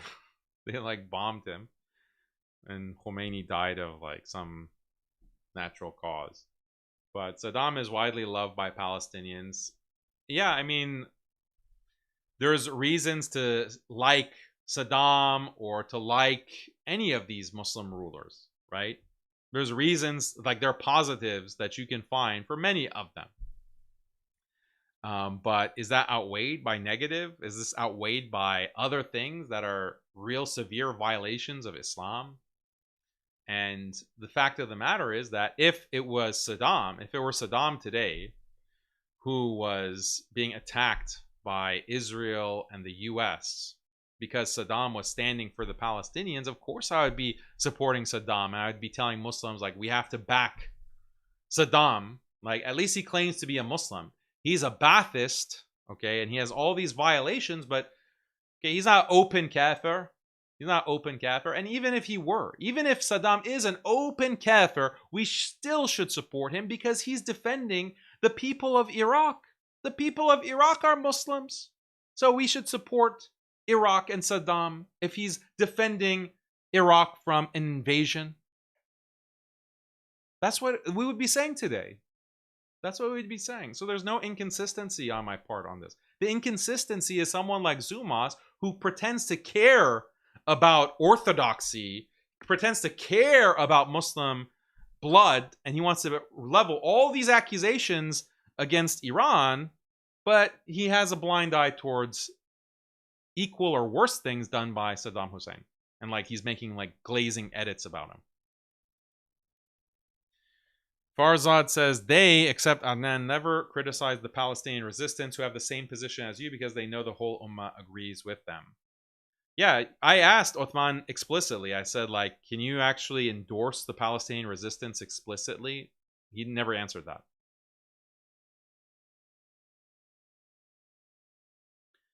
Ahmaun something. Othman stipulated before the conversation that he would be bringing up people. Why are you playing victim just because you didn't want to face Zumas?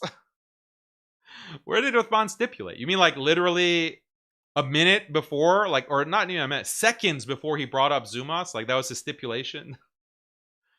These retards. Muluki, if you avoid countries you can't criticize, then why do you ask people living and going there to criticize it when they can get locked up? Hypocrisy.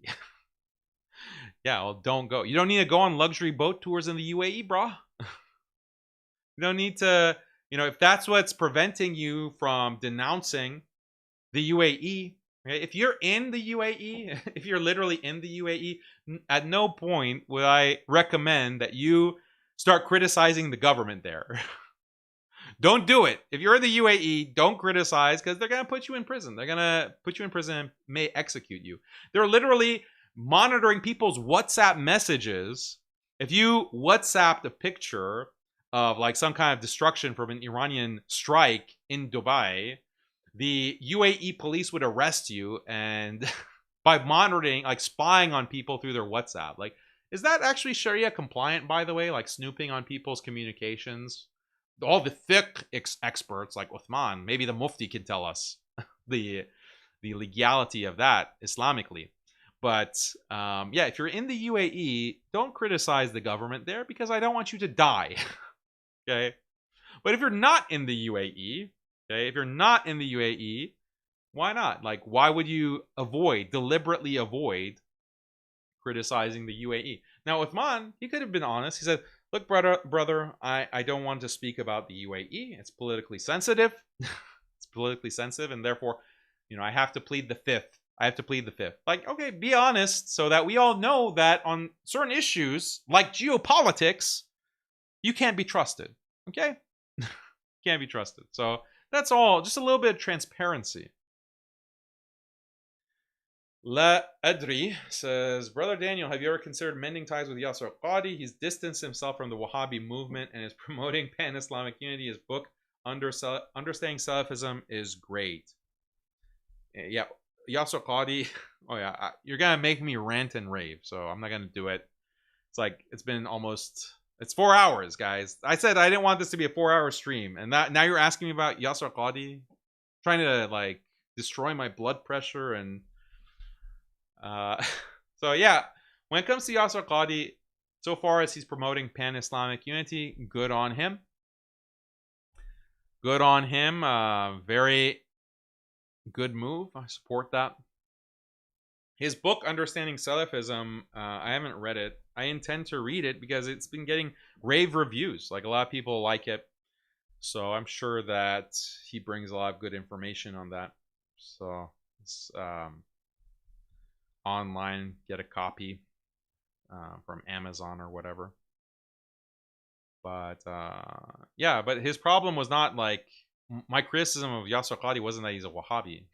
Like, that wasn't the problem with Yasser Qadhi, even though he was a Madkhali historically. But the problem is with his liberalism, his promotion of liberalism and all of these, and like very deviant positions, like shockingly deviant positions on the Quran, on the authenticity of the Quran, authenticity of Hadith, like very shocking things. So his views on like fiqh, his promotion of like false fiqh opinions, like the reform of marriage law in Islam, like adding new requirements in marriage, like alimony. So like my criticism of Yasser Qadhi is well known and extensive. You can go back to that. Like, I did a whole live stream, multiple live streams on Yasser Qadhi. If you want like an in-depth dive on his reformism, his wasatiyah. But yeah, my problem with Yasser Qadhi was never that he was a Wahhabi. I wasn't even aware of like the problems with Wahhabism back then when I was criticizing him. So, but as far as he's criticizing Wahhabism or criticizing or supporting pan-Islamic unity, good on him. I'm not afraid to say, I'm not afraid to note the good that people do. They note the good and compliment them for the good that they do. Whether it's Yasser Qadhi, whether it's like Jake, whether it's Othman, whether it's, you know, Othman, I keep saying he's great at talking to people in the park. Keep doing that. Keep, you know, talking about contradictions in the Bible with people in the park. That is a valuable source of dawah, and many people should do that.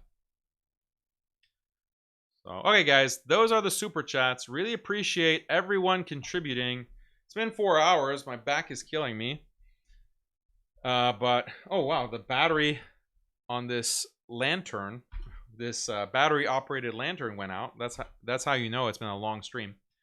But I hope you enjoyed it, and let me know what you think in the comments. I probably won't be streaming unless something happens big for the rest of the week. But there might be a debate on Wednesday that I'll be having with some guy, Nick Matau, on Iran and U.S. war. Should Americans support the war on Iran? I think I'll be debating that probably on Wednesday. So be on the lookout for that. Just subscribe to the channel, hit the notification bell so that you know when I'm live. And yeah, follow me on X and Telegram, and we'll see you on the next live stream, inshallah. Don't forget to leave me a comment. And as always, make dua for the ummah, make dua for me, please. I need your dua. Me and my family really are in need of your dua. Any kind of charity and dua that you can give me by being charitable, by remembering me in your prayers, that helps a lot. And for the entirety of the ummah and the Muslims being oppressed in every corner of the globe, especially Palestine and Iran and Lebanon, in Sudan, in Yemen, and in other corners. The Indian Muslims, of course, the Kashmiri Muslims. May Allah free them from all the oppression. And I'll see you, inshallah, on the next live stream. Bi-idhnillah. Assalamu alaikum wa rahmatullahi wa barakatuh.